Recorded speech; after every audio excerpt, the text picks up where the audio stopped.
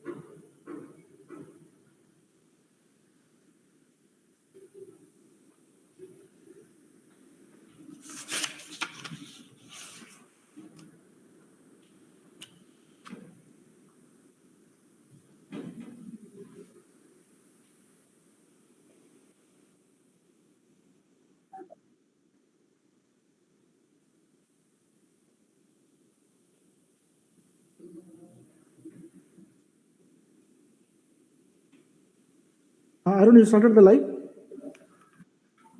Just check, Arun, whether it's working or not.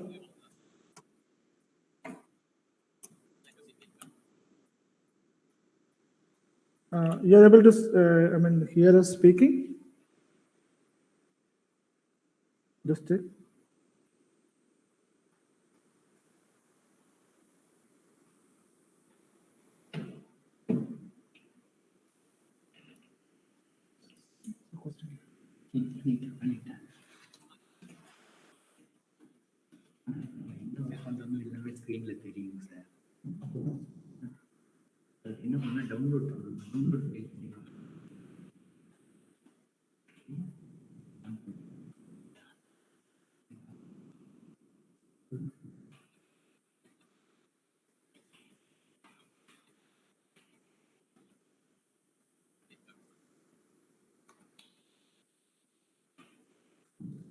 Stop on it.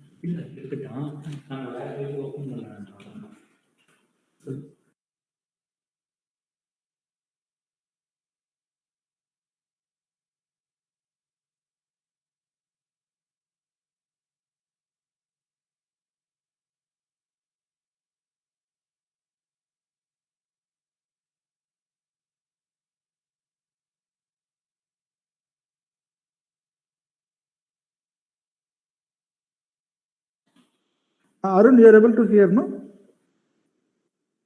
Okay, okay, Arun. So we are on live, right? Okay, no problem. Okay.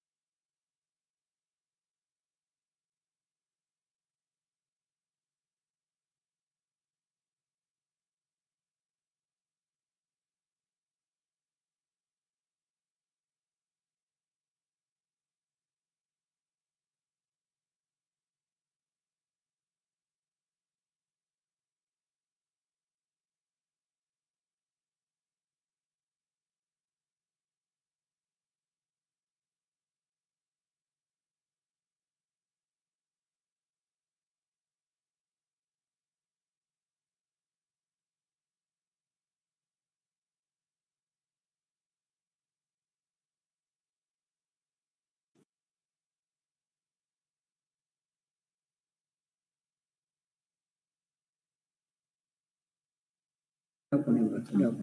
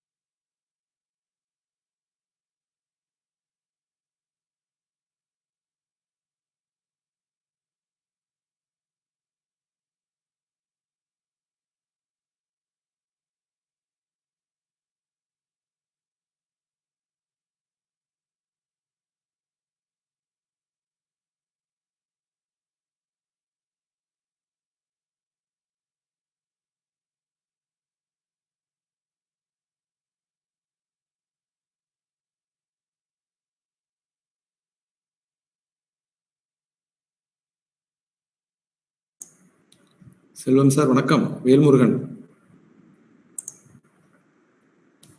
Selvam sir வணக்கம். Good evening sir. Boopathi sir good evening. Good evening sir. Sir வணக்கம் sir. Velmurugan sir வணக்கம். வணக்கம் sir. Sorry sir, mute பண்ணிட்டு உங்களுக்கு வணக்கம் சொல்லிட்டு இருக்கேன். மன்னிச்சிடுங்க. நல்லதுங்க சார், நல்லது.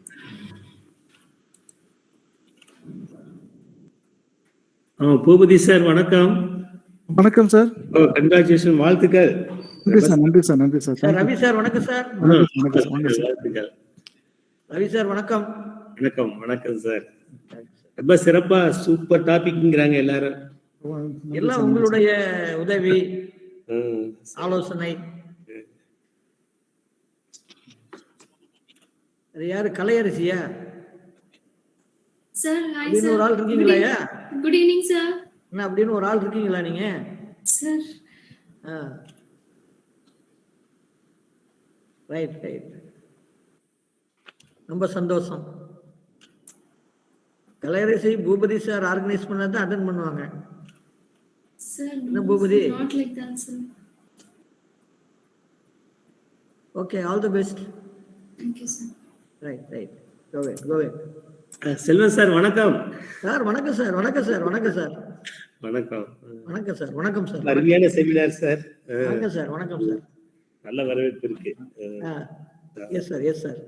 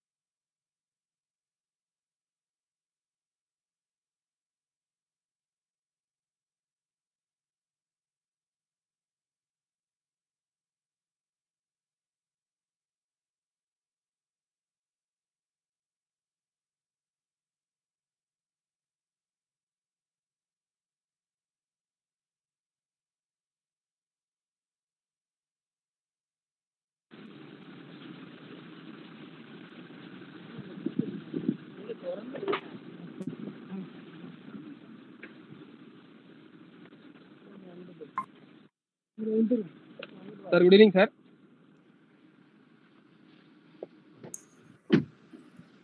Sir, good evening, sir. Solum, sir.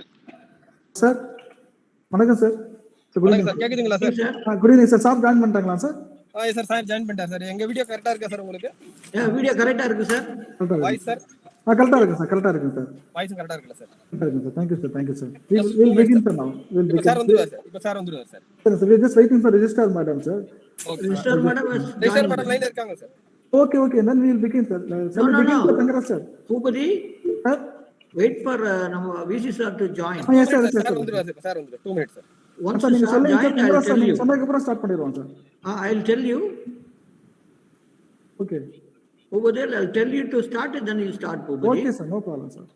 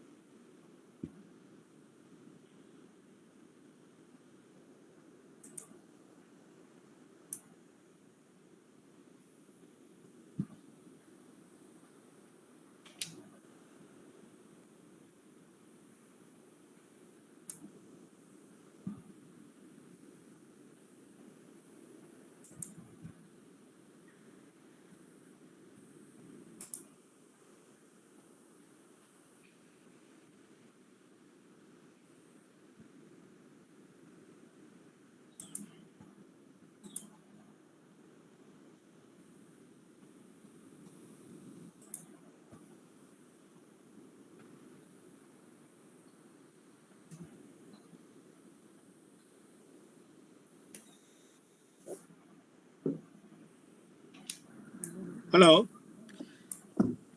Bhupati, sir has joined, Bhupati. Hello. Can you hear me? Hello sir. Yes sir, yes sir. We are Yes, sir, able we to hear hear you, you sir. sir. Thank you so much for joining us sir. Good No, evening. no, sir. no. It's my duty. I have to be here. Thanks a lot sir. It means really a lot sir. Thanks a lot. Thanks a lot sir. Thank you. Sir, shall we begin sir with your permission sir? Yeah, definitely. Definitely. Yes sir. So Kalayarasi, Yes, sir. go ahead Kalayarasi. Yes, sir. அனைவருக்கும் இனிய மாலை வணக்கம். Good evening to one and all. It gives me immense pleasure to welcome you all to the inaugural session of our international webinar series on Voices from the Margin, Conversation with Contemporary Creative Writers. விளிம்பின் குரல்கள் சமகால எழுத்தாளர்களுடன் உரையாடல். Jointly organized by the Department of English Studies and Department of Tamil, Central University of Tamil Nadu, Thiruvarur. Dear participants, we will begin the inaugural session shortly. Before we begin, here are a few announcements to you. The first session would be inaugural. Followed by that, we have a second session with poet Sukirtharani, where she would be talking about marginalized writing in the context of Dalits. After that, we have a small Q&A session with the writer. You are requested to use the chat box only during the Q&A session. அமர்வை தொடங்குவதற்கு முன் பங்கேற்பாளர்களுக்கு சில அறிவிப்புகள். முதல் அமர்வு தொடக்க அமர்வு. அதை தொடர்ந்து இரண்டாவது அமர்வாக கவிஞர் சுகிர்தராணி தலித் எழுத்துக்கள் பற்றி உரையாற்றுவார். பங்கேற்பாளர்கள் தங்கள் கேள்விகளை கேள்வி பதில் நேரத்தில் மட்டும் கேட்கும்படி அறிவுறுத்துகிறோம். Now, I request Dr. Bhupati, Assistant Professor, Department of English Studies, to propose the welcome address. Honorable Vice Chancellor, respected Registrar Madam, Professor Sulochana Seth, the keynote person for the day, poet Ms. Sukirtharani, the Dean, School of Social Sciences and Humanities, Professor P. Velmurugan, Head of the Department of English Studies, my fellow head, Professor A. Selvam, Head of the Department of Tamil, Professor Ravi, dear colleagues from Department of Tamil and Department of English Studies, and from other departments of Central. Also, colleagues from other universities and colleges across India, even from abroad, people have joined from abroad as well.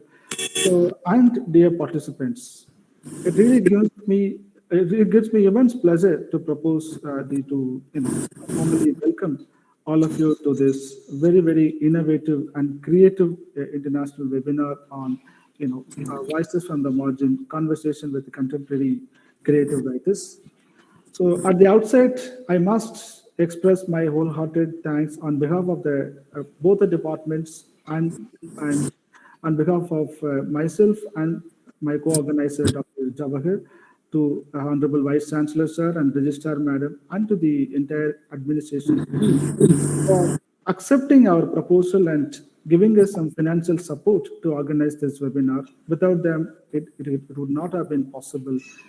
And also, I welcome our Vice Chancellor Sir to this inaugural session, and his support and encouragement always helped us, come up with series of events, even within the software design.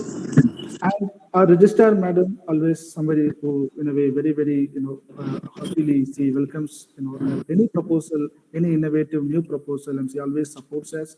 And the entire way has to be highly appreciated and regarded, and we are highly thankful to the entire team for their ready support and everything.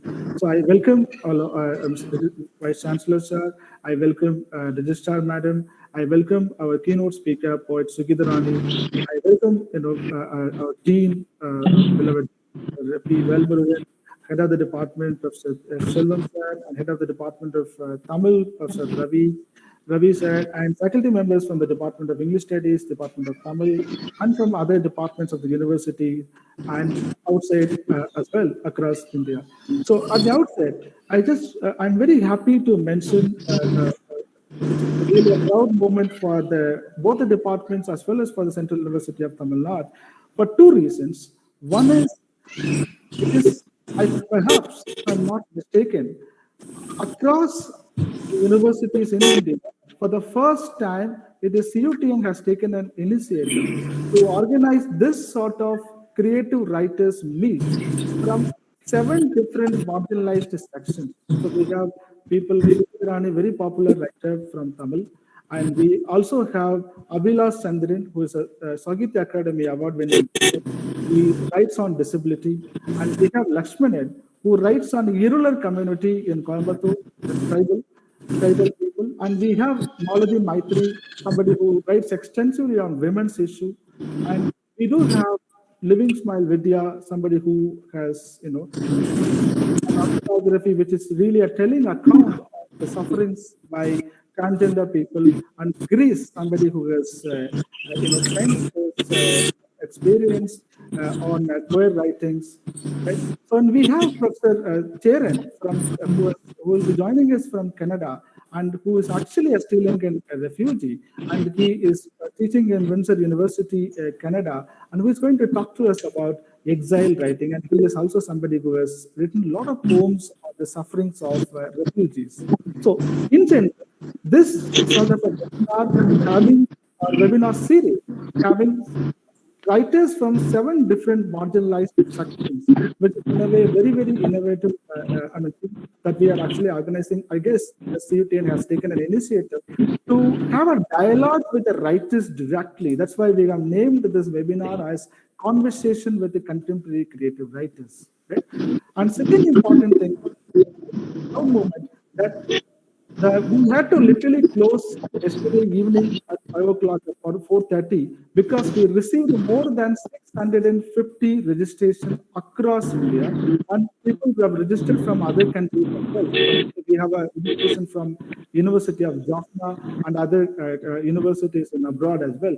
So it, in a way, it's really a motivation for us, and it in a way makes us come out with a lot of events and a lot of the programs from the Department of English Studies and Tamil, also from the from the university itself. So it's really a proud movement for us, and we thank the participants for showing a lot of interest. And finally, we had to go YouTube live. Now we are on live. So, and the reason why we came up with this sort of a webinar series on 7 different marginalized sections and different topics is that we encountered, especially in the last 20 years or so, 2 decades, literary studies witnessed a lot of changes in its pedagogy, in its writings, also in the discussions in the classroom and the research. So now it is a turn of marginality. So in 1950s, we had a turn of linguistic turn. In 1990s, we had cultural turn. Now it is a turn of marginality. It's a marginal turn that we are witnessing in the literary studies, be it is Tamil or Telugu or English or any literature that we think of it. So that is something which is in a way prompted by cultural studies and postmodern meta-narratives. So this is something, this webinar, having people from different identities, different categories, and whose work have been prescribed, whose work have been in a way taught and discussed, and whose work have been taken for research by students and scholars, even by faculty members. Right? So I think it is important to engage with directly, right, with the writers itself instead of looking at their writings. And it's in a way this platform is going to offer an opportunity to directly, ask certain questions with the writer who has been, the works or the novel or the poems that we are dealing with in the class itself. I think that's a very, the platform it has been very beautifully created by CUTN. I must, in a way, thank Vice Chancellor, sir, and who somebody, in a way, I said, in a way, mentioned that because this is the 3rd time we invited him to the department, and he's actually, sir, traveling. I told sir, sir, actually, we always disturb you during your travel, and he said very beautifully, he said, life itself is full of travel. So I think, had he thought, and he would have said that, it's not possible for me to join you this program, but then, he took it as a commitment and he joined us. I think that's something would make us, would also compel us to work more for the department and for the development of the university, at large. So really thankful to you, sir. We are really grateful to you. And this sort of commitment will, in a way, take us a long way. And particularly the upcoming new university like CUTN and the department will be, this will be a great motivation for the department and for the faculty members at large. So thank you so much once again for joining us, sir. And I welcome all of you for this, the inaugural session, as well as for the 7-day, the international webinar series. So thank you so much for the opportunity.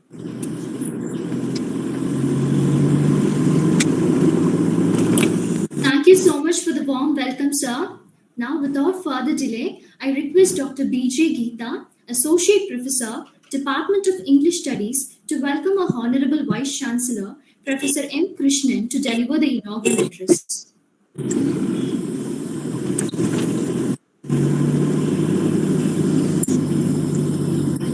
Over to you, ma'am. Thank you, Felicitation. Indeed, my great pleasure in introducing our Honorable Vice Chancellor. Anybody who visits the website of our university might have seen Vice Chancellor's message where these 3 lines pops up. But I have promises to keep and miles to go before I sleep, and miles to go before I sleep. These lines greatly inspired our former Prime Minister Pandit Jawaharlal Nehru in shaping and restructuring our India immediately after independence. The same lines seems to be self-motivated. Our Honorable Vice Chancellor also in fortifying and reinvigorating our university in all palpable manner to make it one of the best higher education institution among all central universities. So this commitment, as Bhupati also pointed out, even during his travel, he has been committed to address, to listen to, and make his valuable presence is something that deeply motivate all of us.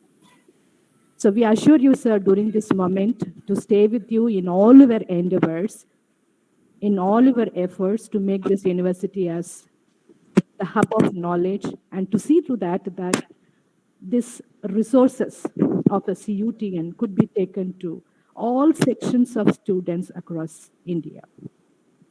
With these few words, I would like to introduce our Vice Chancellor, Professor M. Krishnan. Professor M. Krishnan, during his tenure as Vice Chancellor of Madurai Kamaraj University, has divulged, has contributed admirable, contributions, developments to the university, so that Madurai Kamaraj University was able to be re-accredited with the A+. A plus plus. A plus plus, okay. So we all know that he has been burning midnight oil here at CUTN also, so that we will be reaccredited with something equivalent to A plus plus. With this hope, I just want to introduce our Vice Chancellor. When we look at his profile, it seems that he has very attractive and impressive, notable and episodes of success that undoubtedly shows that he has put in his sincerity, efforts, and hard work that has elevated him to this level. So it is really an inspiring, profile to look at.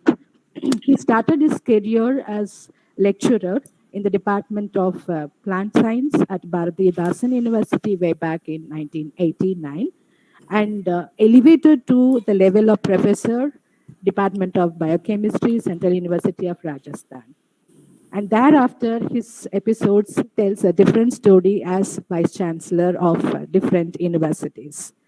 He has occupied different administrative positions like Senate member of Bharati Dasan University, coordinator of DST PERS Program Working Committee member, then coordinator of UGC Innovative Programs, coordinator to develop world-class syllabus for biological sciences and biotechnology, coordinator for Bharati Dasan University Business Development, and special officer at Bharati Dasan University. And further, he was also coordinator to Plant Cell, Bharati Dasan University, and university nominee for Administrative Council, syndicate member at Bharati Dasan University, Dean Academics, Central University of Rajasthan, head Department of Yoga, and Dean at Central University of Rajasthan. He also held many important positions at international level, like he was a visiting scientist, DFB DART Award Germany at 2011, exchange visiting scientist program Germany 2010, exchange visiting scientist Hungary Research Stay Fellow 2009, visiting research fellow Genomics University of Edinburgh, United Kingdom 2018, exchange visiting scientist Indo-UK Collaborative Project 2011, Commonwealth Fellow, University of Exeter, Falmouth, United Kingdom. And he has also received many wonderful awards to decorate his profile, like Indian National Science Academy Young Scientist Award in 1992 to 1993, Czech Academy Fellowship Award in 1994, and he was elected as a Fellow of Royal Entomology Society of 1992. He also received award USD 2000 from International Foundation for Science, Sweden.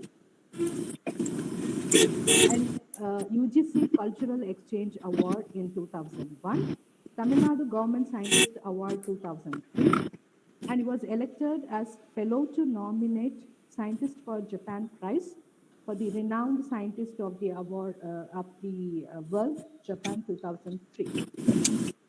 And further, he was held the post like chairperson for School of Environmental Science, coordinator for UGC Innovative Programs, member to review the project submitted by other faculty members, especially at Kerala universities.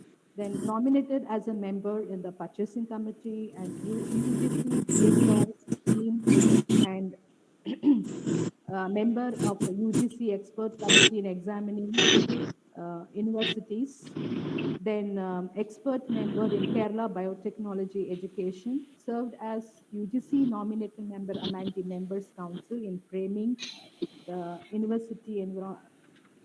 the universal environmental science syllabus. He also been invited as a resource person to Edinburgh, United Kingdom, for a few weeks, and invited as resource scientist by Department of Entomology to study silk gene expression for 4 months. And he introduced 2 courses like MSc Eco Biotechnology in 2003, PG Diploma in Environmental Genomics. And his research contribution is something very, really very wonderful, very attractive thing. Research project completed, 14 projects he has completed, and he has guided around 26 PhD students and 3 postdoctoral students, 25 MPhil students, and 150 trained his aggies in the laboratory. And regarding his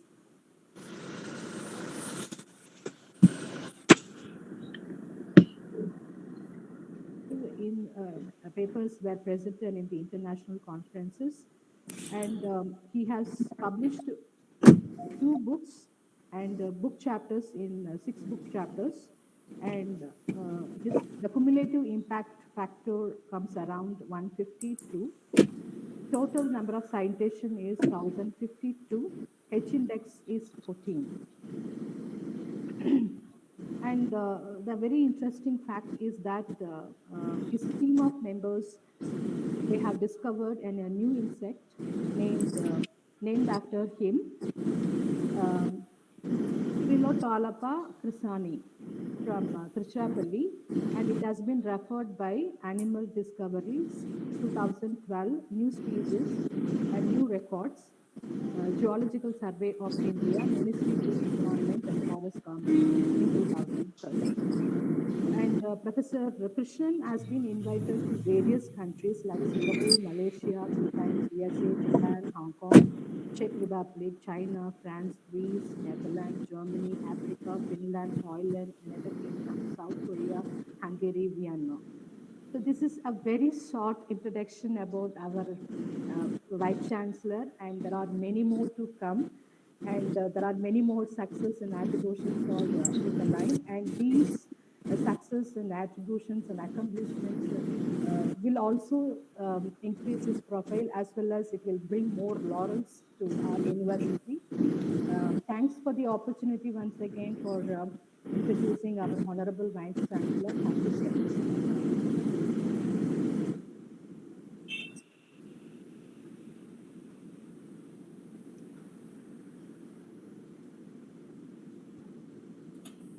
Over to you, Kalayansi.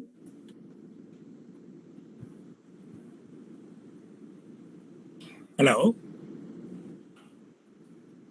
Yes, sir, we can hear you, sir. Now I welcome our Honorable Vice Chancellor, sir, to give inaugural address. Sir, over to you, sir. Can you hear me? Yes, sir, we hear you, We are sir. able to hear you, sir. Yeah. Before I am giving that inaugural address, I want to know that the English department wanted to test me all the time, because whenever I am traveling, they are asking to give that inaugural address. That means even during the travel time, how you are talking about any subject and other things. I don't know. This is the reason English department did all that. I mean, this is the third meeting. When I am giving the inaugural address, I have to travel in some place. Anyway, it's also a mistake of mine where I am not giving proper time to inaugurate this wonderful conference. My dear and respected registrar of this great university, my dear and respected Professor Selvam, who is a backbone of this wonderful conference, and I have my friend Dr. Bhubadi, who had given that welcome address, and my faculty members. I don't know, they have collected my biodata richly from various places. I think they had given a good inaugural address by taking near about 15 minutes. Anyway, I don't know that whether I worked for that or not. And also, I could see that so many speakers, experts from various parts of the country, and I could see that so many participants in the evening. It shows that the department has selected a wonderful topic, the margin conversation with the contemporary creator writings, jointly organized by Department of English and the Department of Tamil. That is a wonderful combination.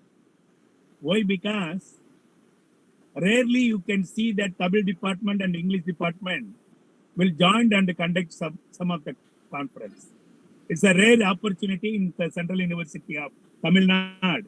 The two departments join together and organize this wonderful conference.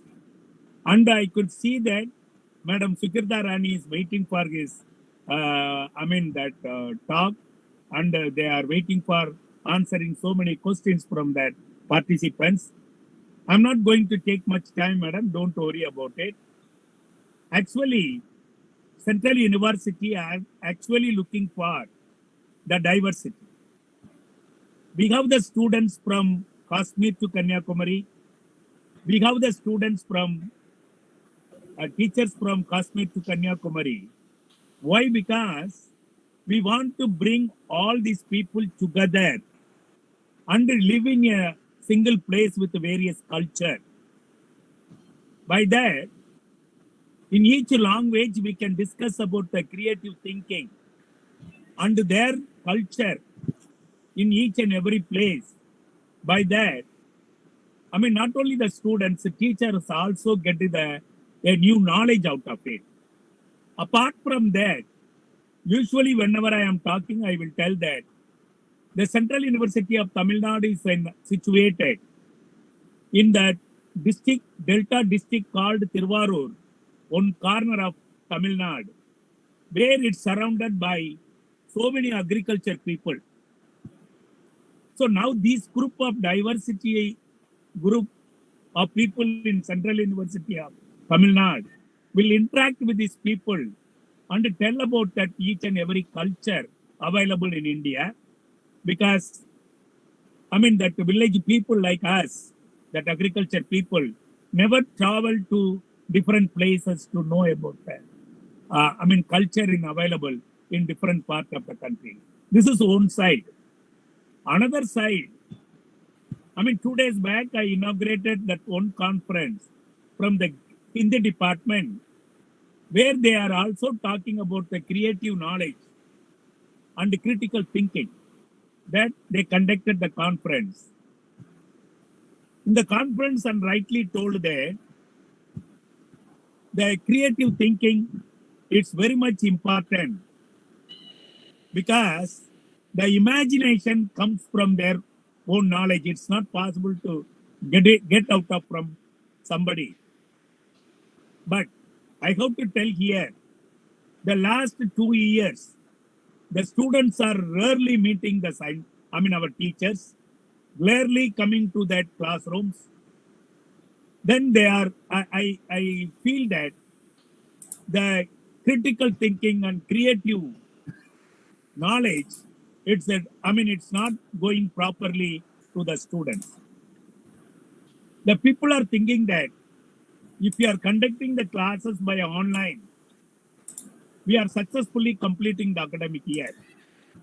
I am not accepting that view. Why? Because when the students is coming to the classroom by offline, they know that apart from the subject, apart from the curriculum, how they are going to think, over than the border of that curriculum, where the teachers will help. Even teacher like me, when I am teaching my subject, either biochemistry or biotechnology, whole 40 minutes or 1 hour, I am not teaching my subject. Here and there, I can take the students to different part of my subject through that creative knowledge or critical thinking with available examples in that living world. Then only I will teach. But that type of teaching now it's completely absent.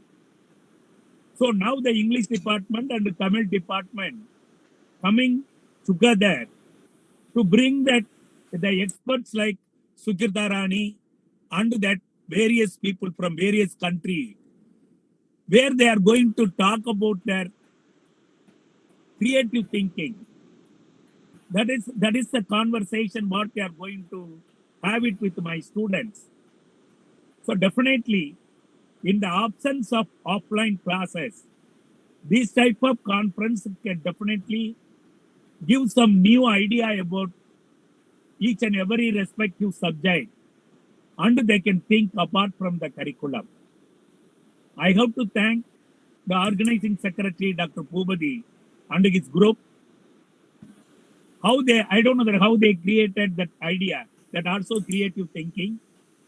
So they bring the experts from the various parts, and now, not only giving the lecture, they are going to give that platform to ask the question and get the answer from that expert like Sukirtharani. So that is a very important thing today. We are going to have it. I will be available even my travel. I will ask also the question to Professor Sukirtharani. So, thank you very much for the organizer for giving the opportunity. But I am always, I am very afraid to say the word. I am very busy. It's not like that. Happen to be I am traveling, that's all. Otherwise, I will be free all the time with because I have my registrar, I have my students welfare directors, and I have the COE and the finance officer, everybody looking after my university very well. So I am always free. I am once again sorry, I am not joining. From my office, I am traveling. I thankful to one and all. Before I am completing,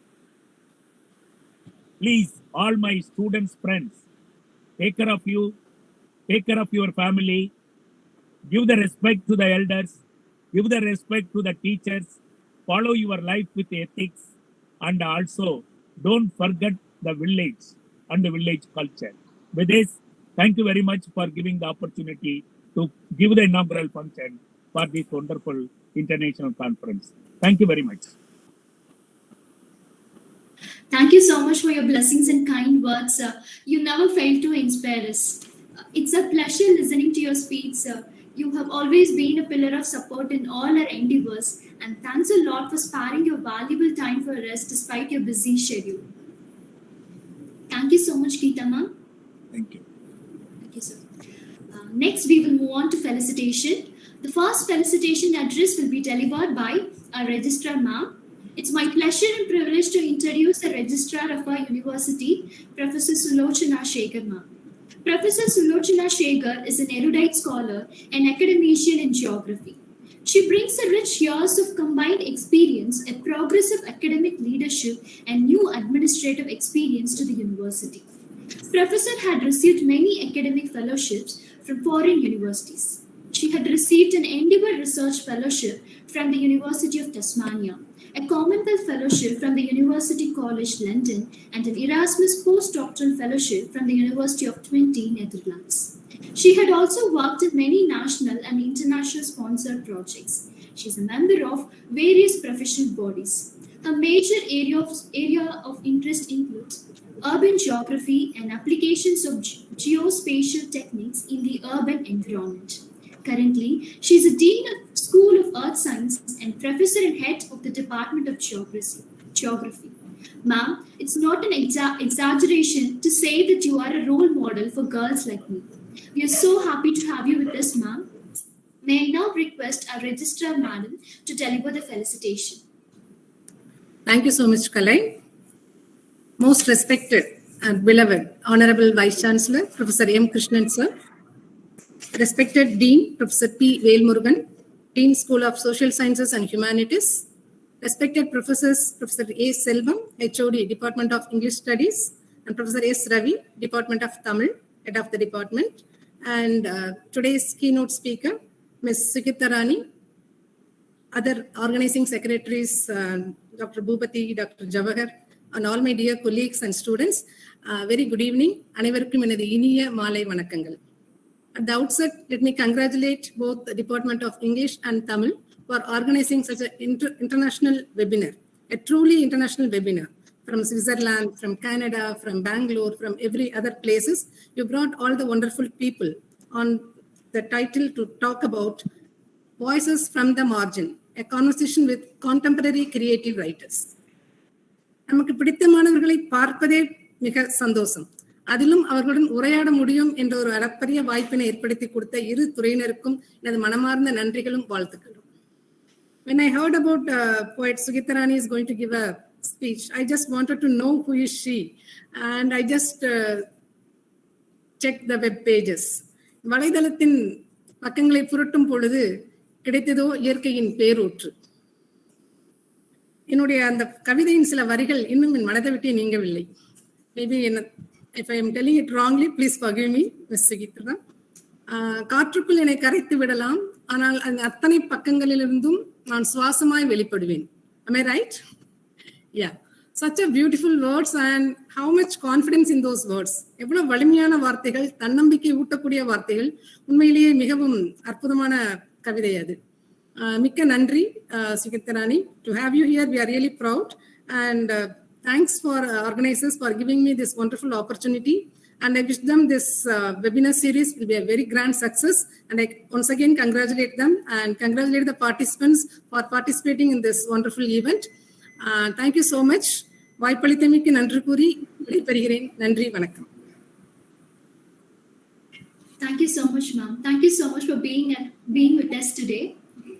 அடுத்ததாக வாழ்த்துரை வழங்குவதற்காக பேராசிரியர் ஐயா பா. வேல்முருகன், புல முதன்மையர், சமூக அறிவியல் மற்றும் மனிதவியல் புலம் அவர்களை அன்புடன் அழைக்கிறேன்.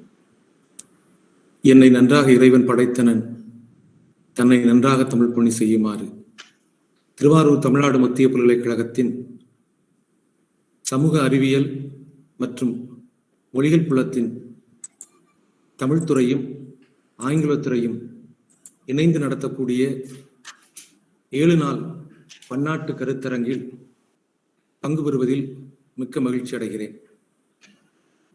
இந்த பன்னாட்டு கருத்தரங்கை தொடங்கி வைத்து உரையாற்றிய எம் பல்கலைக்கழகத்தின் ஆற்றல் சால் பேராசிரியர், மாண்புமை துணைவேந்தர் பேராசிரியர் மு. கிருஷ்ணன் அவர்களை வணங்குகிறேன்.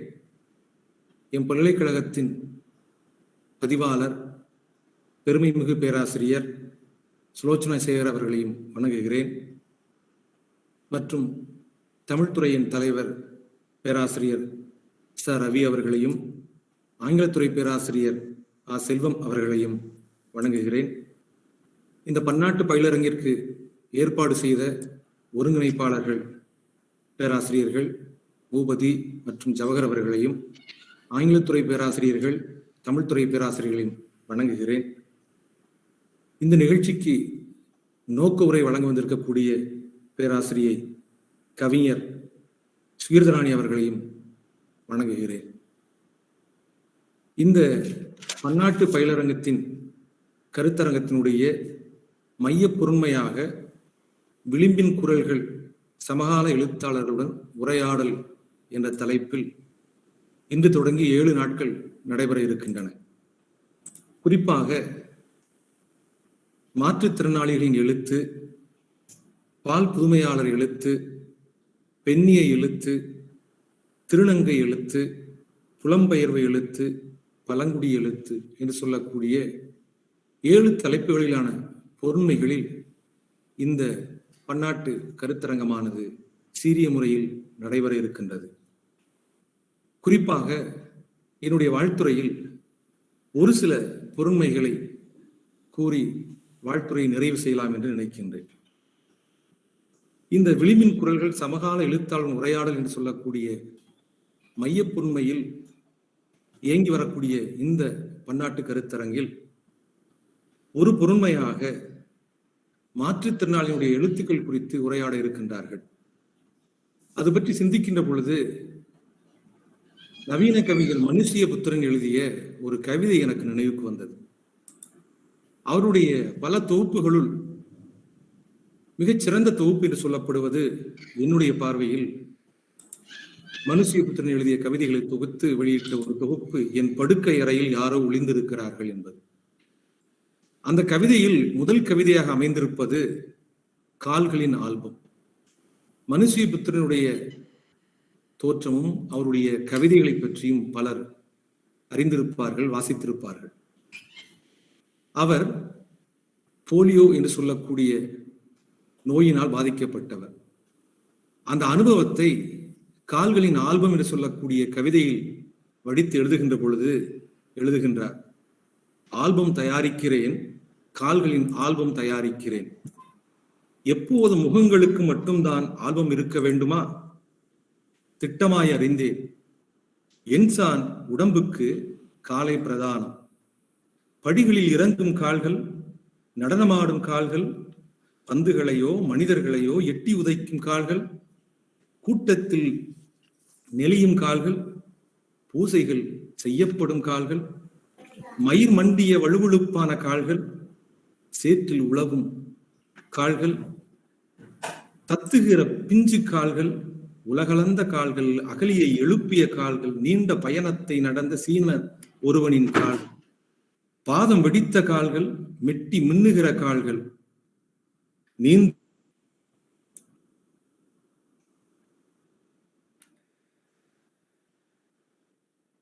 நசுக்குகிற, மயானங்களில் திரும்புகிற, வாகனங்களை ஸ்டார்ட் செய்கிற, வரிசையில் நிற்கிற, தையல் எந்திரத்தில் உதறுகிற, சுருங்கிய தோளுடைய நரம்புகள் உடைத்து சிறங்கு தின்ற குஷ்டத்தில் அழுகிய கால்கள், முத்தமிட தூண்டுகிற கால்கள். யாரை பார்த்தாலும் நான் பார்ப்பது கால்கள். கால்களின் ஆல்பம் தயாரிக்கிறேன்.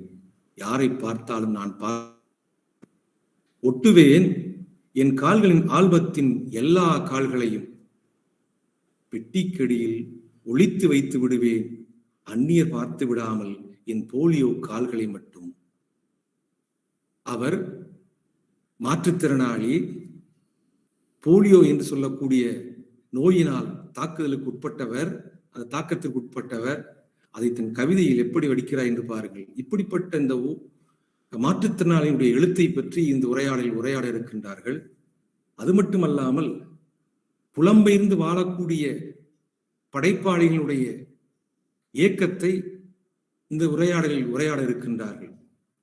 புலம்பெயர்ந்தவர்கள் தன் இருப்பிடத்திலிருந்து வேறொரு தேசத்தில் வாழ்ந்தாலும் கூட தன் இருப்பிட தேசத்தினுடைய அந்த இயக்கத்தோடு தான் தங்களுடைய படைப்புகளை படைத்து வருகின்றார்கள்.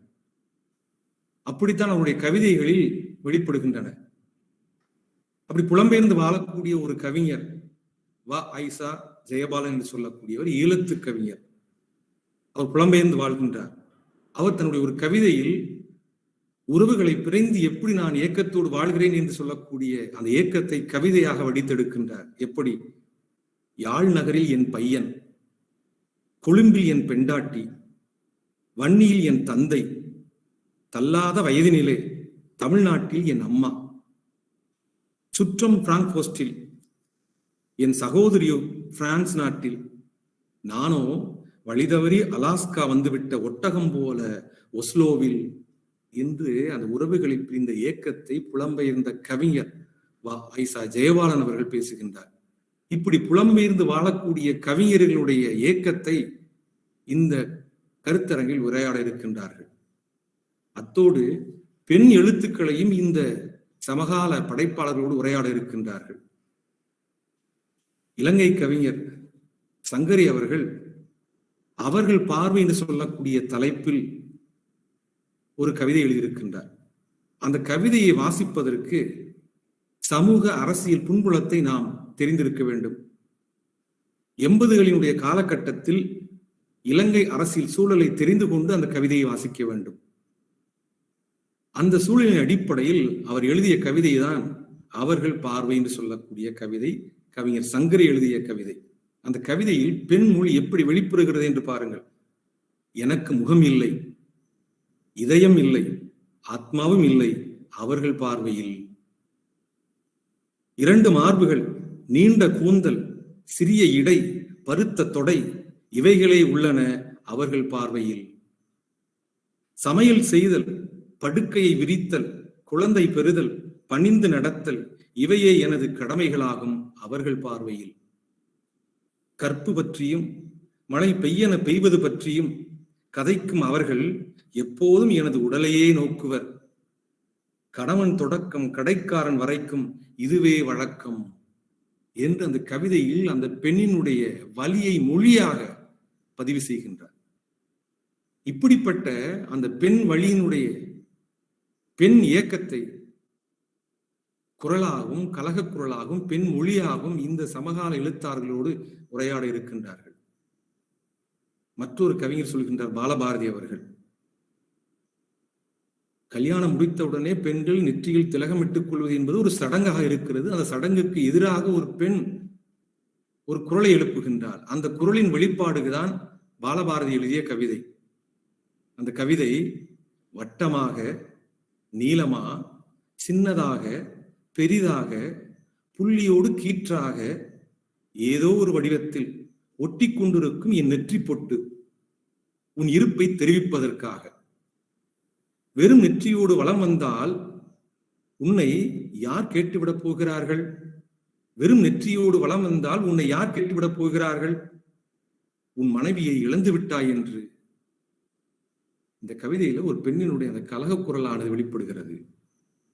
இப்படியாக இந்த 7 நாள் கருத்தரங்கில் சமகால எழுத்தாளர்களோடு மாற்றுத்திறனாளி எழுத்தாளர்கள், பெண் எழுத்தாளர்கள், புகலிட எழுத்தாளர்கள், பால் புதுமையாளர் எழுத்தாளர்கள் பற்றி உரையாட இருக்கின்றார்கள். இந்த நிகழ்விற்கு ஏற்பாடு செய்த நிகழ்ச்சி ஏற்பாட்டாளர்கள் பூபதி அவர்களையும் ஜவஹர் அவர்களையும் நான் வாழ்த்துகிறேன். அதே சமயத்தில் இன்றைக்கு தொடக்க உரை நிகழ்த்திருக்கக்கூடிய கவிஞர் சுகீர்தராணி அவர்கள் ஒரு 10-15 ஆண்டுகளுக்கு முன்பு என்னுடைய வழிகாட்டுதலில் ஒரு மாணவர் MA ஆய்வு திட்டம் செய்தார்.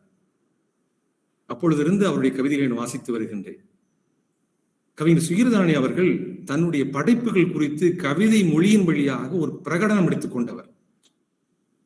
அவர் தன்னுடைய கவிதையை பற்றி சொல்ல வருகின்ற பொழுது சொல்கின்றார், நானே நிலமாகி, நானே நெருப்பாகி, நானே வானாகி, நானே காற்றாகி, நானே நீராகி, அடைக்க அடைக்க பீரிடுகின்ற பிரபஞ்சத்தின் ஊற்றுக்கண் நான் என்று பிரகடனப்படுத்திக் கொண்டு தன்னுடைய கவிதைகளை படைத்து வருபவர் கவிஞர் சுகீர்தராணி அவர்கள். இன்றைக்கு அவர் நோக்க உரை வழங்க வந்திருக்கின்றார். அவர்களையும் வாழ்த்தி என்னுடைய வாழ்த்துரையை நிறைவு செய்கிறேன். நன்றி, வணக்கம்.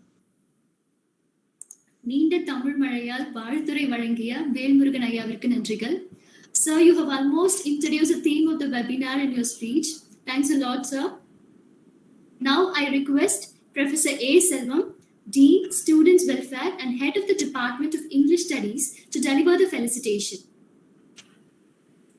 Greetings to the Honorable and respected Vice Chancellor, sir. Greetings to the Registrar Madam.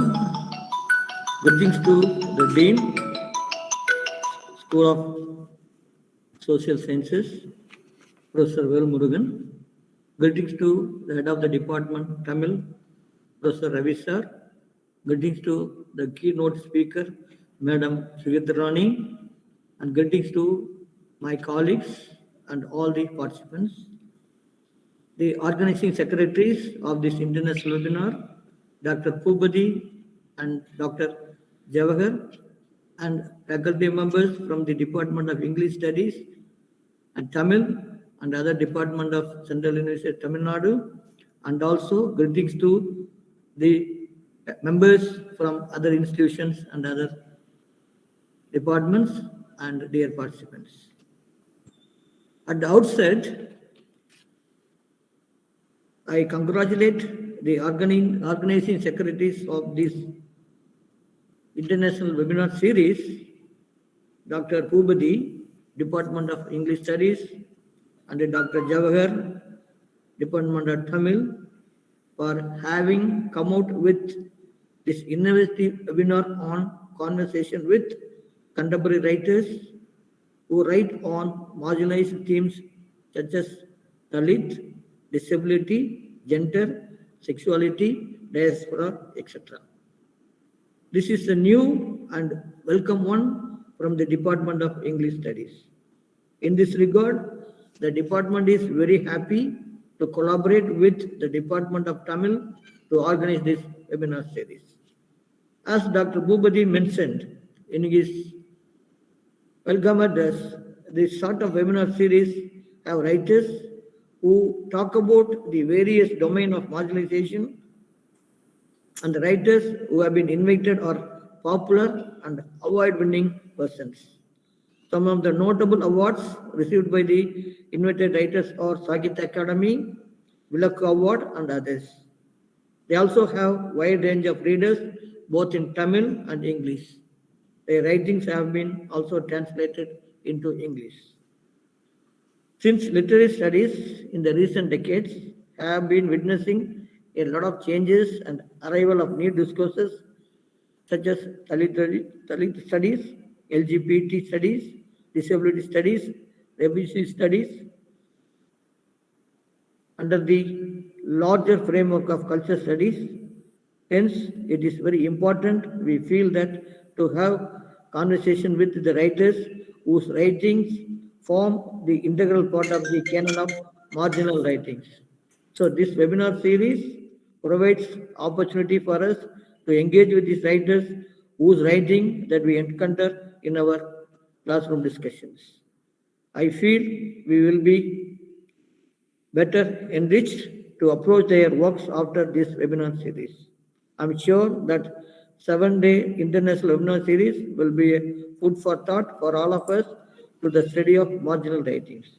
I once again congratulate the organizing secretaries, Dr. Bhubadi and Dr. Javahar, for having come out with this wonderful webinar series. Thank you. Thank you so much for the words of encouragement, sir. It means a lot to us.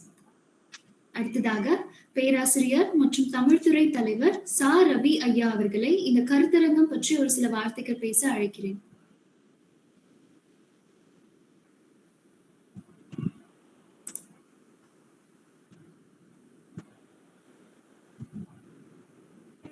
Sir, over to you, sir.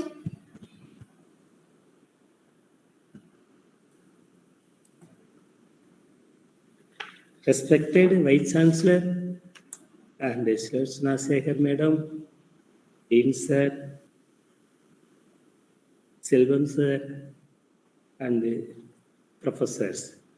It gives me great pleasure to greet everyone on this happy evening. The World Wide Web seminar hosted by both departments is a great pleasure. I warmly welcome all the professors and the students who are visiting from different places. I feel very glad, proud to participate and felicitate the honorable dignitaries that includes the Honorable Vice Chancellor, the Registrar, the Dean Sir, the head of the department, Selvam Sir, the professors of various departments of Central University, Tiruvallur. In the online conference to be addressed by the nationality and internationally acclaimed, award-winning writers and poets on the topic of voices from margin, jointly organized by the Tamil and English Department of the Central University, Tiruvarur. Speaking of my before, greeted by earlier, the honorable speakers, including our Vice Chancellor. The Vice Chancellor is pleased that they have done their duty every while they are on the travels. Villages are not forgotten in his speech. The Shlotra Madam, her Tamil text was excellently. The poetic text of Dean Sir was excellent. The Selvam Sir, the central theme in the speech was excellent. Poetry was up to the purpose of the Sukirtharani. Eminent poets, I totally agree and acknowledge that eminent poets and writers who have gained popularity and won many awards are going to speak about downtrodden and affected sections of the society like the Dalits, transgenders, tribes, differently abled persons, and the migrant community in this conference. It is going to be their voice. By this, we could understand the importance of this meeting. I am sure that this conference is going to have a greater impact all over the world and going to be a great success. The student and the teacher community, research scholars, and the society as a whole are going to get benefited by this conference. Congratulations on the success of this weekly seminar on the internet. My heartily congratulations to those who have made this conference possible, particularly Professor Javakar of Tamil Department and Professor Bhubadi of English Department of the Central University, Tiruvarur. I wish you all a great success.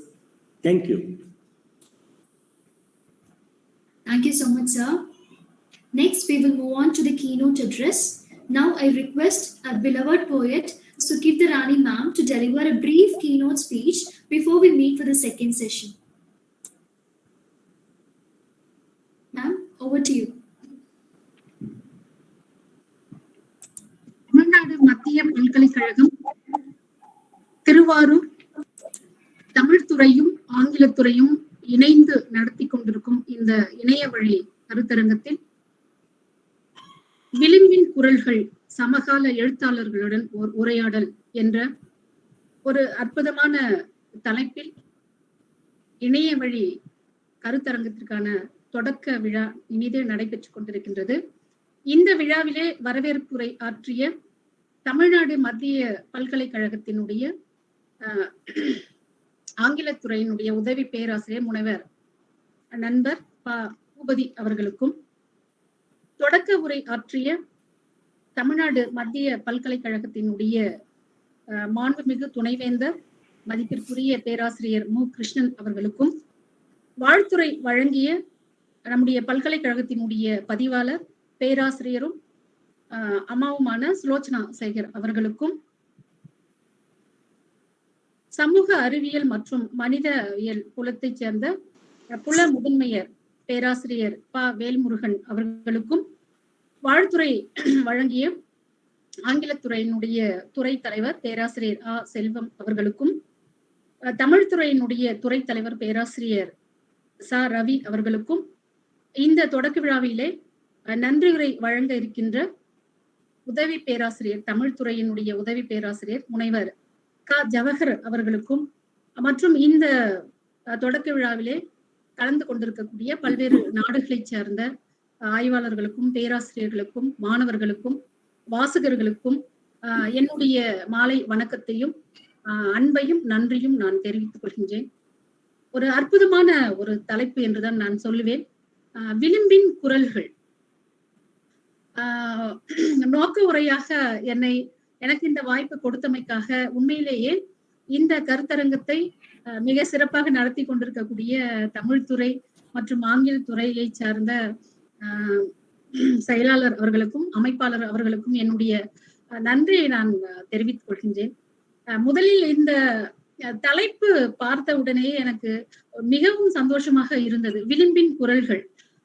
இதுவரைக்கும் நான் கேட்ட இந்த மாதிரியான தலைப்புகளே விளிம்பு நிலை மக்களின் குரல் என்றுதான் நான் கேட்டிருக்கின்றேன், அப்படிதான் பேசியிருக்கின்றேன். ஆனால் நீங்கள் தேர்ந்தெடுத்திருக்கக்கூடிய இந்த கருத்தரங்கத்தினுடைய தலைப்பு விளிம்பின் குரல்கள். உண்மையிலே இது ஒரு கவித்துவமான ஒரு வரி, ஒரு அழகியலான ஒரு வரி, மொழியினுடைய சிறப்பை ஒரு கவித்துவமாக சொல்லக்கூடிய ஒரு வழி மட்டுமல்ல, ஒரு வரி எப்படி வேண்டுமானாலும் சொல்லலாம். அப்படி பல முகங்களை கொண்ட, பல தன்மைகளை கொண்ட ஒரு தலைப்பாக இந்த விளிம்பின் குரல்கள் அப்படின்ற தலைப்பு எனக்கு மிகவும் ஏற்புடையதாக மகிழ்ச்சியாக இருக்கிறது. இதனூடாக சமகால எழுத்தாளர்களுடன் ஒரு உரையாடல் என்ற ஒரு குறிப்பும் இருக்கிறது.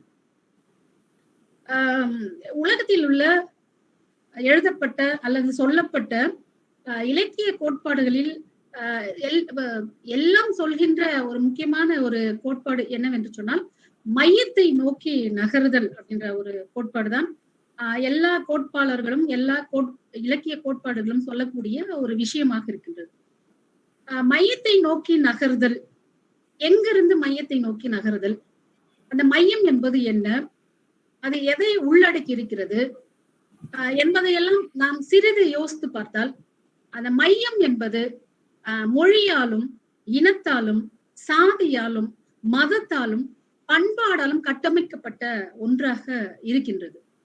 இந்த மையமானது இவற்றின் ஊடாக, இவற்றின் வழியாக அதிகாரத்தை விளிம்பை நோக்கி செலுத்தக்கூடிய ஒன்றாக இருக்கின்றது. எப்படி ஒரு மையத்தில் ஒரு சிறு கல்லை போட்டால் அலையானது வட்ட வடிவிலே பரவுகின்றதோ, அதை போலவே சமூகத்தினுடைய இந்த கட்டமைப்பான மையத்திலிருந்து அதிகாரம் ஒரு வட்ட வடிவில் விளிம்பை நோக்கி அது பரவிக்கொண்டே இருக்கின்றது. அந்த அதிகாரம், இந்த செல்வாக்கு என்பது மேலும் மேலும் மையத்திலிருந்து விளிம்பை நோக்கி தள்ளக்கூடியதாக இருக்கிறது. அப்படி விளிம்பை நோக்கி தள்ளக்கூடியவை எவை அல்லது தள்ளப்படுபவர்கள் யார் என்று பார்த்தால், அவர்களைத்தான் நாம் புறம் தள்ளப்பட்டவர்களாக, விளிம்பு நிலை மக்களாக, ஒடுக்கப்பட்டவர்களாக, அடக்கப்பட்டவர்களாக, இந்த சமூகத்தால் புறக்கணிக்கப்பட்ட மக்களாக அந்த விளிம்பு நிலை மக்கள் எப்பொழுதும் இருந்து கொண்டிருக்கிறார். அப்ப இந்த சமூகத்தினுடைய மையத்திலிருந்து விளிம்பிற்கு துரத்தி அடிக்கப்பட்டவர்களுடைய நிலை இந்த சமூகத்தில் என்னவாக இருக்கிறது? அப்ப விளிம்பில் இருக்கின்றவர்கள் மையத்தை நோக்கி நகர வேண்டும் என்று சொன்னால் எந்த செயல்பாடுகள் மூலமாக அல்லது எவற்றின் வழியாக இவர்கள் மையத்தை நோக்கி நகர முடியும் என்ற பல்வேறு கேள்விகள் நமக்கு எப்பொழுதும் தோன்றிக் கொண்டே இருக்கின்றன. அப்ப விளிம்பு நிலையில் இருக்கக்கூடிய மனிதர்களுக்கும் அல்லது மக்களுக்கும் மையத்தில் இருக்கக்கூடிய அதிகாரத்தை கையிலே வைத்துக் கொண்டிருக்கக்கூடிய மக்களுக்கும் அல்லது மனிதர்களுக்கும் மத ரீதியாக, மொழி ரீதியாக, சாதி ரீதியாக, பண்பாடு, பொருளாதார ரீதியாக பல வேறுபாடுகள் காணப்படுகின்றன. அப்ப விளிம்பு நிலையில் இருக்கக்கூடியவர்கள் மையத்தை நோக்கி ஒரு அதிகாரத்தை நோக்கி நகர வேண்டும் என்று சொன்னால் இந்த மையத்தை தகர்க்கின்ற வேலையை நாம் செய்தாக வேண்டும். அப்போ மையத்தை தகர்த்தல் என்பது அவர்களை உடைத்து விளிம்பை நோக்கி நகர்த்துவதாக இல்லாமல் விளிம்பு நிலையில் இருக்கிறவர்களை மையத்தை நோக்கி நகர்த்துவதுதான். இப்படி சொல்லுவார்கள் இல்லையா? ஒரு சமூக நீதி என்பது ஒரு ஒரு ஒரு ஒரு சுவரிலிருந்து அந்த பக்கம் இருக்கின்ற காட்சியை உயரமானவர்கள் எப்படி பார்க்க முடியும், அந்த உயரம் குறைவானவர்கள் எப்படி பார்க்க முடியும் என்ற ஒரு ஒப்பீடு இருக்கிறது அல்லவா? அப்ப அந்த பக்கத்தில் இருக்கக்கூடிய காட்சியை உயரம் குறைந்தவரால் பார்க்க முடியாத போது அவருடைய உயரத்தை அதிகரிப்பதற்காக அவருக்கு கீழே ஏதாவது நாம் ஒரு கல்லையோ ஒரு மேட்டையோ வைக்க வேண்டும். அப்ப இவரை உயரம் குறைந்தவரை இன்னும் உயரமானவராக நாம் ஆக்கினால் அங்கே அவருக்கு தெளிவான ஒரு பார்வை கிடைக்கும், தெளிவான காட்சி கிடைக்கும். இதுதான் சமூக நீதி, இடஒதுக்கீட்டினுடைய அடிப்படை இதுதான். மாறாக உயரமானவனுடைய காலை வெட்டி உயரம் குறைந்தவனுடைய நிலைக்கு கொண்டு வருதல் சமூக நீதி என்று இந்த அரசியலை நாம் புரிந்து கொள்ள வேண்டும். ஆக மையத்தை நோக்கி விளிம்பு நிலையில் இருக்கிறவர்கள் நகர்த்துதல் என்பது மையத்தில் இருப்பவர்களுடைய அதிகாரத்தை கட்டுடைத்து மையத்தில் இருப்பவர்களுடைய அடக்குமுறையை கட்டுடைத்து இந்த விளிம்பு நிலை மக்களை அங்கே கொண்டு சேர்ப்பதே தானே தவிர அவர்களை எல்லாம் விளிம்பு நிலைக்கு இந்த அரசியலை நாம் புரிந்து கொண்டால் இந்த விளிம்பு மக்களினுடைய பிரச்சனைகளை புரிந்து கொண்டு அதற்கான செயல்பாடுகளை நாம் முன்னெடுப்பதற்கு இது ஒரு வடிகாலாக இருக்கும். அப்ப விளிம்பு நிலை என்று நாம் யாரை சொல்லுகின்றோம்? இப்ப இந்த பட்டியல்ல கொடுத்திருக்கிறாங்க. முதல்ல தலித் எழுத்துக்கள் அப்படின்னு தலித்துகள் விளிம்பு நிலையில் இருக்கிறார்கள். இப்படியே பார்த்தால் பால் புதுமையர்கள், பெண்கள் இதுல விளிம்பு நிலையில் இருக்கிறார்கள், திருநங்கைகள், புலம் பெயர்ந்தவர்கள், அப்புறம் பழங்குடியினர்கள், இவர்கள் எல்லாம் விளிம்பு நிலையில் இருக்கக்கூடியவர்களாக நம்ம பார்க்கின்றோம். இப்ப இந்த பட்டியல்ல இருக்கக்கூடிய அந்த மக்கள் திரளினுடைய அவர்களுக்கு வைக்கப்பட்டிருக்கின்ற பெயர்களை எல்லாம் பார்த்தோம் அப்படின்னு சொன்னா ரொம்ப கொடுமையானதா இருக்கும். ஏன் விளிம்பு நிலைக்கு தள்ளி கொண்டிருக்கிறார்கள்? விளிம்பு நிலையில் ஏன் இவர்கள் இருக்கிறார்கள் அப்படின்னா தலித்துகளின் மீது செயல்படுகின்றது தீண்டாமை. நீ அவ்வளவுதான், இந்த ஊரை விட்டு இந்த எல்லையை விட்டு நீ இந்த ஊருக்குள்ள வரக்கூடாது, இதுதான் உன்னுடைய இடம் என்று மையத்திலிருந்து ஒரு ஊரிலிருந்து ஒரு சேரிக்குள் அவர்களை ஒதுக்கி வைக்க போக்கு இருக்கிறது. ஒரு விளிம்பு நிலைக்கு தள்ளுதல், மைய நீரோட்டத்திலிருந்து அதனுடைய விளிம்பு நிலைக்கு அவர்களை தள்ளுதல். பால் புதுமையர் அப்படின்னு நம்ம சொல்றோம். அதுல ஒரு பால் ஈர்ப்பு, அந்த மாதிரியான பால் புதுமையர், அவர்களை பற்றி இந்த சமூகம் என்ன சொற்களை பயன்படுத்துகிறது அவர்களை குறிப்பிடுவதற்கு? அவர்கள் மேல் என்ன குற்றச்சாட்டுகளை வைக்கிறது என்று சொன்னால் ஒழுக்கமற்றவர்களாக அவர்களை, ஒரு பால் ஈர்ப்புடையவர்களை ஒழுக்கமற்றவர்களாக இந்த சமூகம் தன்னுடைய மையத்திலிருந்து விளிம்பை நோக்கி அவர்களை எப்பொழுதுமே செலுத்திக் கொண்டிருக்கிறது. பெண்களுடைய நிலையை சொன்னால் அது இன்னும் கொடுமையான ஒன்று. பெண்களுக்கு நீங்க தீட்டு அப்படின்ற ஒரு விஷயம், கற்பு அப்படின்ற சொல்லக்கூடிய ஒரு விஷயம், எப்படி தலித்துகளுக்கு கோவிலில் நுழைய அனுமதி மறுக்கப்படுகிறதோ அதே போலவே பெண்களுக்கு நீங்க கருவறையில நுழைய அனுமதி மறுக்கப்படுகிறது, கோவில்களில் நுழைய அனுமதி மறுக்கப்படுகிறது. சமீபத்துல சபரிமலையில பெண்கள் நுழையலாம் என்ற ஒரு இது இருந்தாலும் கூட, ஒரு உத்தரவு வந்திருந்தாலும் கூட பெரும்பாலான பெண்களுடைய நிலை எப்படி இருக்கிறது என்று சொன்னால், எல்லோரும் ஒரு கோவிலுக்கு செல்கின்ற பொழுது அப்ப அது ஒரு மையம், அதிலிருந்து பெண்களை விளிம்பு நிலையில் தள்ளி விடுதல். நீங்க கோயிலுக்குள்ள வரக்கூடாது, தீட்டானவர்கள் என்று. அப்ப பெண்களை மையத்திலிருந்து விளிம்பு நிலைக்கு தள்ளுதல். அதே போலவே திருநங்கைகள், அவர்களுடைய நிலைமை இன்னும் அவர்களுடைய உலகத்திற்குள் நம்மால் உட்பிரவேசிக்க முடியவில்லை. நாம் முற்போக்கு பேசுகிறவர்களாக இருந்தாலும் சரி, எழுத்தாளர்களாக இருந்தாலும் சரி, ஆய்வு தளத்தில் எந்த தளத்தில் இருந்தாலும் கூட அந்த திருநங்கைகளுடைய உலகத்தில் நம்மால் ஓரளவுக்குதான் நுழைய முடிகிறது. மிக பரந்த உலகம், அதை நம்மால் புரிந்து கொள்ளவே முடியவில்லை. எப்பொழுது திருநங்கைகளை பற்றியான ஒரு புரிதல் நமக்கு ஏற்படுகிறது, அவர்களுடைய எழுத்துக்கள் வெளிப்படும் பொழுது. லிவிங் ஸ்மைல் வித்யா, நான் சரவணன் அல்ல வித்யா என்று எழுதின அந்த புத்தகத்தை படித்த பிறகுதான் நமக்கே ஒரு திருநங்கைகளுடைய உலகம் எப்படிப்பட்டது, அவர்களுடைய வலி எப்படிப்பட்டது என்பதை நாம் புரிந்து கொள்கிறோம். வெள்ளை மொழி என்ற புத்தகத்தை ரேவதி அவர்கள் எழுதுகிறார்கள். அதை போலவே கல்கி அவர்கள் குறியறுத்தேன் என்று அவர்கள் ஒரு புத்தகம் எழுதுகிறார்கள். அப்ப இந்த மாதிரியான எழுத்துக்கள் அவர்களுடைய உலகத்தை நமக்கு புரிந்து கொள்ள உதவுகின்றன. அவர்களுடைய உலகத்தில் அவர்களோடு நாமும் உலவ விடுகிறது. ஆனால் இவையெல்லாம் முற்போக்கு பேசுகின்றவர்கள், சமூக மாற்றத்தை விரும்புகிறவர்கள் தான் இப்படியான உலகத்திற்குடன் அவர்களை புரிந்து கொள்ள முடியும். ஆனால் பெரும்பான்மையான சமூகம் எப்படி இருக்கிறது என்று சொன்னால், அவர்களை எப்படி அழைக்கிறார்கள்? இந்த சொல்லாடல்கள் எல்லாம் மிகவும் மோசமான ஒரு கருத்தியலாக இந்த சமூகத்திலே பரவி இருக்குதை பார்ப்போம். இப்ப ஃபெமினைன் என்ற சொல்லிலிருந்து நைன் என்ற சொல்லை மட்டும் எடுத்துக்கொண்டு அதை தமிழில் மொழிபெயர்த்து அவர் என்னால் அழைக்கக்கூடிய ஒரு முறையெல்லாம் இருக்கிறது. அப்ப அப்படி அழைக்கப்பட்ட சமூகம் இப்பொழுது அவர்களை திருநங்கை என்று நாம் அழைக்கிறோம். பால் புதுமையினரை திருநம்பி என்று அழைக்கின்றோம். இப்படியெல்லாம் நாம வந்து மையத்தை நோக்கி நகர்வதற்கான வேலைகளை வந்து நம்ம கலைகள் மூலமாக, எழுத்துக்கள் மூலமாக தொடர்ந்து நம்ம செய்து கொண்டே இருக்கின்றோம். அதே மாதிரி பாத்தீங்கன்னா இப்ப புலம்பெயர்வு எழுத்துக்கள், தோழர் வந்து பேசும் பொழுது சொன்னாரு, புலம்பெயர்வுடைய வலி ஒருபோதும் நம்மளால அந்த போர் சூழலை வந்து உள்வாங்கிக்கவே முடியல. ஏன்னா தமிழ்நாட்டுல நமக்கு அப்படியான ஒரு போர் சூழல் அமையவே இல்லை அந்த காலகட்டத்துல. அப்ப இந்த மாதிரியான எழுத்துக்கள் இவர்களுடைய வலிகளை நம்ம உள்வாங்கிக்க முடிய நம்ம வந்து முயற்சி கூட செய்யறது கிடையாது. அவருடைய எழுத்துக்களை படிக்கிறோம், ஆனா எத்தனை பேர் நம்ம அந்த வலிகளை உள்வாங்கிக் கொள்கிறோம் அப்படின்றது தெரியல. அப்ப இவர்களுடைய எழுத்துக்களும் இவர்களுடைய வலிகளும் இவர்கள் தன்னுடைய சொந்த நாட்டை விட்டு வெளிநாடுகளில சென்றிருக்கக்கூடிய அந்த அவலமான ஒரு நிலையும் புறந்தள்ளக்கூடிய அல்லது அதை பொருட்படுத்த கூட முடியாத இடத்திலேதான் மையத்தை நோக்கி அவர்களையும் விளிம்பு நிலையில் தள்ளக்கூடிய ஒரு சமூகமாக நாம் இருந்து கொண்டிருக்கிறோம். இதாக பழங்குடியினர் எழுத்து, பழங்குடி மக்கள் தான் வந்து ஆதி குடிகளுக்களாகவும் தொல்குடிகளாகவும் இந்த சமூகத்திலே இருந்து கொண்டிருக்கிறார்கள்.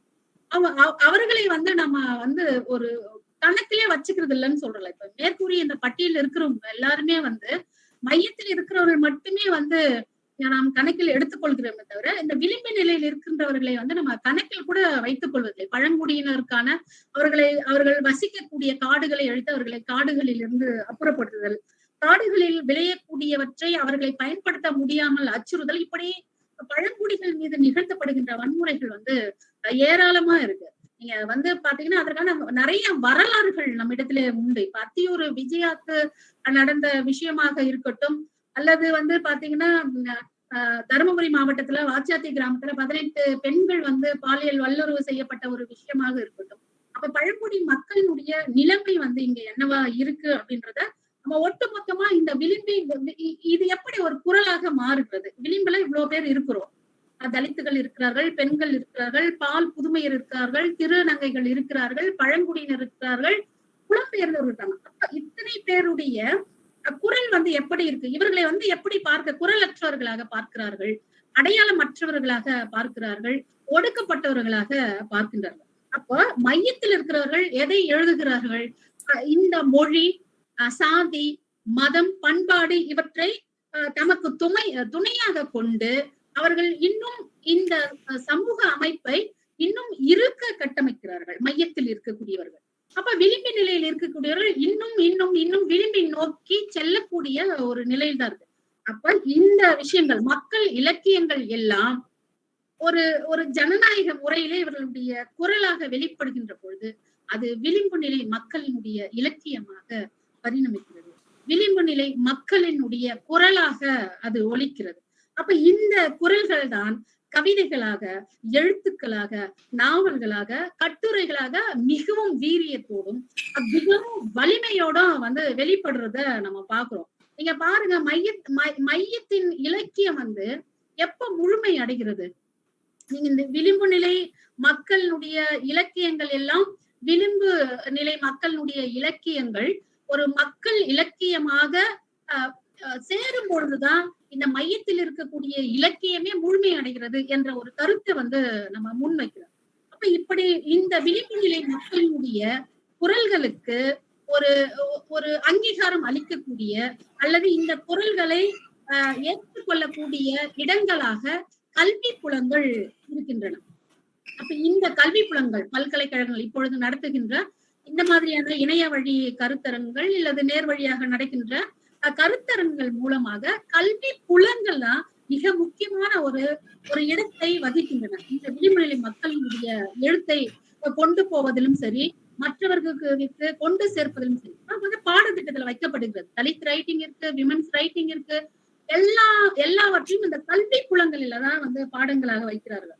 அப்ப அதை படிக்கக்கூடிய மாணவர்கள் இந்த விளிம்பு நிலை மக்களினுடைய வாழ்க்கையை, வலியை, அனுபவங்களை படித்து அதை புரிந்து கொள்ளக்கூடியவர்களாக, சமூகத்தினுடைய ஏற்றத்தாழ்வுகள் எதனால் நடக்கின்றன, அதை இல்லாமல் ஆக்குவதற்கான எந்த செயல்பாட்டு முறைகளை நாம் கையெடுக்க வேண்டும், அல்லது அவற்றில் ஒரு அங்கமாக தன்னை எவ்வாறு பிணைத்துக் கொள்ள வேண்டும் என்ற ஒரு புரிதல்களை எல்லாம் மாணவர்கள் அடைவதற்கு இப்படியான கல்வி புலங்கள் மிக சிறந்த பங்களிப்பை ஆற்றி வருகின்றன.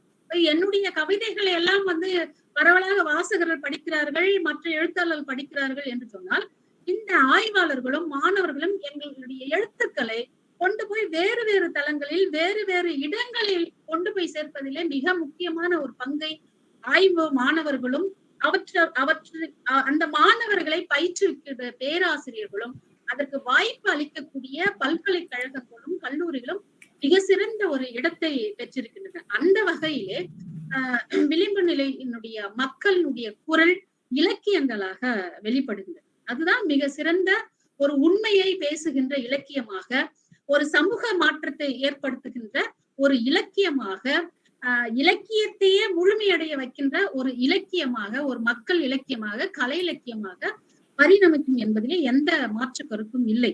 அப்படி விளிம்பு நிலை மக்களுடைய எழுத்துக்களை, அவருடைய வாழ்க்கை முறைகளை புரிந்து கொள்ளும் விதமாக, அல்லது அதை பல்வேறு இடங்களில் பல்வேறு காலகட்டங்களில் மக்களிடத்திலே சமூகத்திலே கொண்டு போய் சேர்க்கின்ற இந்த எழுத்துக்கள் தான் மிக முக்கியமான இடத்தை எழுத்துக்களினுடைய வரலாற்றில் பிடிக்கின்றன. அப்படி பார்க்கின்ற பொழுது நம்முடைய திருவாரூர் மத்திய பல்கலைக்கழகத்தில் இப்படியான தமிழ் துறையும் ஆங்கில துறையும் இணைந்து விளிம்பின் குரல்கள் என்ற தலைப்பிலே அருமையான ஒரு நிகழ்ச்சியை இவர்கள் தொடர் நிகழ்ச்சியை ஏற்பாடு செய்திருக்கிறார்கள். இந்த நிகழ்ச்சியை பொறுத்த வரைக்கும் விளிம்பு நிலை மக்களினுடைய குரல்கள் அது கவிதையாக வெளிப்படலாம், படைப்புகளாக வெளிப்படலாம், நாவலாக வெளிப்படலாம். இவற்றையெல்லாம் உள்வாங்கிக் கொண்டு இவர்களை மையத்தை நோக்கி நகர்த்துவதற்கு இவர்களுடைய எழுத்துக்கள் மட்டும் அன்றி அதை கேட்கிறவர்கள், அதை வாசிக்கிறவர்கள், அதை உள்வாங்கிக் கொள்கிறவர்கள் இந்த விளிம்பு நிலை மக்களோடு இணைந்து எப்படி இவர்களை மையத்திற்கு நகர்த்தி செல்வது, அல்லது அவர்களே மையத்தை நோக்கி நகர்கின்ற பொழுது அவர்களுக்கு எப்படி உறுதுணையாக இருப்பது, அவர்களுக்கு எப்படி தங்களுடைய செயல்பாடுகள், கூட்டு செயல்பாடுகள் மூலம், கூட்டு மனசாட்சி மூலம் அவர்களுக்கு எப்படி உறுதுணையாக, ஒரு உற்ற தோழனாக எப்படி இருக்க வேண்டும் என்பதையெல்லாம் புரிந்து கொள்ளும் விதத்தில் இந்த கருத்தரங்கத்தை விளிம்பின் குரல்கள் என்ற கருத்தரங்கமாக இவர்கள் ஏற்பாடு செய்திருக்கிறார்கள். தொடர்ந்து நீங்கள் இதன் ஊடாக தலித் எழுத்துக்களாக, பழங்குடி எழுத்துக்களாக இப்படி பல நிகழ்ச்சிகள் தொடர்ந்து நடைபெறுகின்றன என்பதுதான் இந்த கருத்தரங்கத்தினுடைய நோக்க உரையாக உங்களிடத்திலே தெரிவித்துக் கொண்டு விடை பெறுகின்றேன். நன்றி, வணக்கம். Thank you, madam. I'll just take a few minutes to summarize what ma'am has said. It is difficult to translate everything due to lack of time. So I'll just summarize what ma'am has said. Ma'am, so she started by saying, the greetings to the Vice Chancellor, Registrar, and everybody, and she congratulated the organizing secretary.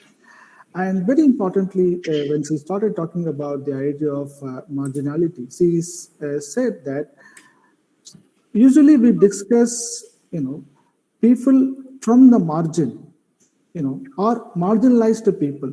So these are the discourse we usually use. These are the terms that we usually use in our academic parlance, also in our everyday conversation. But this webinar has decided to use the term voices from the margin. I think, and she emphasized upon the idea of the term called the margin instead of marginalized people. And she was she was pointing out that instead of going for voices from the marginalized people, it is very interesting and it is noteworthy that this webinar has decided to use voices from the margin.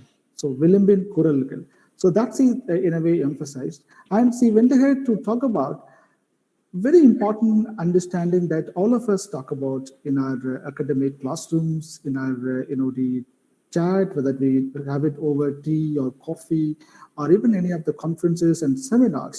The point that she was trying to make is fundamentally that how we are the entire discourse around us are compelling us to move to the center. And she was very emphatically questioning the idea of center.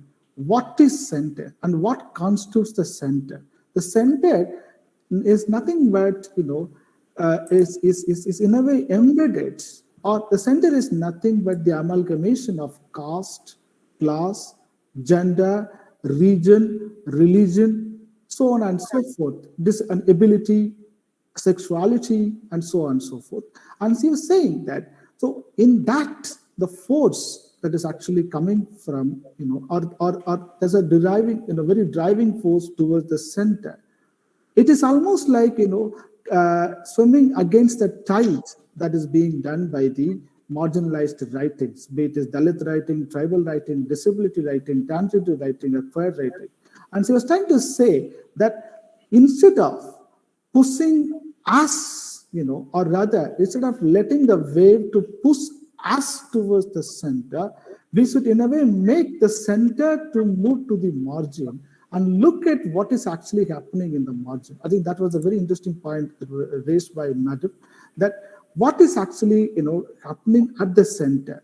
The streets of Dalits, the culture of transgender, or the people, the stories of disease,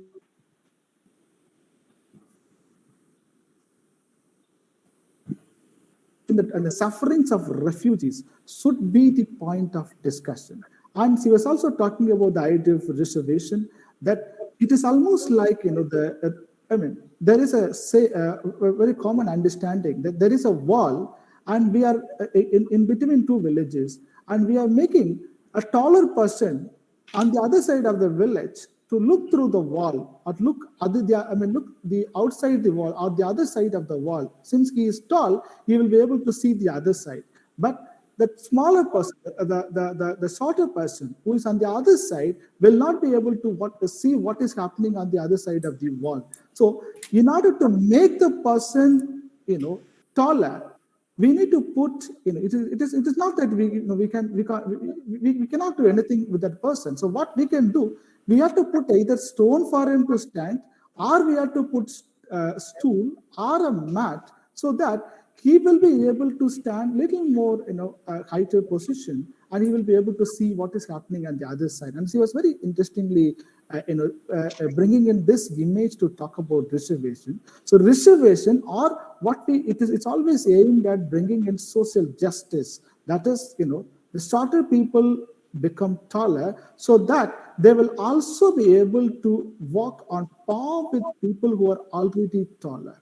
Right? So I think that's the very interesting thing that ma'am was talking about. And to the end of the talk, she was saying that it is the universities and colleges and educational institutions in general was providing us certain opportunity, in fact, noteworthy opportunity, to discuss otherwise marginalized writings within the idea of margin. So what is actually happening is there is a marginality of the marginalized writings.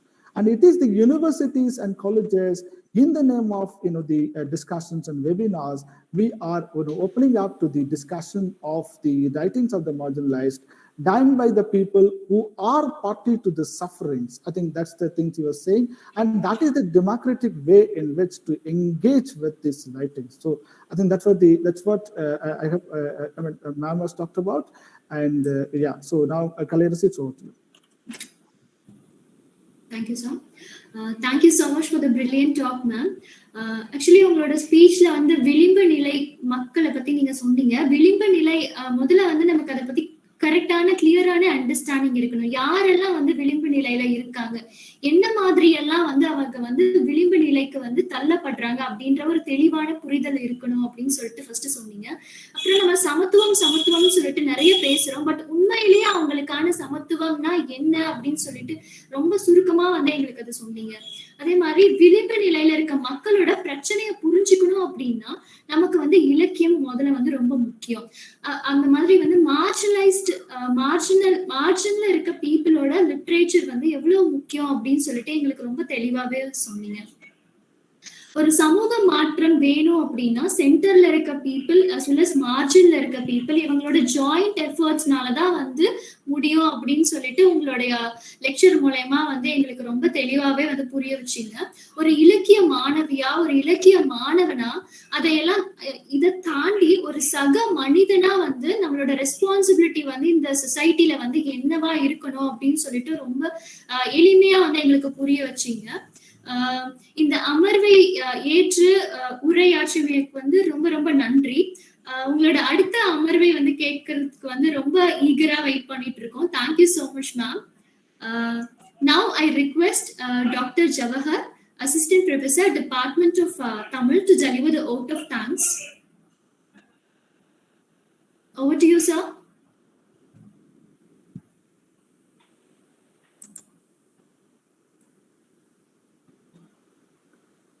விளிம்பின் குரல்கள், சமகால எழுத்தாளர்களுடன் உரையாடல் என்ற தலைப்பிலான பன்னாட்டு இணையவழி கருத்தரங்கினுடைய தொடக்க விழா இப்பொழுது நிறைவுக்கு வந்திருக்கிறது. இந்த நிகழ்வை ஒருங்கிணைப்பதற்காக பேராசிரியர் பூபதி அவர்கள் மிகுந்த உறுதுணையோடு அவர்களோடு இணைந்து அதை தமிழ் துறையும் ஆங்கிலத்துறையும் ஏற்பாடு செய்திருக்கிறது. இந்த நிகழ்வின் இந்த தொடக்க விழாவினுடைய ஆற்றிய முனைவர் பூபதி ஆங்கிலத்துறை அவர்களுக்கு மிக்க நன்றி. பிறகு இந்த கருத்தரங்கினுடைய தொடக்குரை ஆற்றிய பேராசிரியர் மு. கிருஷ்ணன், மாண்புமிகு துணைவேந்தர், தமிழ்நாடு மத்திய பல்கலைக்கழகம் அவர்களுக்கு மிகுந்த நன்றியை தெரிவித்துக் கொள்கிறேன். அதனைத் தொடர்ந்து வாழ்த்துறை வழங்கிய பேராசிரியர் சுலோச்சனா சேகர், பதிவாளர் பொறுப்பு, தமிழ்நாடு மத்திய பல்கலைக்கழகம் அவர்களுக்கு இந்த நிகழ்ச்சியினுடைய சார்பில் நன்றி தெரிவித்துக் கொள்கிறேன். அடுத்தாக பேராசிரியர் பாவேல் முருகன், புலமுதன்மையர் அவர்களுக்கும், பேராசிரியர் ஆ. செல்வம், ஆங்கிலத்துறை தலைவர், பேராசிரியர் ச. ரவி அவர்கள், தமிழ்துறை தலைவர் ஆகிய அனைவருக்கும், வாழ்த்துறை வழங்கிய அனைவருக்கும் நன்றி தெரிவித்துக் கொள்கிறேன். இந்த நிகழ்விற்கு கருத்தரங்கினுடைய மைய நோக்கம் குறித்தும் விளிம்பினுடைய எல்லா குரல்களை குறித்தும் ஒரு தொகுப்பு பார்வையும் அதனுடைய அவசியம் குறித்தும் மிக நுட்பமாக எடுத்துரைத்த கவிஞர் எழுத்தாளர் சுகிதராணி அவர்களுக்கு மிகுந்த நன்றியை தெரிவித்துக் கொள்கிறேன். இப்பொழுது நாம் அடுத்த அமர்வுக்கு செல்வோம் என்பதனால் சுருக்கமாக முடித்துக் கொள்ளலாம். இந்த நிகழ்வு என்பது உண்மையிலேயே இதனுடைய வரவேற்புரையில் பேராசிரியர் பூபதி குறிப்பிட்டதைப் போல இந்த விளிம்பினுடைய அனைத்து குரல்களையும் ஒருங்கிணைத்து நடக்கக்கூடிய ஒரு மிக முக்கியமான ஒரு கருத்தரங்காக இதை நாம் பார்க்கலாம். இந்த 7 நாட்களும் தொடர்ச்சியாக நாம் இணைந்திருப்போம். இந்த தொடக்க விழாவிற்கு வருகை தந்திருக்கக்கூடிய, பங்கேற்றிருக்கக்கூடிய பல்கலைக்கழகத்தை சார்ந்த, பல்கலைக்கழகத்துக்கு வெளியே இருக்கக்கூடிய வெவ்வேறு நாடுகளில் இருக்கக்கூடிய எழுத்தாளர்கள், வாசகர்கள், நண்பர்கள் அனைவருக்கும் நன்றி தெரிவித்துக் கொள்கிறேன். நன்றி, வணக்கம். நன்றியுரை வழங்கிய கா. ஜவஹர் ஐயா அவர்களுக்கு நன்றிகள். I thank all the participants for joining the inaugural session. The second session will begin shortly. This session will be moderated by Dr. K. Javahar, Assistant Professor, Department of Tamil. கருத்தரங்கின் இந்த பகுதியை ஒருங்கிணைக்க முனைவர் கா. ஜவஹர், உதவி பேராசிரியர், தமிழ்துறை ஐயா அவர்களை அழைக்கிறேன். Over to you, sir.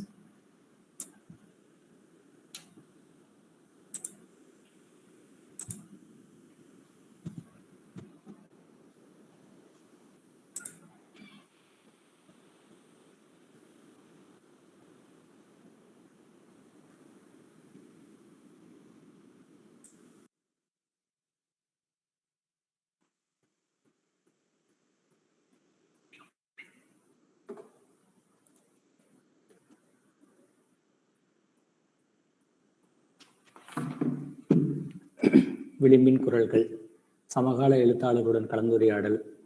இந்த பன்னாட்டு கருத்தரங்கத்தினுடைய முதல் அமர்வு இப்பொழுது தொடங்குகிறது. இந்த முதல் அமர்வுக்கு வருகை தந்திருக்கக்கூடிய உங்கள் அனைவரையும் வரவேற்கிறேன்.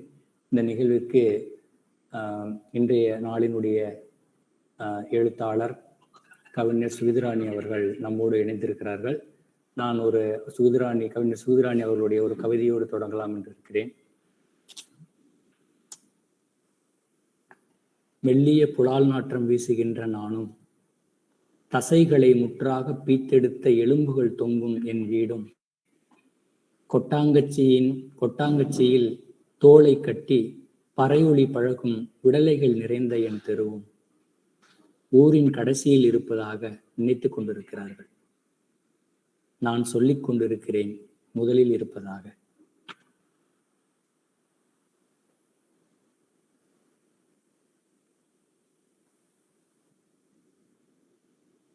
கவிஞர் சுகிதராணி அவர்கள் ராணிப்பேட்டை மாவட்டத்தைச் சேர்ந்தவராக ஒரு இருக்கிறார். பள்ளி ஆசிரியராக அவர் பணியாற்றி கொண்டு வருகிறார். அவர் படித்தது எம்ஏ தமிழ் இலக்கியம், எம்ஏ பொருளாதாரம், பிஎட் தமிழ், இவைகளெல்லாம் அவருடைய கல்விப்புலம் சார்ந்த தரவுகள். ஆனால் கவிஞர் சுகிர்தானி அவர்களை தமிழ் சூழலில், தமிழ் எழுத்து மரபில், இந்திய பெண் எழுத்தாளர்களில் மிக முக்கியமானவர் என்பதை தொடர்ச்சியாக வாசிக்கக்கூடியவரும் அறியக்கூடியவர்கள் தான். கைப்பற்றியின் கனவுகள் என்ற அநேகமாக முதல் தொகுப்பாக இருக்கும் என்று நான் நினைக்கின்றேன்.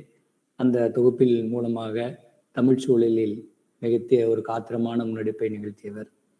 இன்னும் சொல்லப்போனால் 90களுக்கு பிறகு, 2000க்கு பிறகு தமிழ் சூழலில் பெண்ணிய எழுத்து என்பது மிக தீவிரமாக தமிழ் சூழலில் அறிமுகமாகியது. அந்த வகையில் கவிஞர் சுகிர்தானி, மாலதி மைத்திரி, குட்டிரேவதி போன்ற பலரும் இணைந்து ஒரு பெரிய தமிழ் எழுத்திலே, தமிழ் கவிதையிலே மிகப்பெரிய பாய்ச்சலை ஏற்படுத்தினார்கள். அதனுடைய தொடக்கமாகத்தான் இந்த கைப்பற்றியின் கனவுகள் என்ற கவிதை தொகுப்பு இருந்தது. அதன் தொடர்ச்சியாக இரவு மிருகம் என்ற தொகுப்பும், அவளை மொழிபெயர்த்தல் என்ற தொகுப்பும், தீண்டப்படாத முத்தம், காமத்திப்பூ, இப்படிக்கு ஏவார்ட் என்ற 6 கவிதை தொகுப்புகள் இருக்கின்றன. அண்மையில் காலச்சோடு பதிப்பகம் அவருடைய இந்த 6 தொகுப்புகளையும் தொகுத்து சுகிர்தானி கவிதைகள் என்று முழு பெருந்தொகுப்பாக வெளியிட்டிருக்கிறது. அதற்கு அடுத்ததாக 7வது ஒரு தொகுப்பாக அந்த பிறகு வந்திருக்கிறது. நீர்வளர ஆம்பல் என்ற தொகுப்பு அண்மையில் வெளிவந்திருக்கிறது. இப்படி மிக முக்கியமான தன்னுடைய எழுத்துக்களின் மூலமாக தலித் எழுத்து என்பதிலே இன்னும் கூர்மையாக சொல்ல வேண்டும் என்றால், தலித் பெண் எழுத்து, தலித் எழுத்து 2 தளங்களிலேயும் தீவிரமாக இயங்கி வரக்கூடியவராக கவிஞர் சுகிர்தானி அவர்களை பார்க்கலாம்.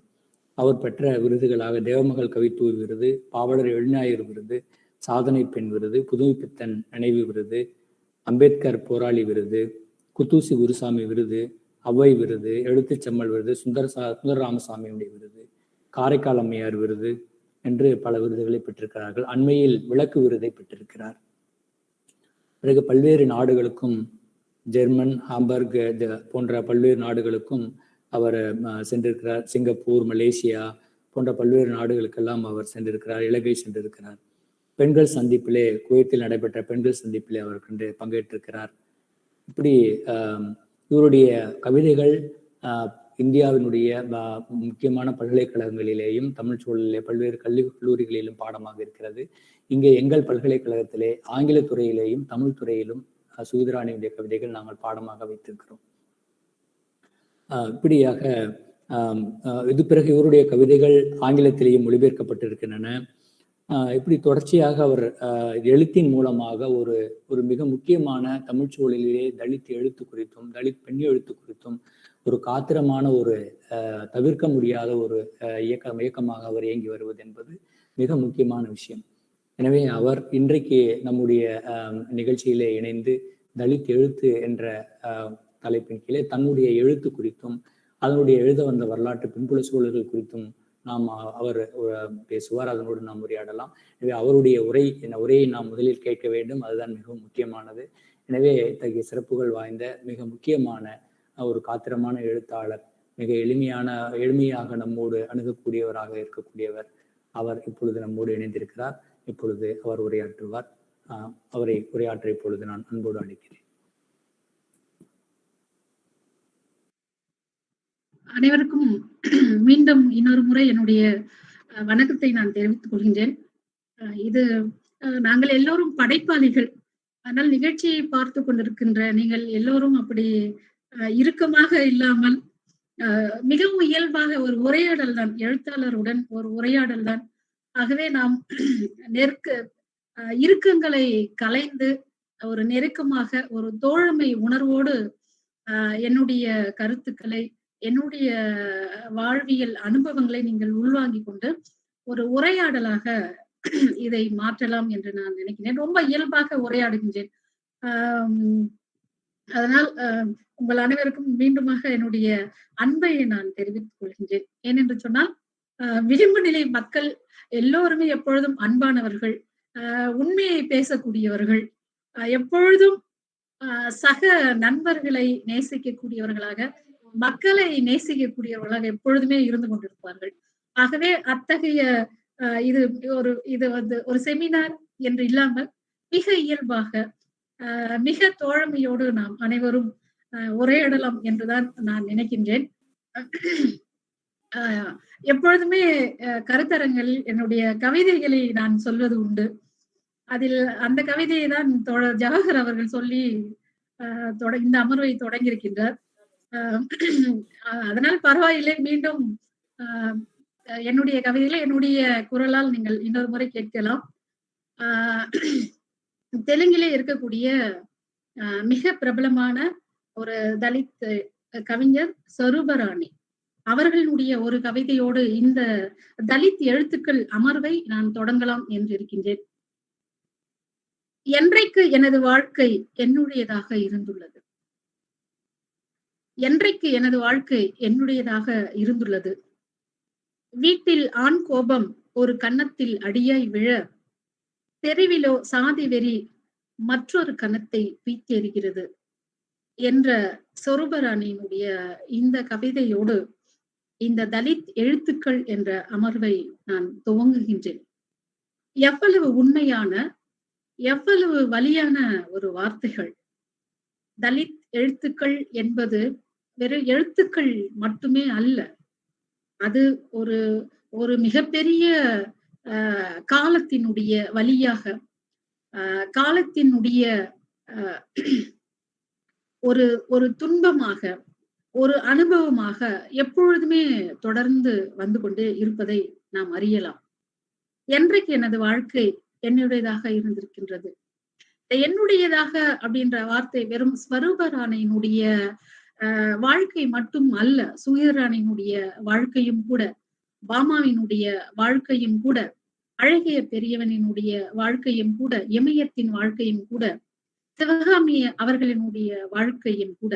ஆக ஒரு தலித் எழுத்துக்கள் என்பது ஒரு குறிப்பிட்ட ஒருவரை சார்ந்த வாழ்க்கையாக, ஒருவரை சார்ந்த எழுத்தாக மட்டும் அல்லாது, அது அத்தனை பேரையும் உள்ளடக்கிய ஒன்றாக இருப்பதை நாம் பார்க்கின்றோம். தலித் என்னும் சொல் ஒரு கோட்பாட்டை உள்ளடக்கிய ஒரு நெகிழ்ச்சியான சொல் என்று ஆய்வாளர் எழுத்தாளர் ராஜ் கௌதமன் அவர்கள் குறிப்பிடுவார்கள். ஒரு நெகிழ்ச்சியான ஒரு கோட்பாட்டை உள்ளடக்கிய ஒரு விடுதலைக்கான ஒரு குறியீட்டு சொல்லாக தலித் என்ற சொல் பயன்படுகிறது என்று சொல்வார்கள். அப்ப இந்த தலித் எழுத்துக்கள் என்பதை நாம் எப்படி பார்க்க வேண்டும்? எது தலித் எழுத்துக்கள்? தலித் எழுத்துக்களினுடைய நோக்கம் என்னவாக இருக்கிறது? அதனுடைய பயன்பாடு என்னவாக இருக்கிறது? அது தன்னுடைய பயன்பாட்டை எட்டி விட்டதா? என்ன பல்வேறு கேள்விகள் நமக்குள் எப்பொழுதுமே இருந்து கொண்டிருக்கின்றன.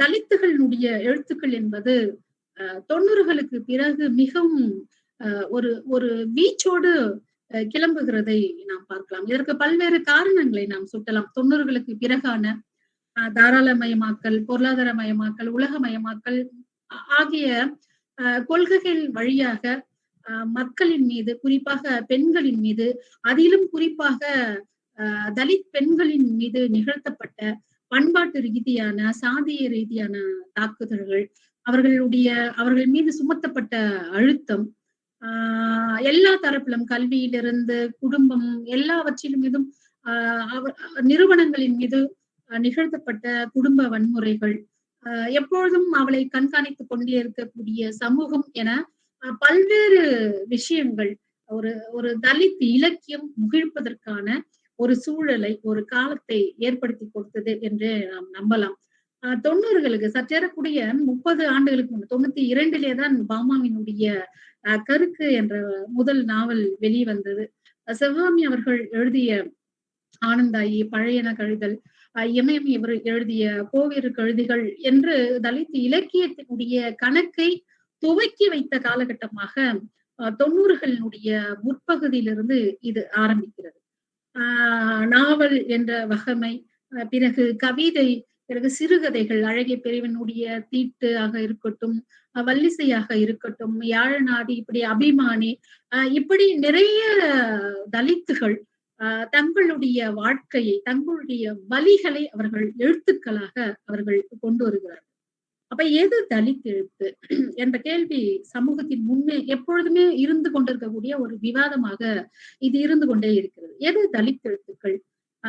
தலித்துகள் மட்டுமே எழுதக்கூடிய எழுத்துக்கள் தலித் எழுத்துக்களா, அல்லது தலித் உணர்வாளர்களும் தங்களை உணர்ந்து எழுத்தக்கூடிய எழுத்துக்கள் தலித் எழுத்துக்களா என பல்வேறு கேள்விகள் எப்பொழுதும் இருக்கின்றன.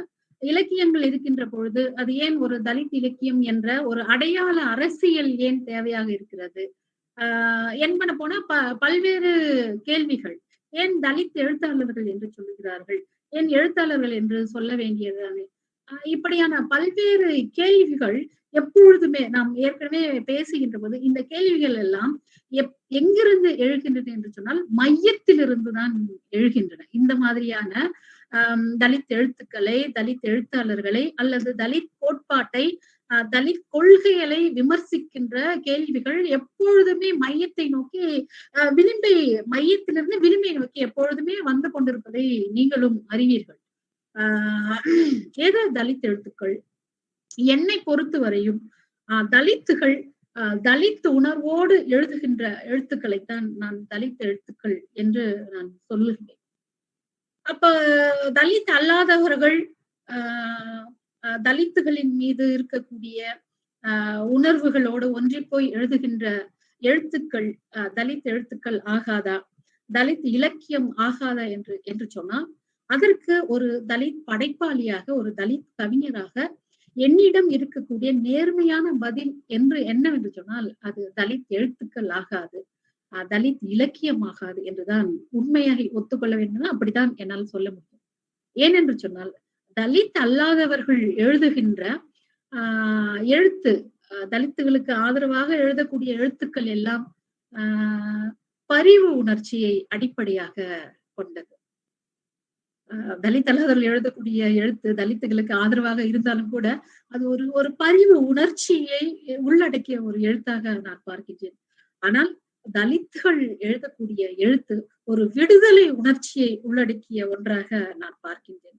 இது இரண்டையும் தட்டில் வைக்கின்ற பொழுது எங்களுக்கு எது சற்று ஒரு நூல் அளவு, ஒரு முனை அளவு எது அதிகமாக இருக்கிறது என்று சொன்னால் தலித்துகளுக்கான விடுதலை உணர்ச்சியை பாடுகின்ற தலித்துகளுடைய எழுத்துதான் கொஞ்சம் கூடுதலாக இருக்கின்றது. பரிவு என்பதோ, கருணை என்பதோ, இரக்கம் என்பதோ எங்களுக்கு தேவைப்படாத ஒன்றாகத்தான் எப்பொழுதுமே இருக்கின்றது. அதற்காக தலித்துகளுக்காக போராடி கொள்ள வேண்டும் என்று நான் சொல்ல வரவில்லை.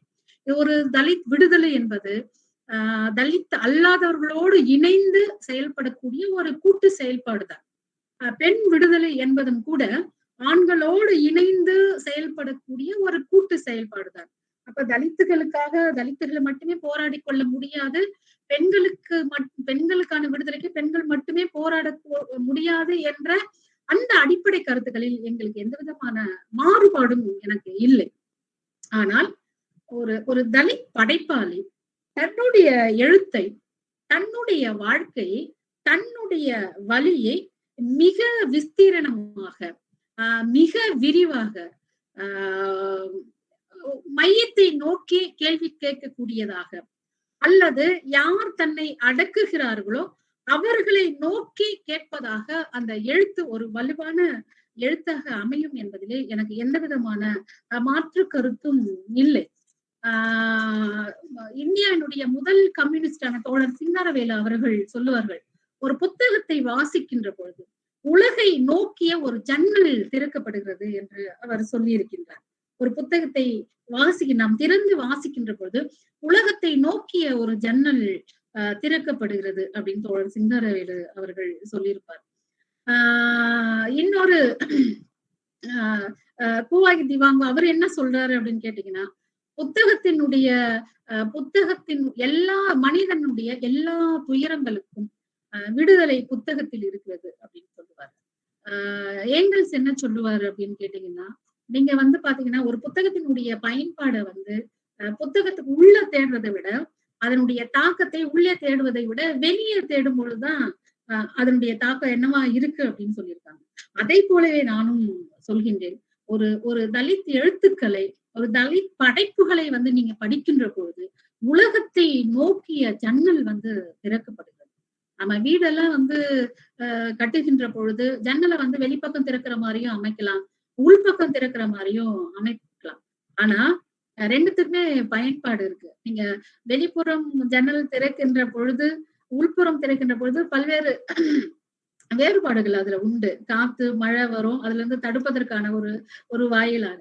அப்ப நீங்க ஜன்னலை வந்து வெளிப்புறம் நோக்கி திறக்கின்ற பொழுது உலகத்தை வந்து நீங்க அப்படி உள்வாங்கலாம்.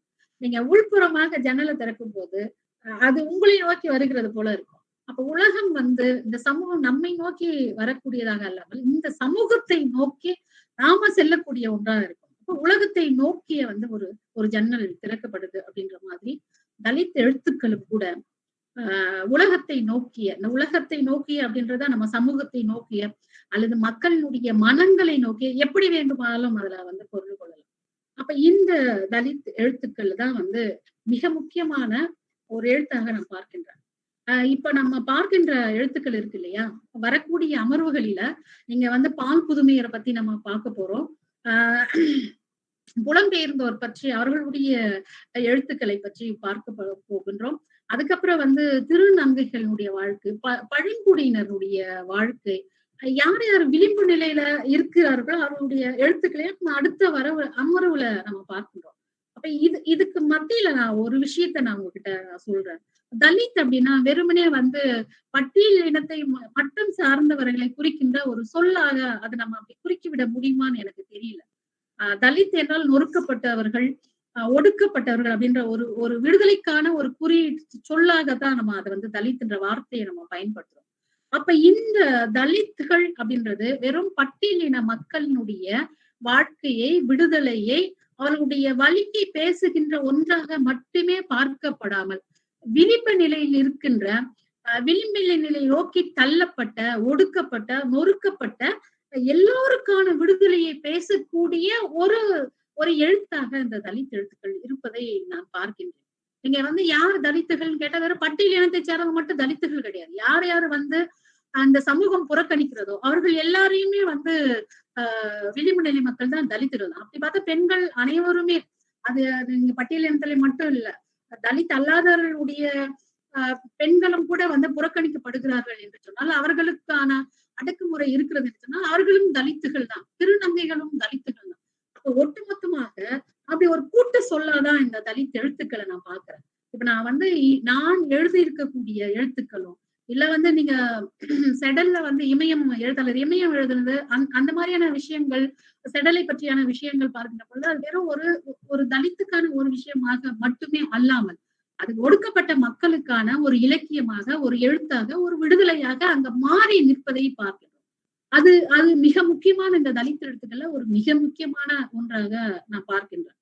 அப்ப நான் அப்படி எழுதக்கூடிய எழுத்துக்கள்ல எல்லோருக்காகவும், எல்லா மக்களுக்கான எழுத்தாக, திருநங்கைகளுக்கான ஒரு எழுத்தாக, பாலியல் தொழில் செய்யக்கூடிய சகோதரிகளுக்கான எழுத்தாக, ஈழம் சார்ந்த ஒரு எழுத்தாக, எல்லாருக்கான பழங்குடியின பெண்களுக்கான ஒரு எழுத்தாக எல்லாவற்றையும் எழுது கொண்டிருக்கக்கூடிய அல்லது இவை எல்லாற்றையுமே உள்ளடக்கக்கூடிய ஒரு விடுதலையாக, ஒரு எழுத்தாக நாம வந்து இத பாக்குறோம். அதனாலதான் வந்து அண்ணல் அம்பேத்கர் அவர்கள் என்ன சொல்றாரு, சரண்குமார் லிம்பாலே அவர் உங்களுக்கு தெரியும், அவர் வந்து மிக மிக மூத்த, மிக தெரிந்த விருதெல்லாம் பெற்றிருக்கக்கூடிய ஒரு மராட்டிய எழுத்தாளர் சரண்குமார் லிம்பாலே. அவர் என்ன சொல்லியிருக்காரு அப்படின்னு பாத்தீங்கன்னா, அடிமைத்தனத்தினால் தங்களுக்கு ஏற்படும் வலியை, துயரத்தை, வாழ்க்கையை வந்து ஆதிக்க சாதிகளுக்கு எடுத்துரைப்பது அப்படின்றதுதான் தலித் எழுத்துக்கள் அப்படின்னு அவர் சொல்றாரு. இதற்கு முன்னோடியாக அண்ணல் அம்பேத்கர் அவர்கள் சொல்லியிருப்பாரு. இதைதான் சொல்றாரு.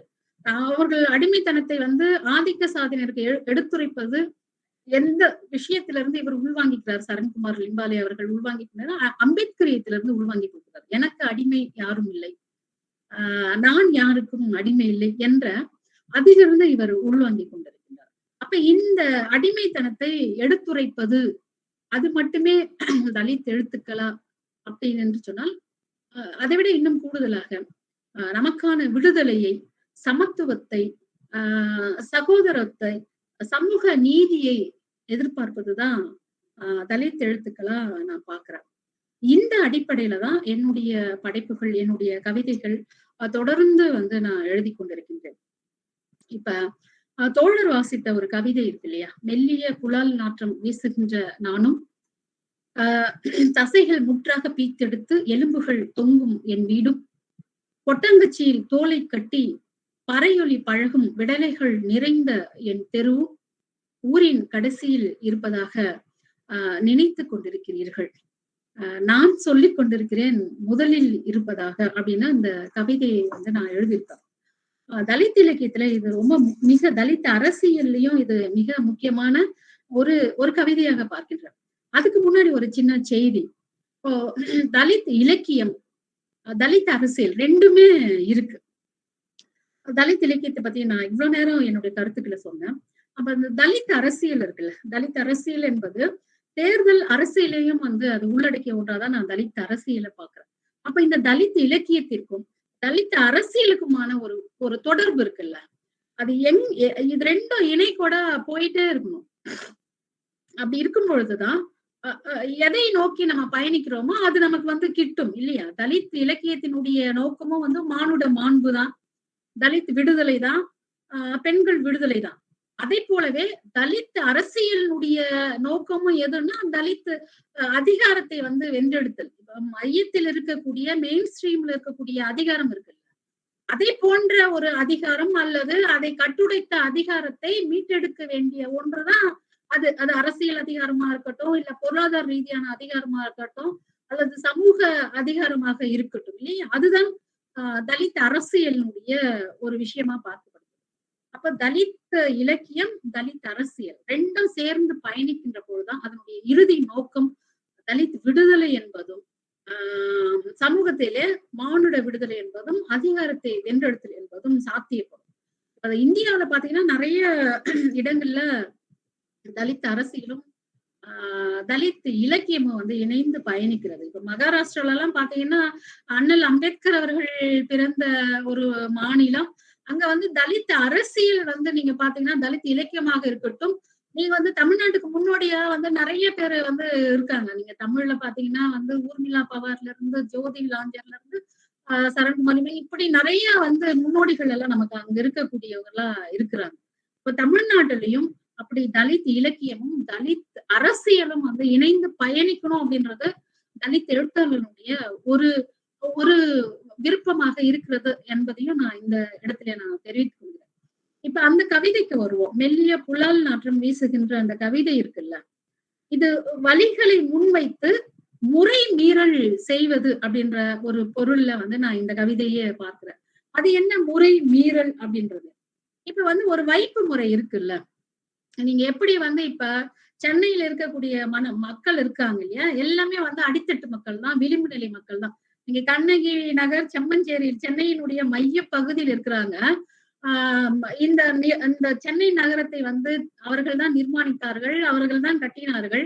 அவர்கள் இருக்கக்கூடிய இடம் என்பது அந்த அடையாறு கூவமாற்றினுடைய கரைகள்ல தான் வாங்கியிருக்காங்க.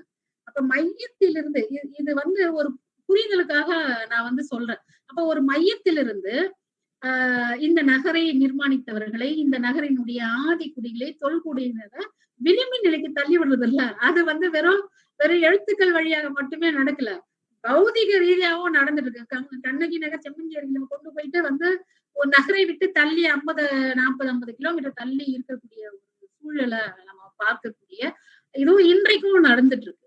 நீங்க காலங்காலமா வந்து இந்திய சமூகத்தை எப்படிப்பட்ட சமூகம், மதம் சார்பற்ற நாடு அப்படின்னு எல்லாம் சொல்றோம்ல, ஏன்னா ஒரு மத சார்பற்ற நாடாலாம் எனக்கு தெரியல. என்னை பொறுத்த வரைக்கும் அது ஒரு மத சார்புடைய நாடாதான் இருக்கு, ஒரு சாதி சார்பான நாடாதான் இருக்கு. சமூகமா அப்படித்தானே இருந்துட்டு இருக்கு. ஒரு ஆணாதிக்க சமூகமா இருக்கு, ஒரு சாதிய சமூகமா தொடர்ந்து இருந்துட்டே இருக்கு. அப்ப இந்த சூழல்ல தலித்துகளுடைய நிலை என்னவா இருக்கு? எது சமூக நீதி அப்படின்னு நம்ம சொல்றோம்?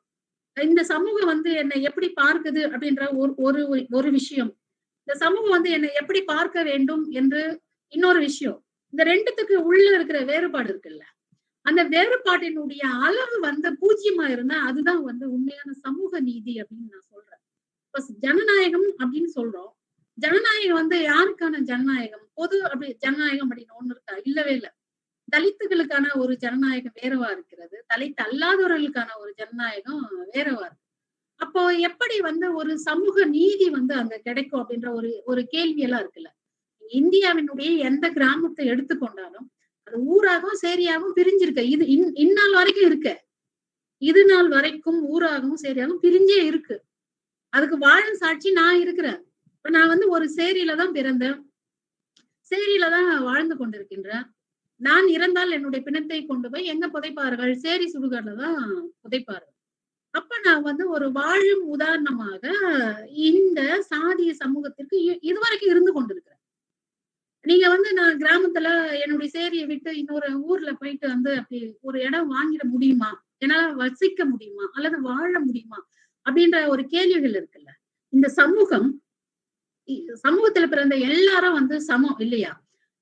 உங்களுக்கு இருக்கக்கூடிய அதே உரிமைகளோடு, அதே பொறுப்போடு, அதே கனவுகளோடு வாழக்கூடிய உரிமையும் பொறுப்பும் கனவும் எனக்கு உண்டு இல்ல. அப்ப அது இங்க மீறப்படுகிறது இல்ல. நான் சார்ந்திருக்கக்கூடிய ஒரு சாதியின் காரணமாக அல்லது ஒரு வர்க்கத்தின் காரணமாக அது வந்து மீறப்படுகிறது. அப்ப எங்க வந்து சமூக நீதி எங்கே இருக்கிறது அப்படின்ற மிகப்பெரிய கேள்வி வந்து எப்பொழுதுமே மனதுல இருந்துட்டே இருக்குது இல்ல. இப்ப சமீபத்துல பாத்தீங்கன்னா திருவண்ணாமலை மாவட்டம் கலசப்பாக்கம் பக்கத்துல இருக்கிற வீரலூர் கிராமத்துல ஒரு தலித் பெண் வந்து அமுதான்ற தலித் பெண் இறந்து போறாங்க. அவர்களுடைய பிணத்தை வந்து பொது பாதை வழியாக கொண்டு போக விடவே இல்லை. அப்ப இந்த சமூகத்தை பற்றி என்ன நினைப்பது, அல்லது நீங்கள் என்ன நினைத்துக் கொள்கிறீர்கள், அல்லது நான் என்ன நினைப்பது என்ற மிகப்பெரிய கேள்வியில் இருக்குல்ல. அப்புறம் ஒரு 500 காவல்துறையினர் வந்துதான் அந்த பொதுப்பாதை வழியாக அதை கொண்டு போறதுக்கான இருக்கு. அப்ப எந்த சமூகத்துல வாழறோம் என்ற மிகப்பெரிய கேள்விக்குறி இருக்குது இல்ல. அப்போ ஒரு பிணத்தை கூட ஒரு பொது பாதையில கொண்டு போக முடியலன்னா இது என்ன மாதிரியான ஒரு ஜனநாயகம்? அப்ப இங்க வந்து ஜனநாயகம் என்பதே ஒரு பொதுவான ஒரு சொல்லாக இல்லை என்பதுதான் கடைசியா வந்து நம்ம முடிவுக்கு வர வேண்டியது. அப்ப நீங்க வந்து ஒரு முறையை வச்சிருக்கீங்கல்ல, இது சரி, நீங்க இங்கதான் இருக்கணும், இங்கதான் வாழணும், இங்க வாழ முடியாது, இங்க வர முடியாது என்ற ஒரு முறை வைத்திருக்கிறீர்கள் அல்லவா?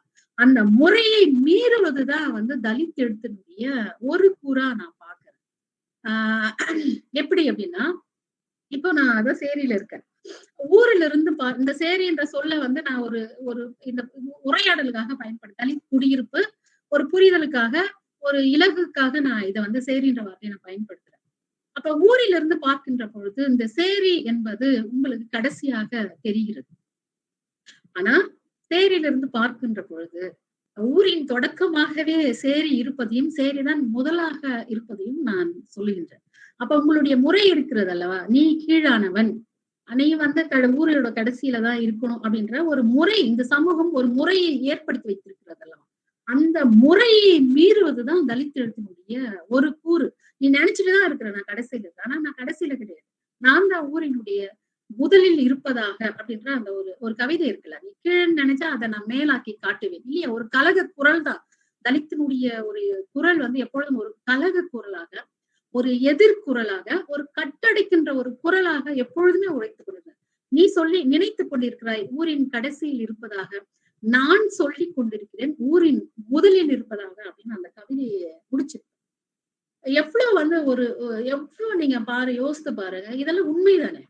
அப்ப தலித் எழுத்துக்கள் என்பது எப்பொழுதும் உண்மையை பேசுகின்ற ஒரு எழுத்தாக, உண்மையை உள்ளடக்கிய ஒரு எழுத்தாக இருக்கிறது. எழுத்து மட்டுமே அல்ல, தலித் எழுத்தாளர்களும் உண்மையை உள்ளடக்கியவர்களாக இருக்கின்றார்கள். அப்ப நீங்க அந்த எழுத்தை வாசிக்கின்ற பொழுதே தெரியும் அது பொய்யா அது உண்மையா அப்படின்னு.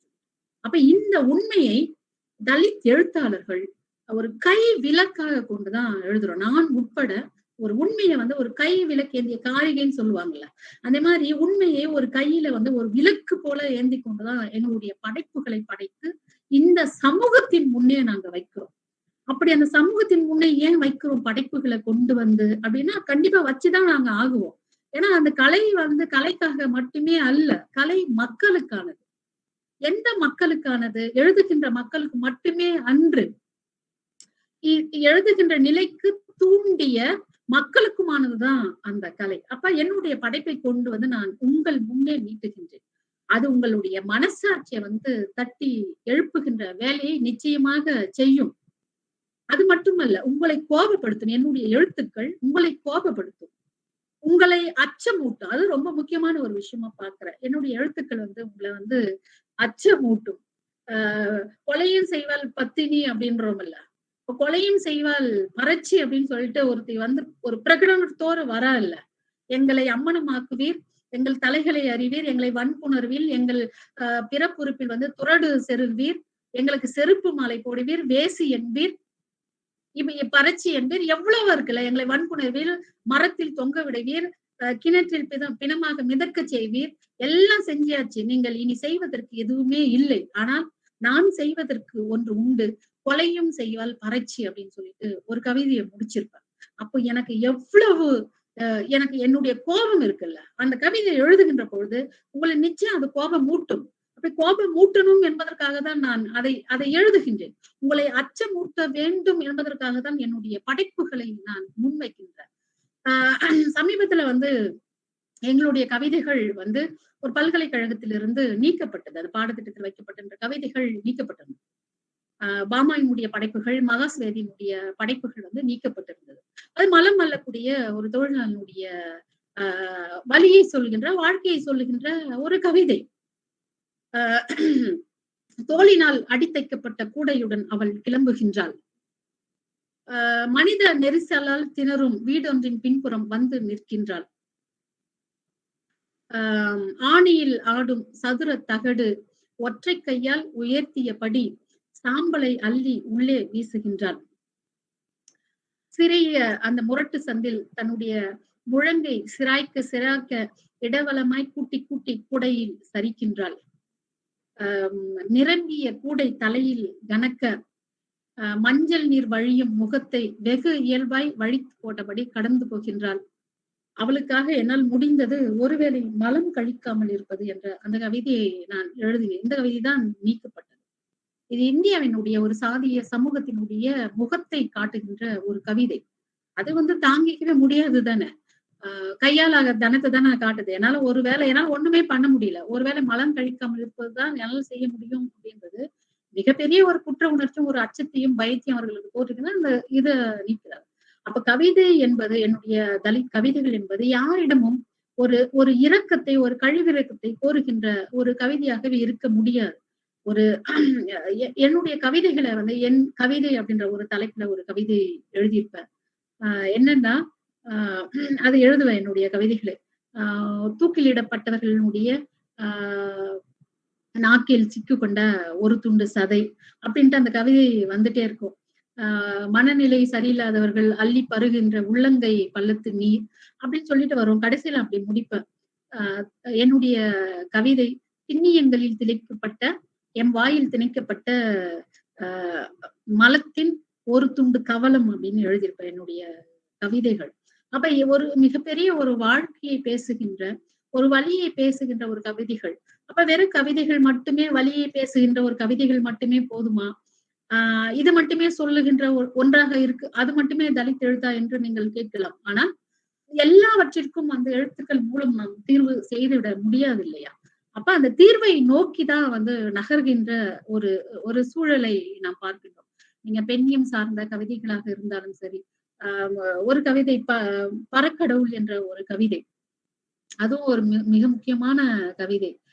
கிராமத்துல எல்லாம் பாத்தீங்கன்னா நீங்க வந்து ரொம்ப மிகவும் எளிதாக புழங்குகின்ற சொல்லாடல் எதுன்னு பாத்தீங்கன்னா பரச்சி, பரநாய் அப்படின்ற ஒரு சொல்லாடல் தான்.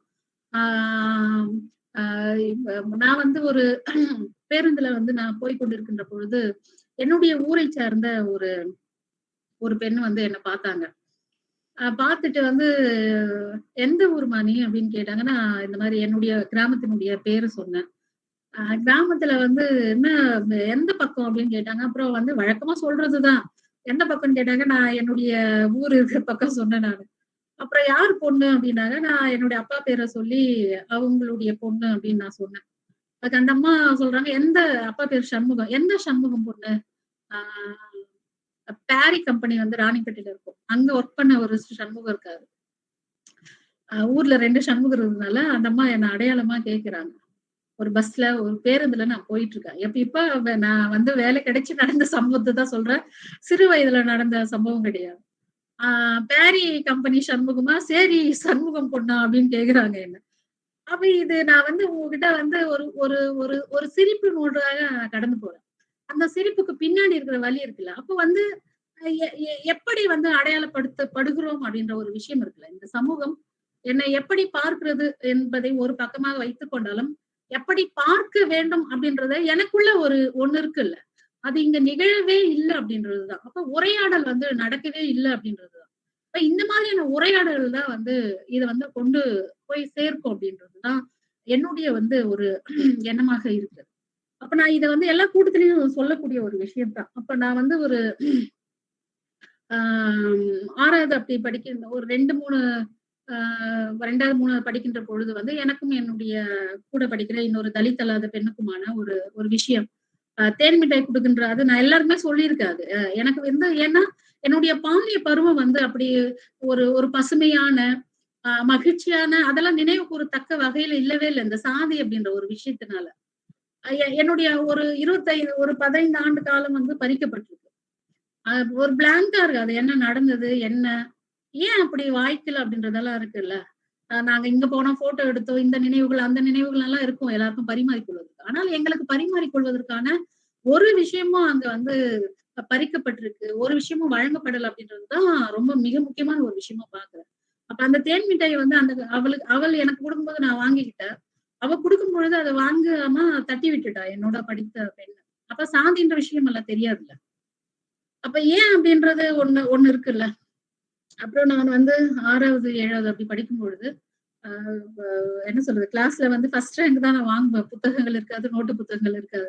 ஆனாலும் தலித் அப்படின்றதுனால வந்து பின்னாடி நான் உட்கார வைக்கிறேன். அது என்னுடைய வாழ்க்கையில இங்க நான் எவ்வளவு படித்து மேல வந்தாலும் சரி, இவ்வளோ எழுத்துனால வந்து இவ்வளவு புகழ் இருக்கு, இவ்வளவு ஃபெமிலியரா இருக்க, ஒரு ஒரு ஒரு ஆசிரியரா இருக்கிறேன் அப்படின்னாலும் கூட என்னால அதை வந்து என்னுடைய மூளையிலிருந்து அல்லது என்னுடைய மனதிலிருந்து என்னுடைய கையிலிருந்து அதை நீக்கவே என்னால முடியல. அது அப்படி ஒரு தலித்தா இருக்கிறதுனால என்னை பின்னாடி உட்கார வச்சாங்க ஒரு கிளாஸ் ரூம்ல. அந்த அந்த நான் ஆசிரியர் ஆயிட்டு அந்த அந்த அந்த பள்ளியில அந்த வகுப்பறையில எல்லாம் போய் நின்னு பார்த்திருக்கேன். இந்த இடத்துல தான் நான் உட்கார வச்சீங்க. அந்த அந்த விஷயம் எல்லாம் என்னால மறக்கவே முடியல. அது வந்து 12, 13 வயசுல நடந்த ஒரு விஷயத்த நான் ஒரு எழுத்தா ஒரு வாழ்க்கையா உருவாக்குறதுக்கு எனக்கான கால ஆண்டுகள் வந்து 25 ஆண்டு காலம் ஆயிருக்கு. ஒரு 1/4 நூற்றாண்டு ஆயிருக்கு அதை நான் வெளிப்படுத்திக்கிறது. ஒரு கட்டத்துல வந்து பாத்தீங்கன்னா அசிங்கமா இருக்கும்ல. ஒரு சரி அப்படின்னு சொல்லி கிண்டல் பண்றது, இல்ல ஒதுக்குறது அப்படின்ற விஷயம் வந்து ஒரு அவமானமா நினைச்சேன். ஆனா அதையே வந்து நாங்க வேற விதமா நாங்க வந்து மாத்துறதுக்கான ஒண்ணா கொண்டு போறோம்ல. ஒரு முறை மீறல் இந்த சமூகம் வந்து என்னை எங்க வச்சிருக்கிறதோ அதையே நான் மாத்துறதுன்னு அந்த கவிதையில பார்த்தேன். அப்ப இந்த கவிதையும் அதுதான். செத்து போன மாட்டை தோல் இருக்கும்போது அருகிருந்து காகம் விரட்டுவேன். நெடுநேரம் நின்று வாங்கிய ஊர் சோற்றை தின்று விட்டு சுடுசோர் என பெருமை பேசுவேன். அப்பாவின் வருமானமும் அப்பாவின் தொழிலும் ஆண்டு வருமானமும் சொல்ல முடியாமல் வாத்தியாரிடம் அடி வாங்குவேன். தோழிகள் யாரும் மற்ற பின் வரிசையில் அமர்ந்து யாருக்கும் தெரியாமல் அழுவேன். இப்போது யாரும் கேட்க நேர்ந்தால் பளிச்சென்று சொல்லிவிடுகிறேன் பறச்சி என்று அப்படின்னு அந்த ஒரு கவிதை. அது என்னை பொறுத்த வரைக்கும் அந்த கவிதையை வாசிக்கின்ற பொழுதெல்லாம் ஒரு பக்கம் ஒரு கிரியேட்டிவ் ரைட்டரா நான் வந்து உணர்ச்சி வசப்பட்டாலும் கூட ரொம்ப என்ன வலிமை உள்ளவளாக ஒரு தைரியமானவளாக மாற்றக்கூடிய ஒரு கவிதை வந்து எனக்கு மட்டுமே இல்லை. இத பல பேர் இந்த கவிதையை கேட்டு அழுதுருக்காங்க. ரொம்ப தைரியமா அடைஞ்சிருக்காங்க. தன்னுடைய அடையாளத்தை வந்து அவங்க வெளிப்படுத்துறாங்க.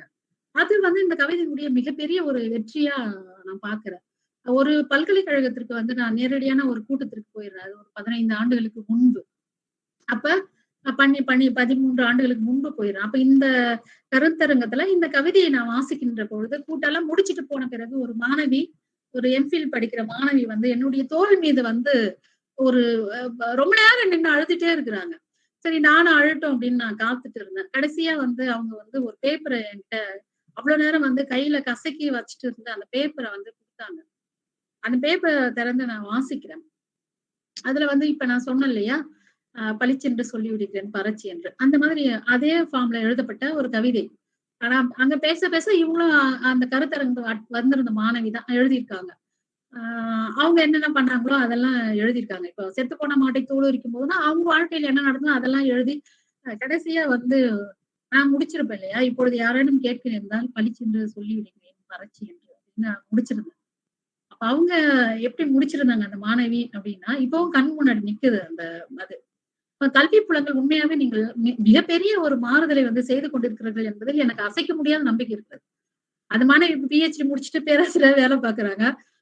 அந்த மாணவி எழுதியிருந்தாங்க கடைசியில, இப்பொழுது யாரேனும் கேட்க நேர்ந்தால் பளிச்சென்று சொல்லி விடுகிறேன் வண்ணாத்தி என்று அப்படின்னு சொல்லிட்டு அந்த மாணவி எழுதியிருக்கும் போது என்னாலும் அப்பொழுது அந்த அந்த அது படித்த முடியும் என்னாலும் கண்ணீரை அடக்க முடியவில்லை. அந்த மாணவியால முடியவில்லை. அப்ப நம்முடைய எழுத்துக்கள் வந்து ஏதோ ஒரு அசைவை வந்து எப்பொழுதுமே சமூகத்துல ஏற்படுத்திட்டே இருக்குல்ல. அது ஒரு முக்கியமான ஒரு விஷயமா நான் பாக்குறேன். மையத்திலிருந்து அதிகாரம் வந்து எப்படி விளிம்பு நிலை நோக்கி ஒரு வட்ட வட்ட அலைகளாக பரவுகிறதோ, அதை போலவே விளிம்பு நிலை மக்கள் எழுதுகின்ற எழுத்தானது மையத்தை நோக்கி எப்படி செல்கிறது என்று சொன்னால் ஒரு குறுக்கலையாக ஒரு நெட்டலையாக மையத்தை நோக்கி நகர்வதையும் இந்த நேரத்திலே வந்து நான் குறிப்பிட விரும்புகின்றேன். இது வரைக்கும் நான் முடிக்கிறேன். ஏன்னா டிரான்ஸ்லேஷன் அவர் பண்ணணும்னு நினைக்கிறேன் ஜவஹர். அது பண்ணி முடிச்சுதான் நாம தொடர்ந்து பேசலாம். So in her talk, I mean, so for whatever ma'am has ma'am கேக்குதுங்களா நான் பேசுறது? கேக்குது சொல்லுங்க. Yes. So in her talk, so far, whatever ma'am has spoken about, I'll just briefly summarize it. So ma'am began by, in a way, saying about the idea of, having Dalit literature. So how Dalit literature and Dalit politics should go hand in hand, and how, in a way, the literature is responding to the overall movement of Dalits. So, ma'am also touched upon very important. Smell of meat in their minds. Just a second. Just a second.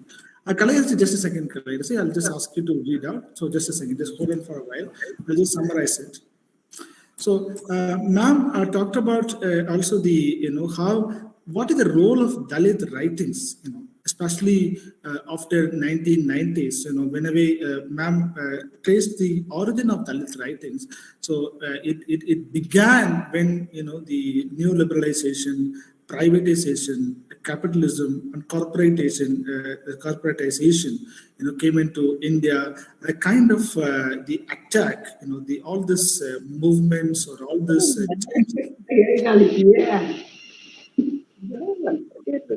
All these movements were having on the, people, particularly people from marginalized section, particularly, on Dalit.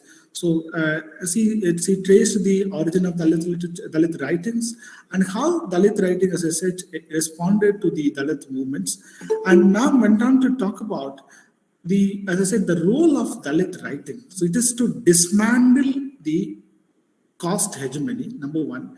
Number two, it is to dismantle the norms that is actually prevailing in the society. So what is the norm? The norm is to, set up a village. Our norm is to, in a way, keep the Dalits always outside the structure. In other words, outside the center. So how Dalit literature is trying to centralize the otherwise decentered people, otherwise people who were put in the fringes, margins.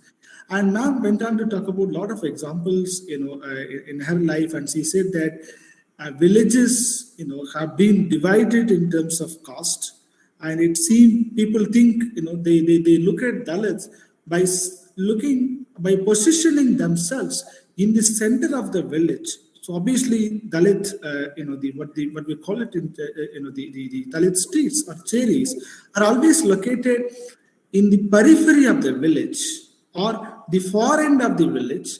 So when you come to the village, the first street that you have to cross is basically Dalit street. See, that's an argument that ma'am is in a way also putting forth, and she has, they read out her own poems.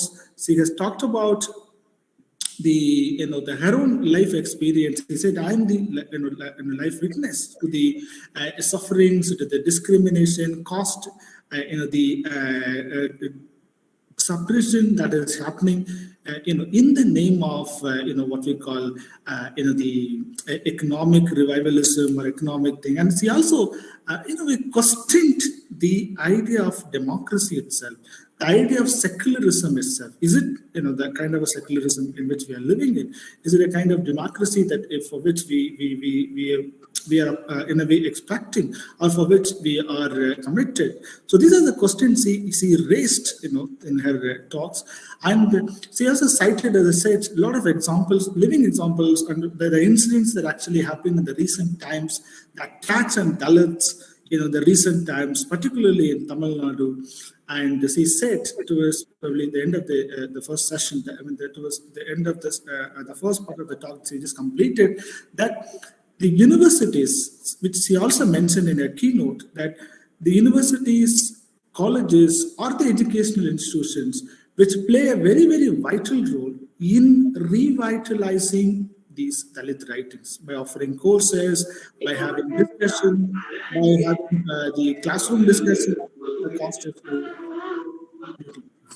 and other things. So, and we have a couple of poems in a way translated, and Mama sent us the whole book of her poems that have been translated into English. But we have picked up a couple of the poems which actually Ma'am referred and read out in her talk. I request Ms. Kalayarasi to read out 3 important poems which I think that have to be read out in English. So she will read out the poems now. Kalayarasi, over to you. Yes, sir. I'll read the first poem. A faint smell of meat in their minds, I, who smell faintly of meat. My house, where bones hang, stripped entirely of flesh, and my street, where young men wander without restraint, making loud music from coconut shells strung with skin, and are at the farthest point of our town. But I keep assuring them we stand at the forefront. I'll read it again. A faint smell of meat in their minds, I, who smell faintly of meat.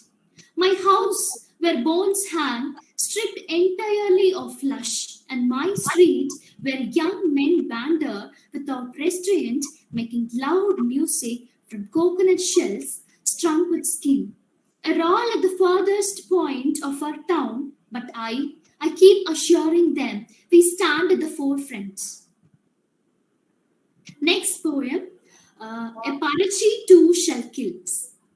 And you strip our clothes, make us naked, rape us, tell us to sleep with our brothers, insert sticks in our vaginas, rip off our breasts and throw them in the cannons, pour acid on us, cut our heads, slice our legs, makes us unfounded bodies, force feces down our mouths, make us drink the piss, segregate us as ghettos, adorn us with a garland of slippers, and call us snoots. You call us pariahs, burn us, hang us from the trees, raise a wall of untouchability, give us a separate class, ban us from wearing footwear. If we fall in love, you call it a drama. And you commit honor killings. There is nothing left for you to do now, but there is something left for me to do. A Parachi too shall kill. I'll read it again.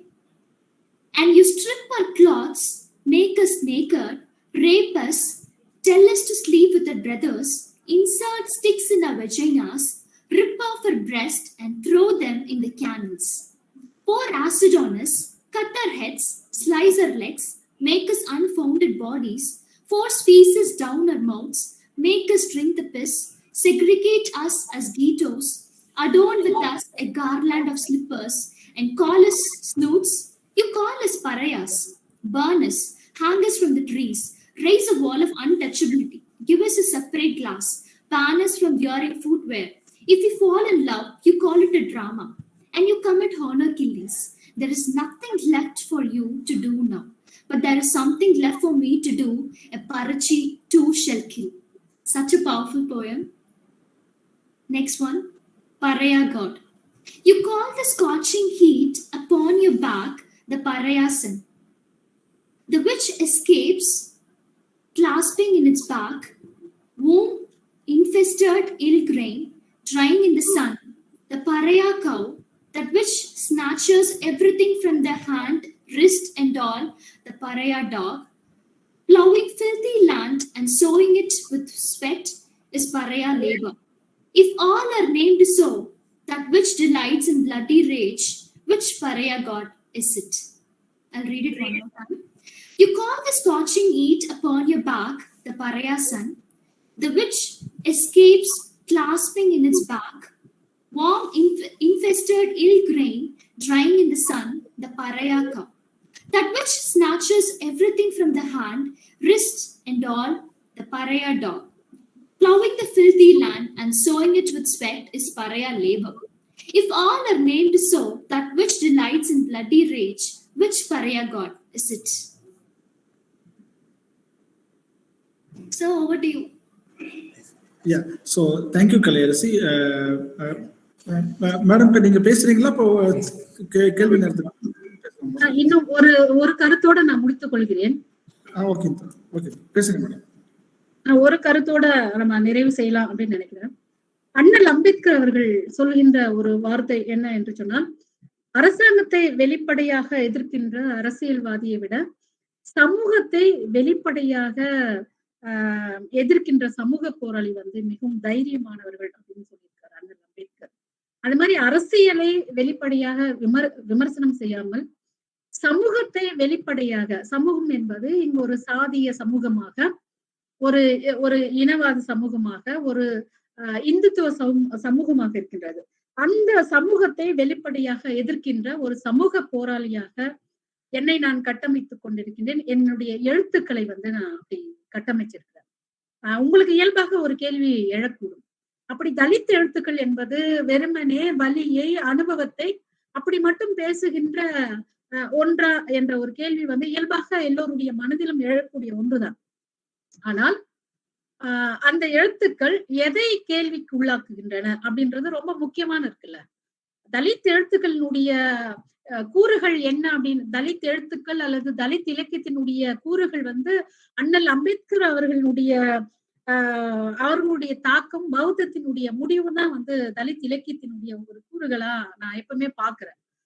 அப்ப நீங்க வந்து சாதியற்ற ஒரு சமூகம் அப்படின்றதுதான் வந்து தலித் விடுதலையினுடைய ஒரு நோக்கமா இருக்கு. இப்போ சாதியற்ற சமூகம் என்பது எப்பொழுது சாத்தியம்? இங்க பல நீதிகள் வந்து நம்ம வேண்டதா இருக்கு. சமூக நீதி வேண்டும், அரசியல் நீதி வேண்டும், பொருளாதார நீதி வேண்டும். தலித்துகளுக்கு வந்து நிறைய நீதிகள் வந்து மறுக்கப்பட்டு கொண்டே இருக்கின்றது. அப்ப இந்த நீதிகளை வந்து நாம நமக்கானதாக மாற்ற வேண்டும். எப்படி வந்து சாதியற்ற ஒரு சமூகம் வந்து சாத்தியம் அப்படின்னா, இந்த சாதியம் என்பது எதனுடைய ஒரு வெளிப்பாடாக இருக்கிறது என்று சொன்னால், மதத்தினுடைய ஒரு வெளிப்பாடாக எப்பவுமே இருந்து கொண்டிருக்கின்றது. சாதியத்தினுடைய வேர் வந்து எங்க முடியுதுன்னா மதத்தில் முடிகிறது. மதத்தினுடைய ஒரு வெளிப்பாடு வந்து சாதியத்துல முடிகிறது. அப்ப நீங்க இந்த தீட்டு, தீண்டாமை, சாதி இதெல்லாம் ஒழிக்கணும் அப்படின்றதுதான் தலித்துகளினுடைய அல்லது தலித் இலக்கியத்தினுடைய ஒரு அடிநாதமாக இருக்கிறது என்று சொன்னால், அதற்கு மூல காரணமாக மதத்தை வந்து கேள்வி கேட்கக்கூடிய இடத்துல வந்து நாம இருக்கிறோம். நம்முடைய படைப்புகளை வந்து நம்ம அப்படிதான் வந்து கட்டமைத்துக் கொள்ள முடியும். அப்ப மதங்கள் அப்படின்றது அது எந்த இந்துத்துவமா இருக்கட்டும், இல்ல கிறிஸ்தவமா இருக்கட்டும், இல்ல இஸ்லாமா இருக்கட்டும், மக்களுக்கு வந்து எது அடிப்படை வாதத்தோடு அவர்கள் வந்து முன்வைக்கிறார்களோ அந்த அடிப்படை வாதம் எந்த மதத்து இருந்தாலும் அந்த மதத்தை கேள்வி கேட்கக்கூடிய ஒன்றாக அல்லது முற்றிலும் கட்டமைக்கக்கூடிய ஒன்றாக, அந்த மதத்தை கேள்வி கேட்கக்கூடிய ஒன்றாக வந்து தலித் எழுத்துக்களை இருந்தா மட்டும்தான் சாத்தியம். ஆனா இங்க வந்து தலித் விடுதலையை நம்ம பேசுறோம்னு வச்சுக்கோங்க, தலித் அல்லாதவர்களும் பேசுறாங்களே தவிர சாதி ஒழிப்பு பத்தி பேசுறாங்க, தீண்டாமை ஒழிப்பு பத்தி நம்ம பேசுறோம். ஆனா அதற்கான மூல காரணமான மதத்தை வந்து நம்ம அதை அசைத்து பார்க்க கூட நம்ம வந்து முடியல அப்படின்றதுதான் ரொம்ப வேதனையா ஒரு விஷயமா இருக்கு. ஒரு சனாதன எதிர்ப்பு அப்படின்ற ஒன்று வந்து படைப்புகள் வந்து உள்ளடக்கிய ஒன்றா இருக்கு தலித் எழுத்துக்கள். இப்ப வந்து இது வெறுமனே வந்து தலித் விடுதலை, நான் ஏற்கனவே சொன்ன மாதிரி வெறும் தலித் விடுதலையை மட்டும் பேசக்கூடிய ஒன்றாக இல்லாமல் ஒரு அரசியல் அதிகாரத்தை கேள்வி கேட்கக்கூடிய அல்லது அரசியல் அமைப்பை, இங்க அரசியல் அமைப்பு என்பது அதனுடைய அதிகாரத்தை கேள்வி கேட்கக்கூடிய ஒன்றாக நாம பாக்குறோம். இப்ப ஒரு கவிதை ஒண்ணு எழுதினேன், உங்கள் ஜனநாயகத்தின் மீது கொஞ்சம் மூத்திரம் பெய்து கொள்கிறேன் அப்படின்ற ஒரு கவிதை எழுதினேன். அப்ப என்னுடைய கோபம் வந்து எந்த அளவுக்கு இருக்கும் இல்லையா, என்னுடைய நான் பேசுகின்ற குரல் இருக்குல்ல, அந்த குரலை வந்து நெரிக்கிற முயற்சி செய்தா நான் என்னுடைய உயிர்காற்றுக்காக நான் எங்கதான் வேண்டும். அப்ப என்னுடைய வாழ்வுரிமை வந்து மறுக்கப்படுகிறது இல்ல, மக்களுடைய அடிப்படை உரிமைகள், மக்களுடைய அடிப்படை வாழ்வாதாரங்கள் மறுக்கின்ற பொழுது நான் என்னுடைய குரலை வந்து உயர்த்த வேண்டியிருக்கு. அப்ப என்னுடைய கையில வந்து ஒரு ஆயுதம் எதுவாக இருக்கிறது என்று சொன்னால், என்னுடைய கல்வி வந்து ஒரு ஆயுதமாக இருக்கிறது, என்னுடைய கவிதை வந்து ஒரு ஆயுதமாக இருக்கிறது. மறைந்த IAS அதிகாரி அவர்கள் PS கிருஷ்ணன் அவர்களை பற்றி நீங்க கேள்விப்பட்டிருப்பீங்க. அவர் எழுதின மிக சிறந்த ஒரு நேர்காணல், அம்மா வசந்தி தேவி அவர்கள் PS கிருஷ்ணனை வந்து நேர்காணல் கண்டு ஒரு நூல் எழுதியிருக்காங்க, சமூக நீதிக்கான அறப்போர் அப்படின்றது. நீங்க வாசித்திருக்கலாம். மிக அற்புதமான ஒரு ஒரு இந்திய ஆட்சி பணி அதிகாரி தன்னுடைய 70 ஆண்டு கால வரலாற்று அவர் ஒடுக்கப்பட்ட மக்களுக்காக, தலித் மக்களுக்காக எப்படி தன்னுடைய வாழ்க்கையை, தன்னுடைய அரசு பணியை வந்து அவர் கொண்டாரு அப்படின்றது அதுல அந்த புத்தகத்தை வாசித்தாவே, அந்த நேர்காணலை வாசித்தாவே உங்களுக்கு தெரியும். அதுல அவர் என்ன சொல்றாரு, அரசு பணி அப்படின்றது வந்து இருபுறமும் கருக்குள்ள ஒரு வாளை போல அல்லது ஒரு பட்டயத்தை போல, அந்த வாளை கொண்டு நீங்கள் அரசையும் கொள்ளலாம், மக்களையும் கொள்ளலாம். ஆனா என்னுடைய அரசு பணி மூலம் அரசை கொன்று மக்களை காத்தேன் அப்படின்னு சொல்லிட்டு தன்னுடைய நேர்காணல்ல சொல்லி, ரொம்ப பிரமாதமான ஒரு நேர்காணல், பிரமாதமான ஒரு புத்தகம். அப்படி கவிதையும் கலையும் தலித் இலக்கியமும் அப்படி இருபுறமும் கருக்குள்ள ஒரு வாளாக கொண்டு இந்த சமூகத்தினுடைய இருண்மைகளை, சமூகத்தின் மீது ஒரு சாரார் மீது நிகழ்த்தப்படுகின்ற வன்முறைகளை வந்து களை எடுக்கக்கூடிய ஒரு ஆயுதமா எழுத்துக்களை நாங்க பயன்படுத்துறோம். அப்ப எதை வந்து முக்கியமான கேள்வின்னா, மதத்தை வந்து நம்ம வந்து கேள்விக்கு உட்படுத்த வேண்டிய ஒன்றாக இருக்கிறது. சனாதனம் தான் கற்பு அப்படின்ற ஒரு விஷயத்தை தூக்கி பிடிக்கக்கூடிய ஒரு விஷயம். ஆனா இதையெல்லாம் பேசக்கூடிய ஒன்று. அப்ப தலித் எழுத்துக்கள் என்பது தீட்டுக்கு எதிரானது. தீட்டுன்ற ஒரு விஷயம் வச்சிருக்காங்கல்ல, புனிதம், தீட்டு, இதுக்கு எதிரான ஒன்றாக நாங்க வந்து தலித் எழுத்தை கட்டமைக்கிறோம். இப்ப வந்து உத்தரப்பிரதேசத்துல மனிஷா வந்து கொல்லப்பட்டாங்க. அப்ப நான் ஒரு கவிதை எழுதுறேன், மை டியர் மனிஷா அப்படின்ற ஒரு கவிதை, என்னது அன்பு சகோதரி மனிஷா அப்படின்னு சொல்லிட்டு. நீங்க தீட்டுன்ற ஒரு விஷயத்த பாத்தீங்கன்னா எல்லாத்துக்குமே தீட்டை வந்து நீங்க பயன்படுத்துறீங்க இல்லையா. தீண்டத்தகாத சேரி, தீண்டத்தகாத தெரு, தீண்டத்தகாத குடிசை, தீண்டத்தகாத கிணறு, தீண்டத்தகாத குவலை, தீண்டத்தகாத பாதை, தீண்டத்தகாத சுடுகாடு, இப்படி அந்த கவிதை போயிட்டே இருக்கு. எங்களுடைய தண்ணி கூட தீண்டப்படுவதில்லை, எங்களுடைய தொழில் தீண்டப்படுவதில்லை, தீண்டத்தகாத சுவர்.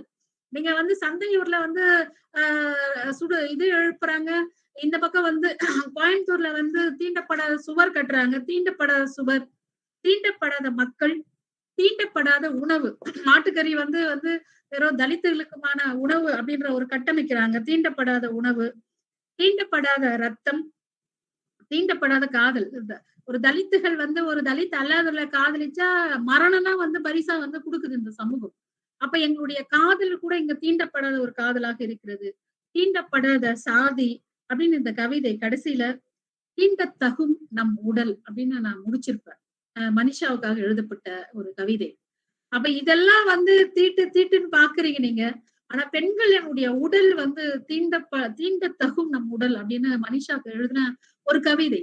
அப்ப நீங்க தீட்டுக்கு எதிராகவும் எங்களுடைய கவிதைகளை முன்வைப்போம். நீங்க புனிதம் புனிதம் சொல்றீங்கல்ல, அந்த உடல் புனிதம் சொல்றீங்க, கோவில் புனிதம்ன்றீங்க, கடவுள் புனிதம்ன்றீங்க. அப்ப இந்த புனிதத்துக்கு எதிராகவும் எங்களுடைய கவிதைகளை வந்து முன்வைக்கிறோம். நீங்க வந்து கோயிலுக்கு வந்து உள்ள இருக்கிறது தான் வந்து புனிதம், வெளியே இருக்கிறது வந்து புனிதம் இல்லை அப்படின்னு எல்லாம் வந்து சொல்றீங்க. அப்ப உள்ளேகுதல் அப்படின்ற ஒரு கவிதை வந்து நான் எழுதியிருப்பேன். உள்ளிருப்பது புனிதம் என்றால் தோலுக்குள் இருக்கும் மாமிசம் தின்னும் நான் புனிதம் இல்லையா? அப்ப மாட்டுக்கறி வந்து உள்ளகிற கறியை தானே நான் சாப்பிடுறேன், அப்ப நான் புனிதம் இல்லையா? வெளியே நிற்பது தீட்டு என்றால் வெளியேறும் கோமியம் குடிக்கும் நீ தீட்டு இல்லையா?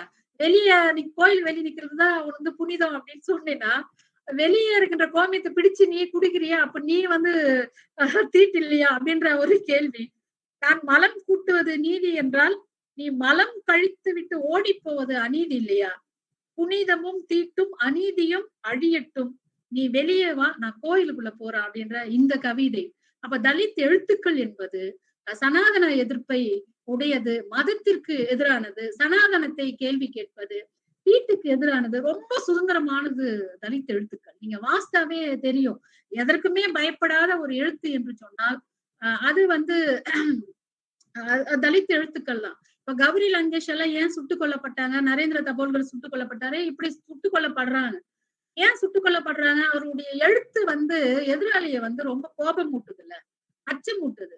அப்ப இந்த எழுத்துக்கள், அப்படிப்பட்ட எழுத்துக்கள் தான் வந்து இந்த சமூக மாற்றத்திற்கு தேவையான ஒரு எழுத்துக்கள்.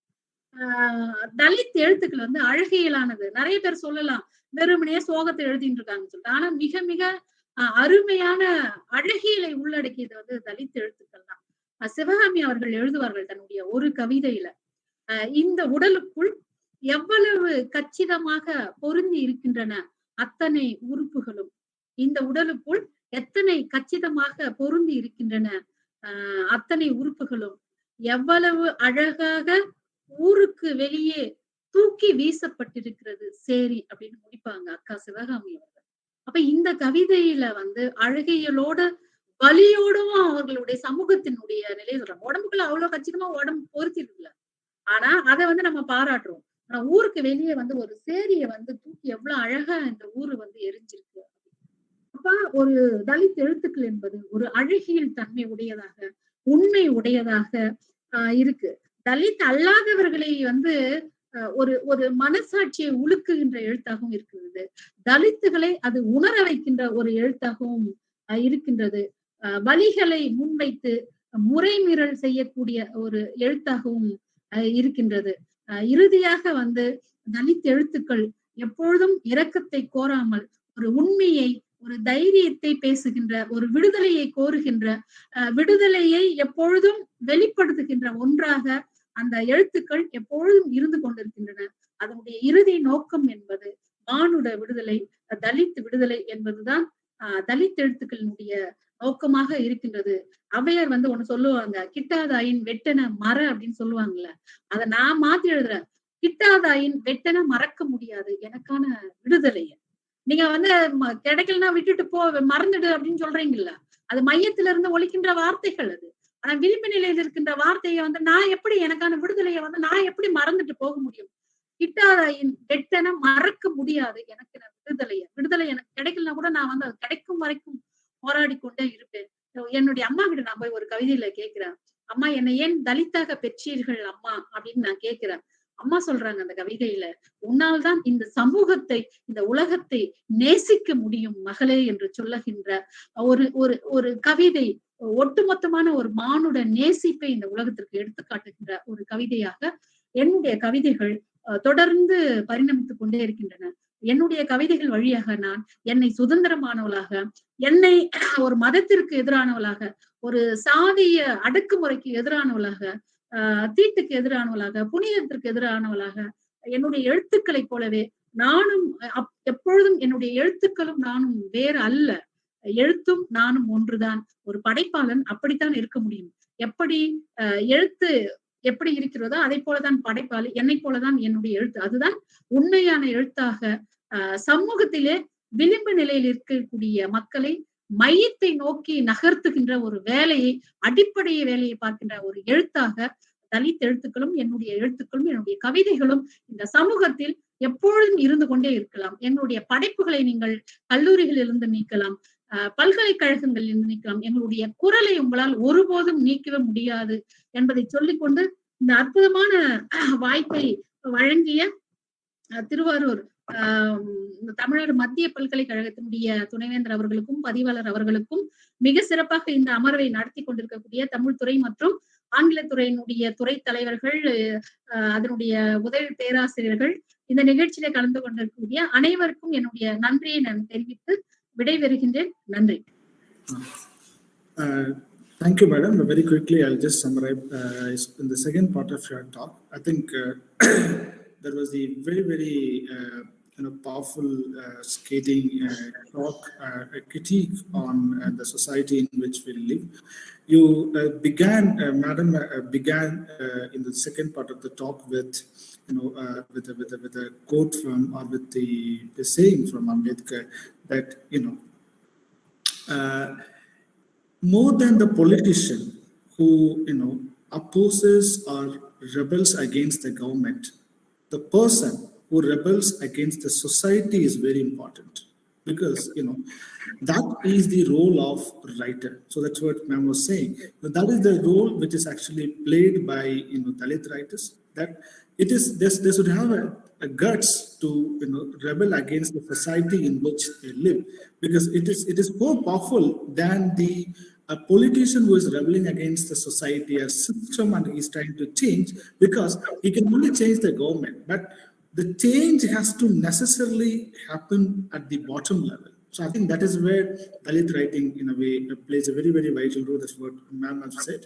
And madam also talked about, how she positioned herself in that, Ambedkar's, the theorization of a writer that is, rebelling, having guts to rebel against the society, and having taken some sort of a resolution to change the society, right? As a man always says, and she has often said it in the last 1 hour, so that we need to move this margin to the center. I think this is the decentering process would necessarily begin, or deconstructing the center, or demolishing the center should necessarily begin, and it has already begun. And Dalit writing is in a way playing a very vital role in terms of decentering the center and pushing the periphery or margin or fringes to the center. So it is the process of pushing this margin to the center. That's what it is. It's doing. And ma'am has cited T.S. Krishnan, who was the retired IAS and veteran officer, and who died, and he has given an interview to Vasanta Devi, and in which he talks about the idea of the image of SWAT. Who is the civil servant. Civil servant is like a two-edged sword. He can also in a way change the society, and or demolish the people, or completely destroy the people, or destroy the government. And madam has cited that Krishnan concluded the interview by saying that he has in a way demolished the system to help the people. I think that is, and he said, this is what Dalit writing is also doing, or any marginalized writing, particularly Dalit writing, is like a two-edged sword, right? So it has a power to, in a way, rekindle our consciousness, number one. Number two, make us think, where are we located, and what kind of positions that we take, and what we think of the idea of democracy. They cited a very interesting poem that let me urine on your democracy.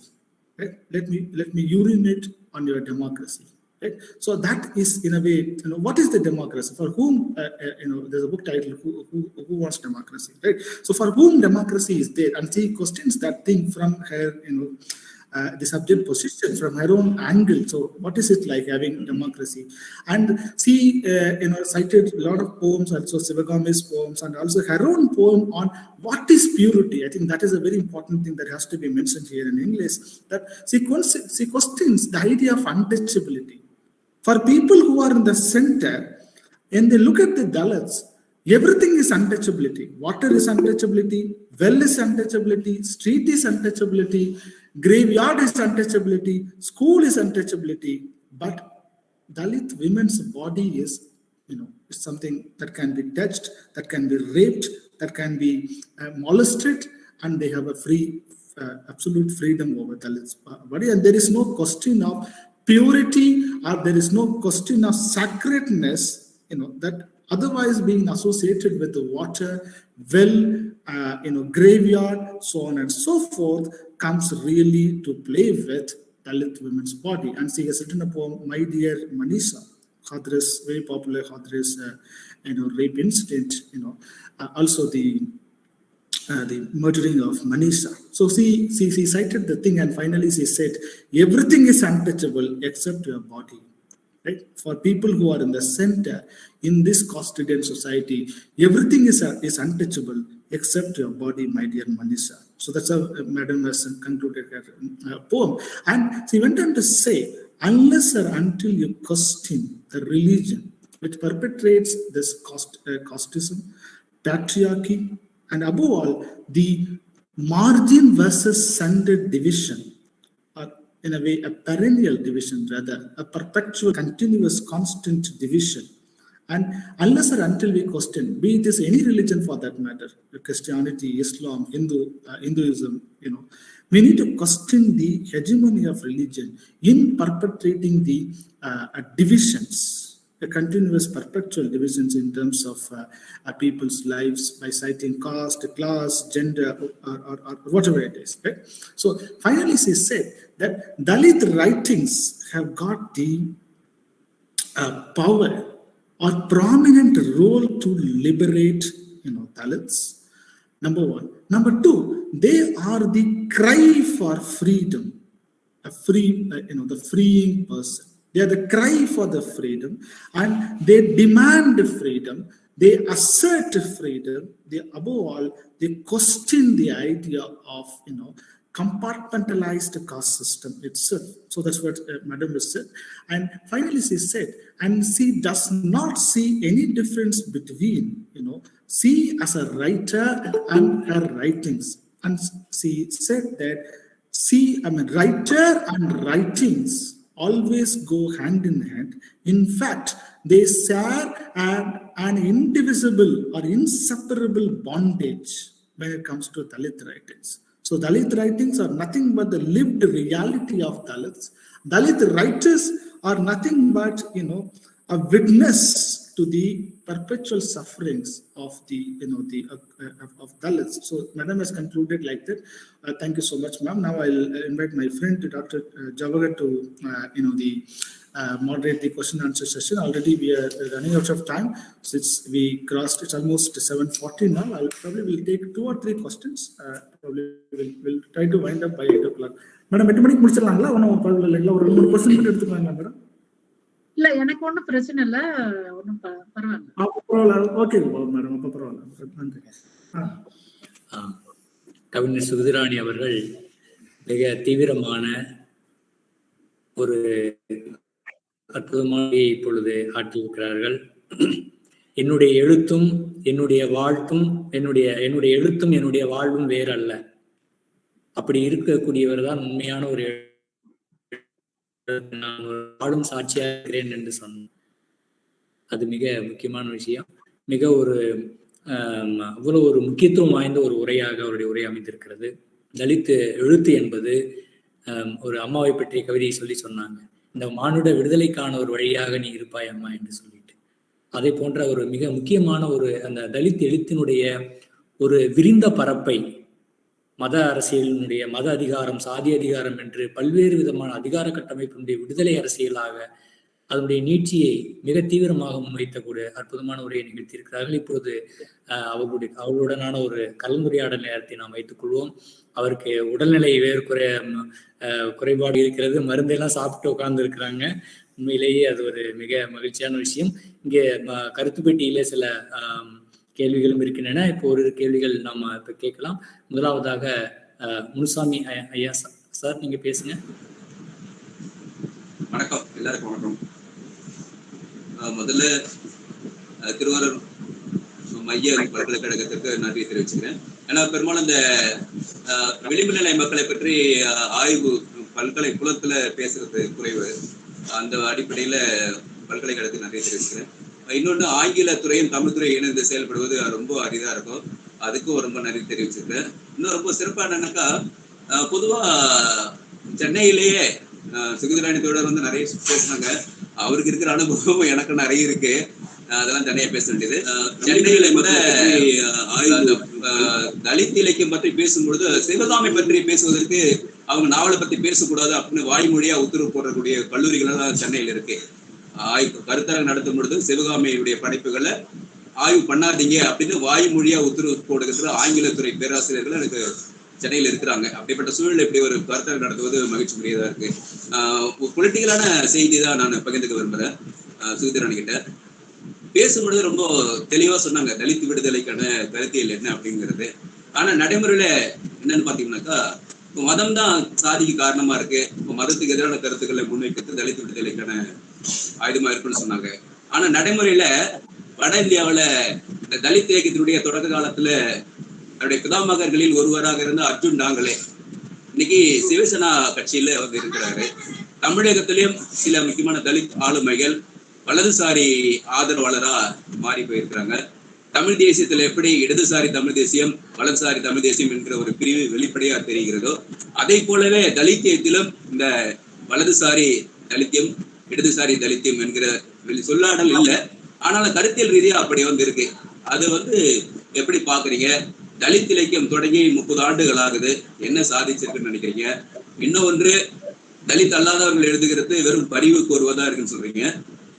மனுஷங்கடா நாங்க மனுஷங்கடா அந்த இன்க்லாப் கவிதையில அதுல தலித் விடுதலை இல்லையா, அதுல என்ன பதிவு இருக்கு அப்படிங்கறதெல்லாம் கொஞ்சம் விரிவா பேசலாம். இன்னொன்னு, ஒரு குறிப்பிட்ட சிலர் பத்தி மட்டுமே தலித் இலக்கியத்துல தொடர்ச்சியா முன்வைப்பது வருத்தத்துக்குரியது. தலித் இலக்கியம் பேசுவதற்கு முன்பே முருகேச பாகவதர் நிறைய தலித் அந்த கருத்துக்களை பத்தி பேசுகிறாரு. அதுக்கப்புறம் இங்க குறிப்பிடப்படாத ஆட்கள் புதுசா எழுதிடும் கூட நிறைய பேர், இப்ப திருவாசகம் வந்து ஒரு நல்ல தொகுப்பு போட்டிருக்காரு சிறுகதையில, செல்வாஜோட முன்னாள் நிறைய தலித்தியம் சார்ந்த கருத்து இருக்கு. அப்புறம் பச்சோந்தி அவரும் வந்து ஒரு தொகுப்பு பீப் கவிதைகள் கொண்டு வந்திருக்கிறாரு. ஆதிரை அதேன் ஆதிரைன்னு அந்த இயக்குனர் 2ஆம் குண்டு உலக பெண் கடைசி குண்டு, அவர் வந்து அப்பனின் கைகளால் அடிப்பவன் ஒரு அற்புதமான தலித்திய கவிதை தொகுப்பு போட்டிருக்கிறாரு. அது வந்து பெரும்பாலும் யாரும் பேசுறதே கிடையாது. அதுக்கான காரணம் இது மாதிரி இதுக்குள்ளவே ஒரு இருட்டடிப்பு இருக்குது அப்படிங்கிறது என்னுடைய வருத்தமான செய்தி. சிவகாமி அவங்க எழுதின மாதிரி நானும் சில இந்த தலித் கவிதைகள், அந்த கிராமம் நகரம் அதை ஒப்பிட்டு ஒரு சிறந்த கவிதை இருக்கிறேன். இதுவரைக்கும் யாருமே அது சொன்னது கிடையாது. ஒரு நல்ல கவிதையா சென்னையை பத்தி சொல்லிட்டு ரொம்ப கடைசியா சொல்லியிருப்பேன், ஊருக்கு வெளியே ஒதுக்க வைத்திருக்கும் உங்கள் கிராமங்களை விட அன்பானதா இருக்கிறது இந்த நகரம் அப்படின்னு சொல்லியிருப்பார். ஒருத்தரும் இது வரைக்கும் சொன்னதில்லை. இதுக்குள்ளவும் ஒரு பாலிடிக்ஸ் இருக்குது அப்படிங்கிற ஒரு கருத்தை நான் வந்து பதிவு பண்றேன். அது இன்னொன்னு முக்கியமா இருக்கிற தலித் ரைட்டர்களே அவங்க எழுதும் போதுவே அதுக்குள்ளே சில பேரை விட்டுட்டு தொகுக்கிறதெல்லாம் இங்க பார்த்துட்டு இருக்கிறோம். இன்னொன்னு, குரலாற்றவனின் குரல் அப்படின்னு ஒரு நல்ல, என்னால் முடிஞ்ச அளவுக்கு ஒரு நல்ல தொகுப்பு 2009 கொண்டு வந்தேன். தலித் அல்லாதவர்களும் சேர்ந்த கதைகள் அதுல இருக்கும். அதனாலே அது இருட்டடிப்பு செஞ்சாங்கன்னு தெரியல, ஒரு முக்கியமான தொகுப்பு அது.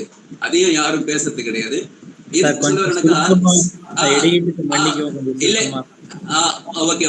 எதுக்கு சொல்றேன்னாக்கா, இது மாதிரி ஒரு பெரிய கருத்தரங்களை தலித்தத்துக்கு முன்னோடியா இருக்கிறவங்களையும் அதுக்கப்புறம் முக்கியமான பிரபலமா இருக்கிறவங்களுக்கு அடுத்து வரவங்களையும் தொகுத்து சொன்னா பலருக்கு போய் சேரும் அப்படிங்கிறதுக்காக தான் சொல்றேன். அதுதான், வேற ஒண்ணும் இல்லை. நன்றி. நண்பர் யாழினி முனிசாமி அவர்களுக்கு என்னுடைய வணக்கத்தையும் அன்பையும் நான் தெரிவித்துக் கொள்கிறேன். அவர் நிறைய கேள்விகள் முன்வைத்திருக்கிறார். அதெல்லாம் ஏற்றுக்கொள்ளக்கூடிய ஒரு கேள்விகளை நான் பாக்குறேன். ஏன்னா நாங்க ஒரே தளத்துல வந்து இயங்கி கொண்டிருக்கின்றோம். அதனால வந்து சகோதரர் சொன்ன கருத்துக்களோடு என்னால வந்து முரண்பட முடியாது. ஆனா இருட்டடிப்பு அப்படின்ற அந்த மாதிரி எல்லாம் கிடையாது. இப்படியான கருத்தரங்கங்கள்ல நீங்க வந்து மிக என்ன சொல்றது, நமக்கான நேரம் வந்து ரொம்ப குறைவாக இருக்கிறது இல்லையா? நம்ம ஒரு நாள் நிகழ்ச்சியை நடத்தினா, ரொம்ப விரிவான நடத்தினா நம்ம தலித் இலக்கியத்துல தலித் கருத்தரங்கம் அந்த மாதிரியான நம்ம இது பண்ணலாம். ஆனா இது ஒரு குறிப்பிட்ட நேரம் சார்ந்த ஒரு விஷயமா இருக்கு. திரும்ப திரும்ப வந்து ஒருத்தரையே வந்து பேசுறது, ஒருத்தரையே சொல்றது அப்படின்றது, அதை வந்து நான் எப்படி பார்க்கிறேன் அப்படின்னு சொன்னீங்கன்னா, எல்லாரையும் நம்ம குறிப்பிடுறதுக்கான நேரம் வந்து குறைவாதான் இருக்குது. அதை இருட்டடிப்பு அப்படின்னு நண்பர் வந்து நினைக்க வேண்டாம். நான் அடுத்த கூட்டத்துல பேசுகின்ற பொழுது, வேற ஒரு தளத்துல பேசுகின்ற பொழுது நம்ம வந்து அதை வந்து தெரிவிக்கலாம். இருட்டடிப்பு அப்படின்னு நம்ம பார்க்க வேண்டாம். ஏன்னா தலித்துகள் வந்து ஒருபோதும் அந்த மாதிரியான அரசியலுக்குள்ள வந்து என்னை பொறுத்த வரைக்கும் அப்படி நுழைய மாட்டாங்கன்னு தான் நான் நினைக்கிறேன், நான் உட்பட. உங்களுக்கே தெரியும் என்னை பற்றி, என்னுடைய எழுத்துக்களை பற்றி. அப்படியான ஒரு இது இல்ல. சமீபத்துல இது நமக்கான உரையாடலாம் மாறிவிடக்கூடாதுன்னு நினைக்கிறேன். சமீபத்துல கூட வந்து இந்தியில வந்து மொழிபெயர்ப்பதற்காக வந்து என்கிட்ட கேட்ட பொழுது உங்களுடைய பெயரையும் வந்து அதை குறிப்பிட்ட அப்படின்றது நீங்க தோழ வந்து மறக்க முடியாது. உங்களுடைய பெயரை வந்து முதலாவதாக நான் தெரிவித்தேன் அப்படின்றது. அதியன் ஆதிரை நிறைய பேர் வந்து கவிதைகள்ல பின்னாடி எழுதிட்டு இருக்காங்க. நீங்க அபிமானில இருந்து மிகப்பெரிய வந்து ஒரு ஒரு எழுத்தாளர்கள் நிறைய பேர் இருக்காங்க. நம்ம அத்தனை பேரும் குறிப்பிட முடியாது. மிக முக்கியமா தெரிகின்ற அந்த எழுத்தாளர்களை மட்டும்தான் சுட்ட வேண்டிய ஒரு நிலையை வந்து இந்த மாதிரியான கருத்தரங்கள்ல நேரிடுற அந்த அபாயத்தை வந்து தவிர்க்கதான் முடியல. அடுத்த கூட்டத்துல வந்து நான் அதை வந்து சரி செய்துக்கிறேன். எல்லாருடைய பற்றி நான் தெரிவிக்கிறேன். இதனுடைய கருத்தரங்கம் தலித் எழுத்துக்கள் என்றாலும் கூட அவர்கள் வந்து சொன்னது என்னன்னா, நீங்க மெயினா உங்களுடைய படைப்புகளை பத்தி கொஞ்சம் பேசுங்க அப்படின்றதுனால அது அப்படி தொட வேண்டியதா போயிடுச்சு. இது தலித் எழுத்துக்கள் அப்படின்னும் பொழுது முழுக்க முழுக்க அப்படியான ஒரு அமர்வு வருகின்ற பொழுது நான் குறிப்பிடுவேன். அதனுடைய சப்டைட்டிலா நீங்க வந்து உங்களுடைய படைப்புகளை வந்து அதிகம் பேசுங்க அப்படின்னு சொன்னதுனாலதான் அப்படி பேச வேண்டிய ஒரு சூழல் சாமி. அதனால வந்து நான் அடுத்த கூட்டத்துல வந்து நான் அதை சரி பண்ணிக்கிறேன். முன்னோர்களை பற்றியும் நம்ம பேசணும். நம்ம வந்து பார்க்கும்போது சரண்குமார் லிம்பாலாவை பத்தியும் பேச வேண்டியிருக்கு, எல்லாரையும் பத்தி பேசிருக்கு. நேரம்ன்றது ஒரு குறைபாடா இருக்கு. நீங்க அதை வந்து ஒரு பெரிய விஷயமா எடுத்துக்க வேண்டாம் அப்படின்னு தான் நான் நினைக்கிறேன். நன்றி. நன்றி. இது உங்களுக்கு ஒரே ஒரு விளக்கம் சொல்லிடுறேன். இது உங்களுக்கான இது மட்டும் இல்ல, எல்லா கருத்துனாலும் இதுதான் நடக்குது. அதுக்காக பொதுவா சொன்னது, உங்களுக்காக எடுத்துக்க வேண்டாம். நன்றி. மேடம், இந்த கருத்து பெட்டியில ஒரு கேள்வி வந்திருக்கு மேடம். அதுக்கு முன்னாடி ஒரு குறிப்பு நான் சொல்றேன். கேள்வி கேட்கக்கூடியவர்கள் நண்பர்கள் சுருக்கமாக தங்களுடைய கேள்விகளை கேட்டால் நேரம் கருதி நம்ம அது உதவியா இருக்கும்னு நான் நினைக்கிறேன். கருத்துப்பட்டியில் உள்ள ஒரு கேள்வியை நான் இப்பொழுது வாசிக்கிறேன். அஸ்வின் அப்படிங்கிறவர் போட்டிருக்காங்க. தங்களின் கவிதைகளில் உடல் அரசியலுக்கு முக்கியத்துவம் அளிப்பதற்கான காரணம் என்ன அப்படின்னு கேட்டிருக்காங்க. மேடம், அஸ்வின் அவர்களுக்கு வந்து நீங்க தொடர்ந்து என்னுடைய கவிதைகளை வாசிக்கின்ற பொழுது உடல் அரசியலை பற்றி எழுதுகின்ற ஒரு தேவையும் நம்ம வந்து ஏற்படுகிறது. இப்பொழுது நீங்க வந்து 7வது கவிதை தொகுப்பு வந்திருக்கிறது. நீங்க அதையும் வந்து வாசிக்கணும் அப்படின்றது என்னுடைய விருப்பமாக இருக்கிறது. உடல் அரசியல் அப்படின்றது நம்ம எதை நம்ம பேசுறோம் அப்படின்றதுதான். அது உடல் அரசியலாக இருக்கலாம், இல்ல வேற அரசியலாக இருக்கலாம். அதனுடைய பயன் என்னவாக இருக்கிறது, அதனுடைய இறுதி நோக்கம் என்னவா இருக்குன்றது ரொம்ப முக்கியமா பார்க்க வேண்டியிருக்கு. இதை வந்து ஒரு தலித் பெண்ணியத்தினுடைய ஒரு கூறாதான் உடல் அரசியலை நம்ம பாக்குறோம். ஏன்னா பெண்கள் மீது நிகழ்த்தப்பட்ட வன்முறையை தான் வந்து ஒடுக்குமுறை தான் உலகத்திலே நிகழ்ந்த முதல் ஒடுக்குமுறை அப்படின்ற மானுட ஆய்வாளர்கள் தெரிவிக்கின்ற ஒன்றாக இருக்கின்றது. அப்ப இந்த பெண்கள் மீது நிகழ்த்தப்படுகின்ற வன்முறை அப்படின்றது எதை களமாக வைத்து நிகழ்த்தப்படுகின்றது அப்படின்னு பாத்தீங்கன்னா, நீங்க வந்து உடல் தான் வந்து ரொம்ப முக்கியமான ஒன்றாக இருக்கிறது.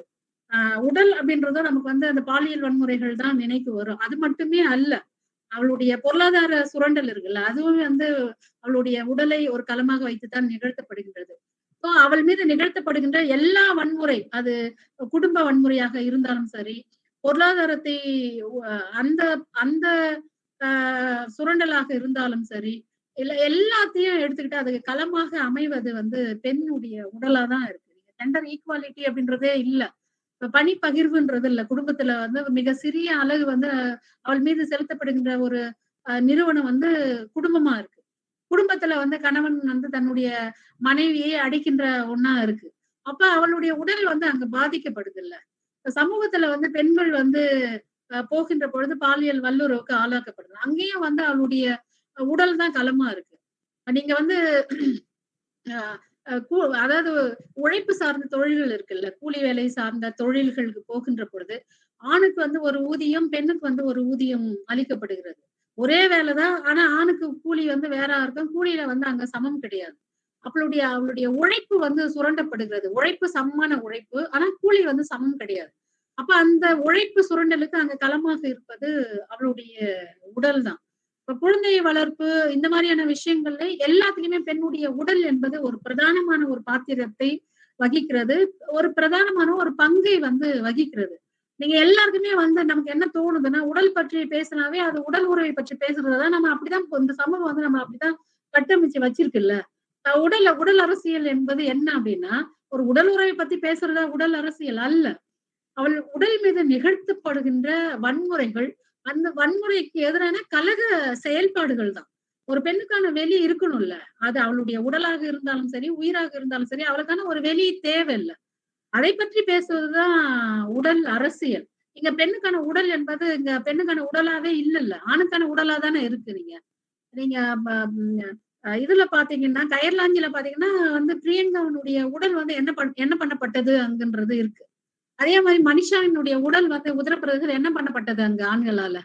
அதே மாதிரி அரியலூர்ல நந்தினி வந்து பாலியல் வல்லுறவு பண்ணி கொலை செய்யப்பட்டு கிணத்துல போட்டாங்க. அங்க என்னவா இருக்கு? இப்ப அரியலூர்ல லாவண்யா மாணவி வந்து மதமாற்றம் செய்யறாங்கன்னு சொல்லிட்டு மிகப்பெரிய ஒரு கூட்டமே வந்து வன்முறையை வந்து கையில் எடுக்கிறது இல்ல. அப்ப அரியலூர்ல கொலை செய்யப்பட்டு அந்த கிணத்துல அதே ஊர்ல போடப்பட்ட நந்தினிக்கு இங்க என்ன நீதி கிடைச்சிருக்கு? அப்ப நீங்க எல்லா இடத்துலயும் பாருங்க, தினந்தோறும் பெண்கள் மீது நிகழ்த்தப்படுகின்ற வன்முறை அது உடல் ரீதியாகவும் சரி, மன ரீதியாகவும் நடந்துட்டே இருக்கு. அப்ப உடல் வந்து உடல்ல தான் அமைஞ்சிருக்கு, மனமும் உடல்ல தான் அமைஞ்சிருக்கு. அப்ப இதை பற்றி பேசுவதுதான் உடல் அரசியலை தவிர அது இருவருக்குமான உடல் உறவை பற்றிய அல்லது இருவருக்குமான தொடர்பை பற்றிய ஒன்றாக நம்ம அப்படி ஒரு குறுக்கி புரிந்து கொள்ள வேண்டாம் என்று தோன்றுகிறது. அப்ப இந்த உடல் அரசியல் என்பது அதை பேச வேண்டிய தேவை இருக்குல்ல. நீங்க மனிஷாவை வந்து அவளுடைய கொடுமையை வந்து எப்படி பேசுவீங்க? தீண்டத்தகும் நம் உடல் மட்டும் எழுதியிருக்கேன் நான். அந்த கவிதையை நீங்க வாசித்து பாருங்க. அப்ப அந்த உடலை பற்றி பேச வேண்டிய இருக்கு. அப்ப நீங்க கேள்வி கேட்கிற அஸ்வின் வந்து அவர் மேல வந்து எனக்கு எந்த விதமான கோபமும் இல்லை. அப்ப உடல் அரசியலை பத்தி ஏன் எழுதுறீங்க அப்படின்னு கேள்வி கேட்கிற அஸ்வினுக்கு அந்த உடல் அரசியலை எழுதுவதற்கு காரணமாக இருக்கக்கூடிய பெண்களின் மீது பாலியல் வன்முறைகளை நிகழ்த்தக்கூடிய அல்லது பெண்களினுடைய உழைப்பை சுரண்டக்கூடிய பெண்களுக்கு வந்து பாலின சமத்துவத்தை அளிக்காத ஆண்களிடமோ ஆண் சமூகத்திடமோ இல்ல சமூகத்திடமோ ஏன் அப்படி பெண்கள் உடல் மீது இப்படியான ஒரு கட்டமைப்பை இப்படியான ஒரு வன்முறை நிகழ்த்துகிறீர்கள் என்று இதுவரை அஸ்வின் வந்து கேள்வியை எழுப்பியிருப்பாரா அப்படின்றத வந்து நான் ஒரு கேள்வியாவே முன்வைக்கிறேன். அப்போ நம்மளுடைய நோக்கம் வந்து நம்ம திசை திருப்பப்படுகிறோம் இல்ல. பாதிக்கப்பட்டவங்களே தான் நம்ம குறை சொல்லுகின்ற ஒரு சமூகமா தான் நம்ம இருந்துட்டு இருக்கோம். டெல்லியில நிர்பயா கேஸ்ல வந்து பாதிக்கப்பட்டு கொலை செய்யப்பட்டு இறந்தே போயிடுறாங்க சிகிச்சை பலன் அளிக்காம அந்த அம்மா. அப்ப அவங்கள போயிட்டு 9:30 மணிக்கு ஏன் இவங்க வெளியே போனாங்கன்ற கேட்கக்கூடிய சமூகமா தான் நம்ம இருந்துட்டு இருக்குமே தவிர அவர்களை பாலியல் வல்லுறவுக்கு ஆளாக்குனவர்களை நோக்கி நம்மளுடைய குரல் எழுப்பவே இல்லைல்ல. 9:30 மணிக்கு வந்தா என்ன, 1 மணிக்கு வந்தா என்ன, நீ ஏன் அவளை வந்து வல்லுறவுக்கு ஆளாக்குன அப்படின்றத ஆண் சமூகத்தை பார்த்து கேட்கக்கூடிய கேள்வி நம்ம கிட்ட இல்ல. அப்ப பாதிக்கப்பட்டவர்களை நோக்கி கேட்கப்படுகிற கேள்வியா மட்டும்தான் இருக்கு. உடல் அரசியலும் கூட அப்ப எது வரைக்கும் பெண்கள் மீது உடல் ரீதியான அல்லது மன ரீதியான உழைப்பு சுரண்டலும் பாலியல் சுரண்டலும் நடந்து கொண்டிருக்கின்றதோ அதுவரை நாங்க உடல் அரசியலை பேசிக்கொண்டுதான் இருப்போம். அஸ்வின், நீங்க வந்து இதை புரிஞ்சுக்கணும். இதற்குள்ள இருக்கிற அரசியலை நீங்க புரிஞ்சுக்கணும் அப்படின்னு நான் தம்பியை வந்து கேட்டுக்கிறேன். மேடம் மன்னிக்கணும் மேடம், என் பேர் அஸ்வினி மேடம். அஸ்வினி, ஆமா ஆமா, உங்களோட எல்லா கவிதைகளும் படிச்சிருக்கேன். என்னுடைய ஆங்கிலத்துல படிச்சிருக்கேன். அதனாலதான் அந்த எனக்கு அஸ்வின் அப்படின்னு கேட்டது. சாரி. இத வந்து நான் நீங்க முன்னாடி சொன்னதோட நான் ஒப்பிட்டு பாக்குறேன். தலித் அரசியல், தலித் இலக்கியம் என்பது எல்லாரும் ஒடுக்கப்பட்டவருக்கான குரலாக தான் இருக்கு அப்படின்னு சொன்னீங்க. அதோட இப்ப நீங்க கொடுத்த விளக்கத்தை நான் ஒப்பிட்டுருக்கேன். Thank you madam. தேங்க்யூ. நன்றிமா. மேடம், அடுத்த இன்னொரு கேள்வி கருத்து பட்டியல் இருக்கு மேடம். எங்கள் துறை பேராசிரியர் குமார் அவர்கள் கேட்டிருக்காங்க. தலித் அல்லாதோரின் எல்லா தலித் எழுத்துக்களும் தலித்துக்களின் மீதான பரிவி என்று மட்டுமே கூற முடியுமா அப்படி கேட்டிருக்காரு. ஆமா, இத வந்து யாழினி முனிசன் அவர்கள கேட்டாரு. அதை நான் பதில் சொல்ல மறந்துட்டாப்ப. அவர் நிறைய கேள்விகள் கேட்டதுனால அப்படி வந்து குறுக்கி வந்து அந்த பொருளை நீங்க எடுத்துக்க வேண்டாம் இல்லையா. பரி உணர்ச்சி மட்டுமே அல்ல. இப்ப மக்கள் கவிஞர் இன்குலாப் அவர்கள் பாடிய ஒரு கவிதை இருக்குல்ல, அங்க எரியும் போது எவன் மாசுர புடுங்க போனீங்கன்னு ஒரு ஒரு கவிதையினுடைய வரி இருக்குல்ல, ஒரு பாடலினுடைய வரி. அந்த ஒரு வரிக்கு நான் எழுதின கவிதைகள் எல்லாம் ஈடவே ஆகாது. அப்படி நாங்க வந்து ஒட்டுமொத்தமா தலித் அல்லாதவர்களுடைய தலித்துக்காக பேசக்கூடிய குரலை வந்து நான் வந்து ஒருபோதும் வந்து மறுதளிக்கவே முடியாது. நானும் ஆகட்டும் இல்ல தலித் எழுத்தாலும் மறுதளிக்கவே முடியாது. நீங்க அடிப்படையில வந்து அதை புரிஞ்சுக்கணும். அப்பவும் வந்து அதை சொல்லி முடிச்சதுக்கு அப்புறம் நான் என்ன சொல்றேன் அப்படின்னா, ஒரு கூட்டு செயல்பாடு தான் தலித்துகளுடைய விடுதலை என்பது.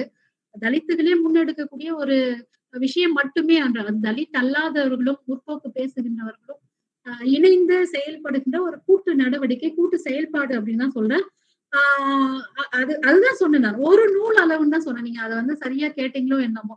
அந்த பரிவு உணர்ச்சிக்கும் எங்களுடைய விடுதலை உணர்ச்சிக்கும் ஒரு நூல் அளவுதான் வித்தியாசம் தான் சொன்னேன் தவிர பால தூரம் வித்தியாசம் அப்படின்னு நல்லா சொல்லல.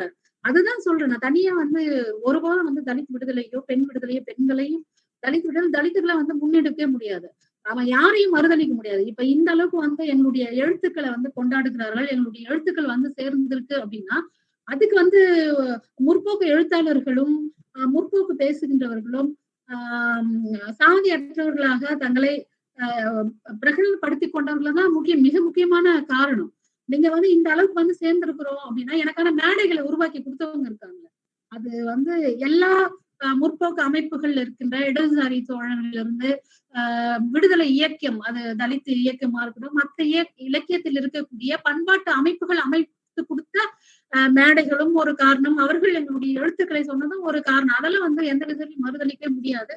அந்த பரி உணர்ச்சி அப்படின்றது அந்த ஒப்பீட்டு அளவுல சொன்ன ஒரு விஷயமே தான் தவிர அதை நீங்க வந்து அப்படி வந்து ஒரு நிராகரிப்பா நீங்க அதை பார்க்க வேண்டாம் அப்படின்றதுதான். அதுல இருக்கிற ஒரு நியாயத்தை வந்து நீங்க புரிஞ்சுக்கணும் அப்படின்றதுதான். ஒருபோதும் தலித் அல்லாதவருடைய எழுத்துக்களை நாங்கள் இப்பொழுதும் நேசிக்கிறவர்களாதான் இருந்துட்டே இருக்கிறோம். தலித் அல்லாதவருடைய எழுத்துக்களை வாசிக்கிறவர்களாக எப்பொழுதும் அவர்கள் கூட இணக்கமான சூழல்ல இருக்கிறவங்களாதான் நாங்க பாக்குறோம். அதை நீங்க அப்படி எடுத்துக்க வேண்டாம் அப்படின்னு தோணுது. நன்றி. நன்றிங்க மேடம். நமக்கு நேரம் கேள்வியை சுருக்கமாக நீ பேச இருக்கவர்கள் கேட்பார்கள். எம் துறை தலைவர் பேராசிரியர் ரவி அவர்கள் கேள்வி கேட்பாங்க. சார் நீங்க கேளுங்க, சுருக்கமாக. ஒரு கேள்வி. மல்லரிய ஒரு புரட்சிகரமான ஒரு முன்னெடுப்பை எடுத்திருக்கிறார்கள் மனித விடுதலை. நாங்கள் தலித்துக்கள் இல்லை, அதுதான் உண்மை. நான் தலித்துன்னு சொல்றதை காட்டிலும் நான் தலித் இல்லைங்கிறதுதான அறிவார்ந்த விஷயம்.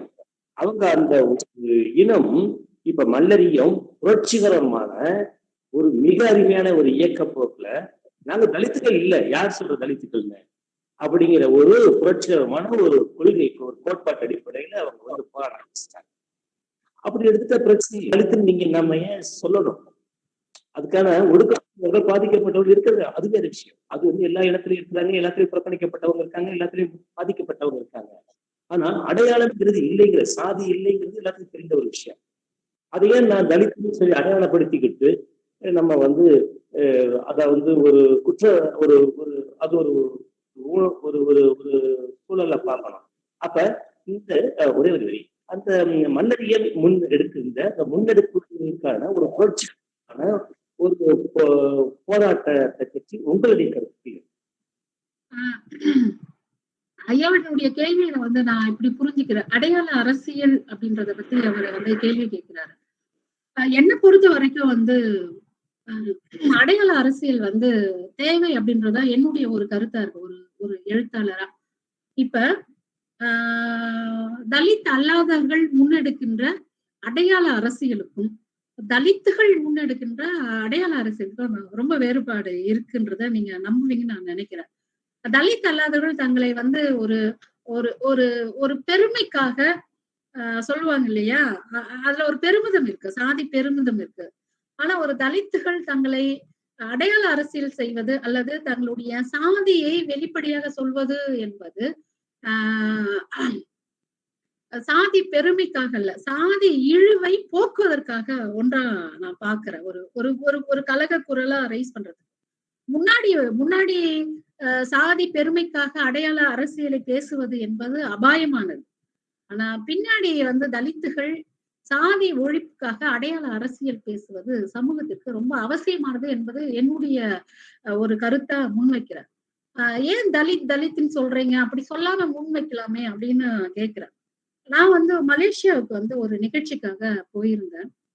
அங்க போகின்ற பொழுது அவங்க வந்து சொன்ன நிறைய கண்டிஷன்ல ஒரு கண்டிஷன் வந்து நீங்க தலித் அப்படின்ற வார்த்தையை வந்து சொல்லவே கூடாது அப்படின்னாங்க. நான் சொன்னேன், நான் இப்ப எழுதுறேன், தலித் எழுத்தாளரா நான் எழுதுறேன், தலித் எழுத்துக்கள் தான்.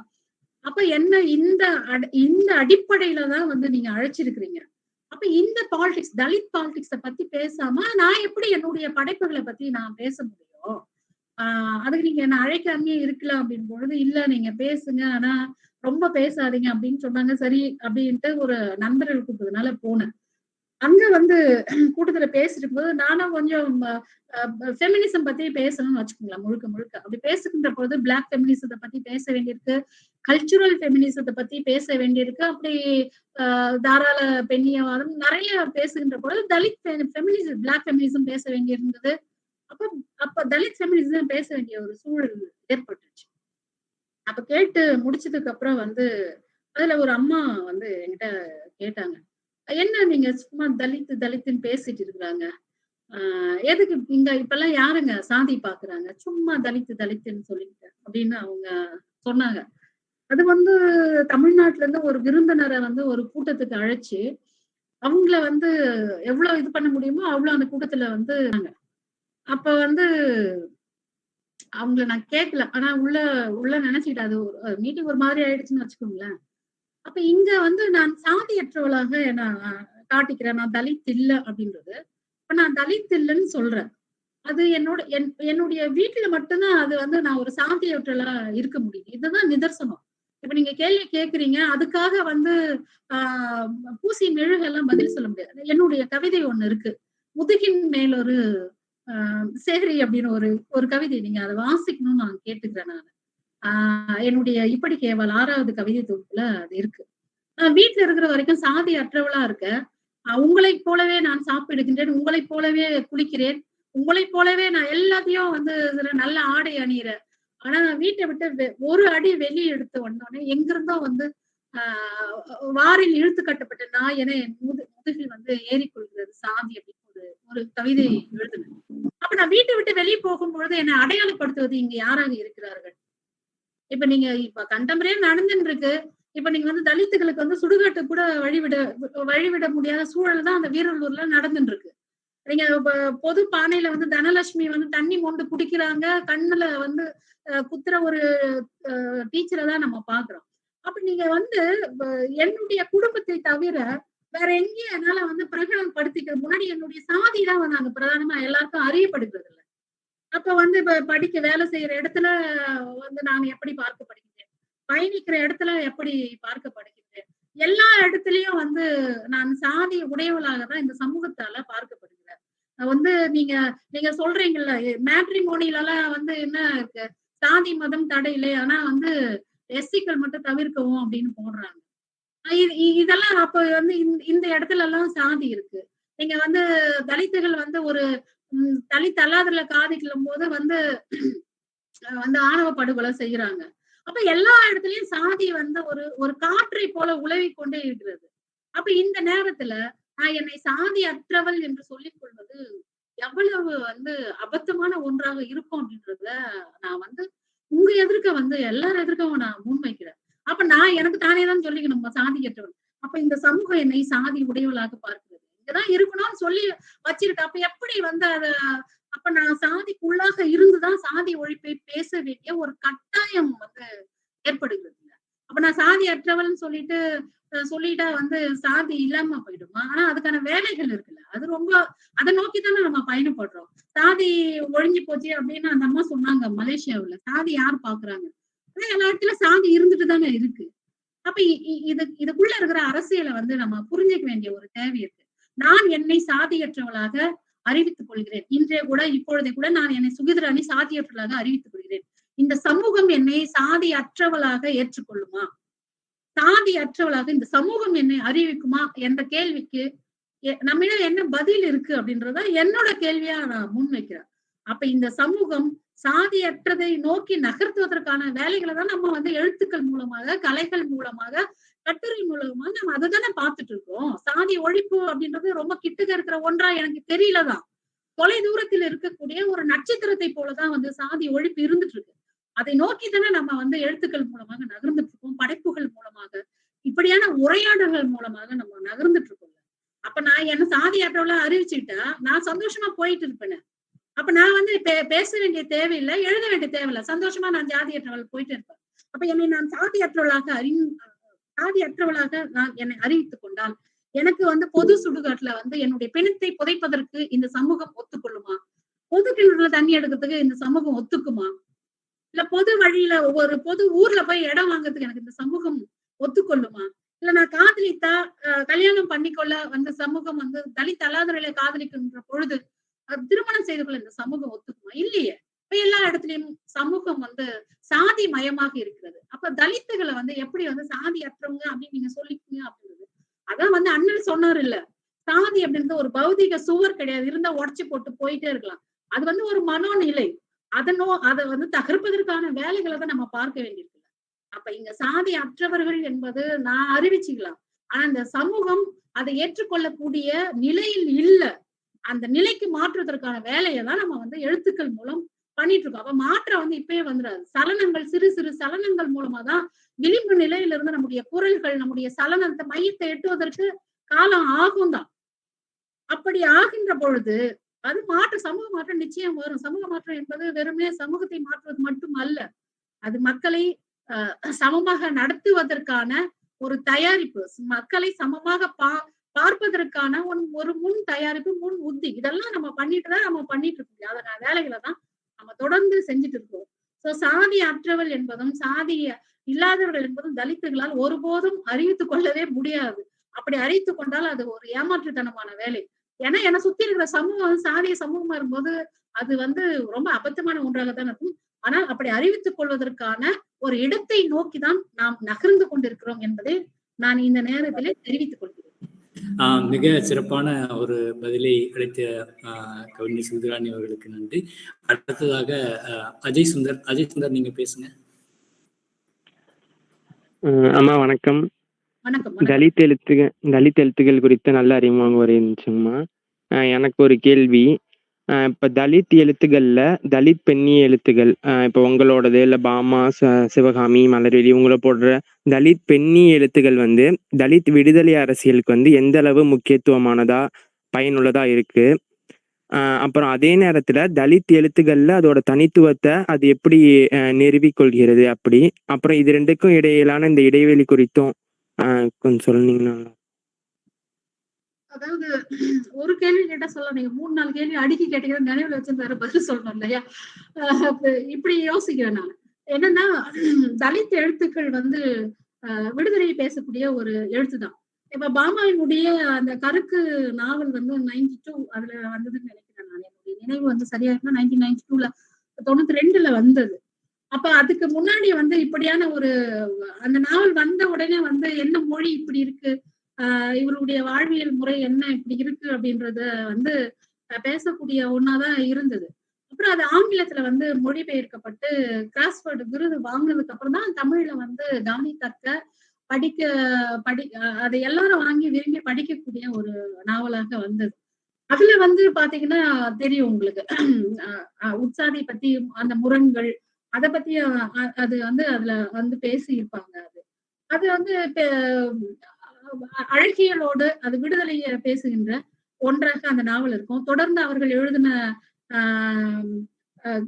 வன்மமாக இருக்கட்டும், அதுக்கப்புறம் பாத்தீங்கன்னா சங்கதி, அந்த மாதிரி நிறைய வந்து பேசக்கூடிய நாவல்கள் வந்து அவங்க வந்து படைச்சிருக்கிறாங்க. அது மிக முக்கியமான ஒன்றாக தலித் இலக்கியத்துல வந்து பார்க்கப்படுகிறது. ஏன்னா அதுக்கப்புறம் வந்து சிவகாமி அம்மா அவர்கள் எழுதிய அந்த நாவல் ஆனந்தாயியா இருக்கட்டும், பழையன கழிதலா இருக்கட்டும், இந்த மாதிரியான எழுத்துக்கள் வந்து சமூகத்துல வந்து ஒரு அசைவை வந்து ஏற்படுத்தி இருக்கிறத நம்ம பார்க்கலாம். அதை வந்து மறுக்கவே முடியாது அப்படின்னு தான் எனக்கு தோணுது. அப்ப இந்த நாவல்கள் இப்ப யாழினி முனிசாமி சொன்ன மாதிரி நிறைய பேர் வந்து எழுத ஆரம்பிச்சிருக்கிறாங்க. பின்னாடி நிறைய பட்டியல் எல்லாம் இருக்கு. ஆனா பெண்கள் அப்படின்னு பார்க்கின்ற பொழுது ரொம்ப குறைவான பேர் தான் இருக்காங்க. அது எனக்கு வந்து வருத்தத்திற்குரிய ஒரு செய்தியா தான் இருக்கு. தலித் பெண்கள்ல வந்து எழுதக்கூடியவர்கள் வந்து ரொம்ப குறைவா இருக்கிறாங்க. நீங்க பாத்தீங்கன்னா ஒரு 10 பேருக்குள்ளதான் அந்த லிஸ்ட் வரும்னு நான் நினைக்கிறேன். அப்ப வந்து நீங்க வந்து பெரும்பான்மையாக பெண்களுடைய வழிகள் இருக்குல்ல, இந்த வரலாறுகளை பேசக்கூடிய பெண் எழுத்தாளர்கள் தலித்துகள்ல ரொம்ப குறைவா இருக்குது. அதை நிறைய பேர் எழுத முன் வரணும் அப்படின்னு நான் நினைக்கிறேன். ஆனா அதுக்கான வாய்ப்புகள் வந்து எத்தனை பேருக்கு கிடைச்சிருக்கு அப்படின்றதையும் நம்ம பார்க்க வேண்டியிருக்கு. விடுதலையை பேசக்கூடிய ஒன்றாதான் வந்து எப்பவுமே தலித் பெண்களுடைய எழுத்துக்களும் தொடர்ந்து வந்து இந்த தலித் வகமை எழுத்துக்குள்ள வர்றத தெரிவிச்சுக்கிறோம். இன்னும் நம்ம கேட்கலாமா மேடம்? கொடுக்கலாமா? எப்படிங்க மேடம்? அது நீங்க வந்து அவர்கிட்ட தான் கேட்கணும். ஏன்னா நேரம் தொடர்ந்துட்டு இருக்கு. அவர் தான் பேசுறேன் மேடம். என்ன இப்ப 3 மணி நேரத்துக்கு மேல ஆயிடுச்சு. ஒரு 2 கேள்விகள். நாம இப்ப கருத்து பெட்டியில ஒரு 2 கேள்வி இருக்குங்க மேடம். இப்போ ஒரு அந்த 2 கேள்வி நான் படிச்சிடுறேன். குழுவுல யாராவது இருக்கிறவங்க கேட்கலாம் நீங்க. அவரு கருப்பையா கவிப்பிரியா அவரு பேசுங்க. கருப்பையா ஐயா நீங்க பேசுங்க. கருப்பையா அவர்கள் பேசிட்டு இருக்காரு. அவரு பேசுங்க மேடம். கருப்பையா ஐயா பேசுங்க. நீங்க மைக் ஆன் பண்ணுங்க. உங்க ஒளிவாய் ஆன் பண்ணிட்டு பேசுங்க. திறப்புல வச்சு பேசுங்க. வணக்கம் மேடம். வணக்கம் மேடம். அப்ப வந்து ஒரு கருத்து, இப்ப தலித்துக்குள்ள நீங்க இருந்துதான் நம்ம வந்து ஒரு முன்னெடுப்பு போக முடியும் அப்படி சொன்னீங்க. அதை விட்டு அந்த வட்டத்துக்குள்ட்டு வெளியே வந்து நீங்க போராடலாமே. ஏன்னா உள்ள இருந்து போராடும் போது இதை வந்து உடைக்க முடியும். இந்த சுவரை, தடுப்பு சுவரை உடைக்க முடியும். நான் எல்லாத்துக்கும் இது பண்ண முடியும், எல்லாத்துக்கும் விடுதலை பெற முடியும் அப்படிங்கிற நம்மளுடைய எழுத்தோ நம்மளுடைய கவிதையோ அது அந்த வட்டத்துக்குள்ள இருந்து வெளியில வந்து ஏன் அதை செய்ய முடியாது, ஏன் அப்படி இது பண்ண முடியாது அப்படிங்கிற ஒரு வட்டம். அடுத்து தேவேந்திர குழல் வேளாளர் அவங்க வந்து இப்ப அவங்க அந்த வட்டத்தை விட்டு வெளியில வந்து இப்ப பாத்தீங்கன்னா ஒரு அரசாணை வாங்கிட்டாங்க. இப்ப அரசாணை வந்து எல்லாம் கொண்டு வந்து தேவேந்திர குல வேளாளர் பண்ணாடி காலாடி இவங்க எல்லாம் ஒரு 7 சமுதாயம் சேர்ந்து ஒரே இதை வாங்கிட்டாங்க. பல வருஷ போராட்டம். அவங்க தலித்துக்குள்ள அடைக்கப்பட்டுட்டாங்க. சோ நாங்க தலித்து இல்லையா அப்படின்னு சொல்லி வெளியில வந்து ஒரு போராட்டம் ஏற்படுத்தி வந்துட்டாங்க. அடுத்த கட்டத்துக்கு நாங்க வந்து இந்த தலித்துக்குள்ளேயே இந்த எஸ்சி ஷெட்யூல் கேஸ்ட்ல கிடையாது அப்படிங்கிற போராட்டம் முன்ன எடுத்துக்கிட்டு இருக்காங்க. அதுக்குரிய ஆயத்துல எடுத்துக்கிட்டு இருக்காங்க. அதே மாதிரி இந்த தலித்திய அமைப்புகள், இந்த தலித்திய எழுத்தாளர்கள் இவங்க வெளியில வந்து போராடி அதற்கான தீர்வுகள் நீங்க இப்ப சொல்றீங்க இப்பயே நடந்து விடுமா அப்படின்னு சொல்லிட்டு.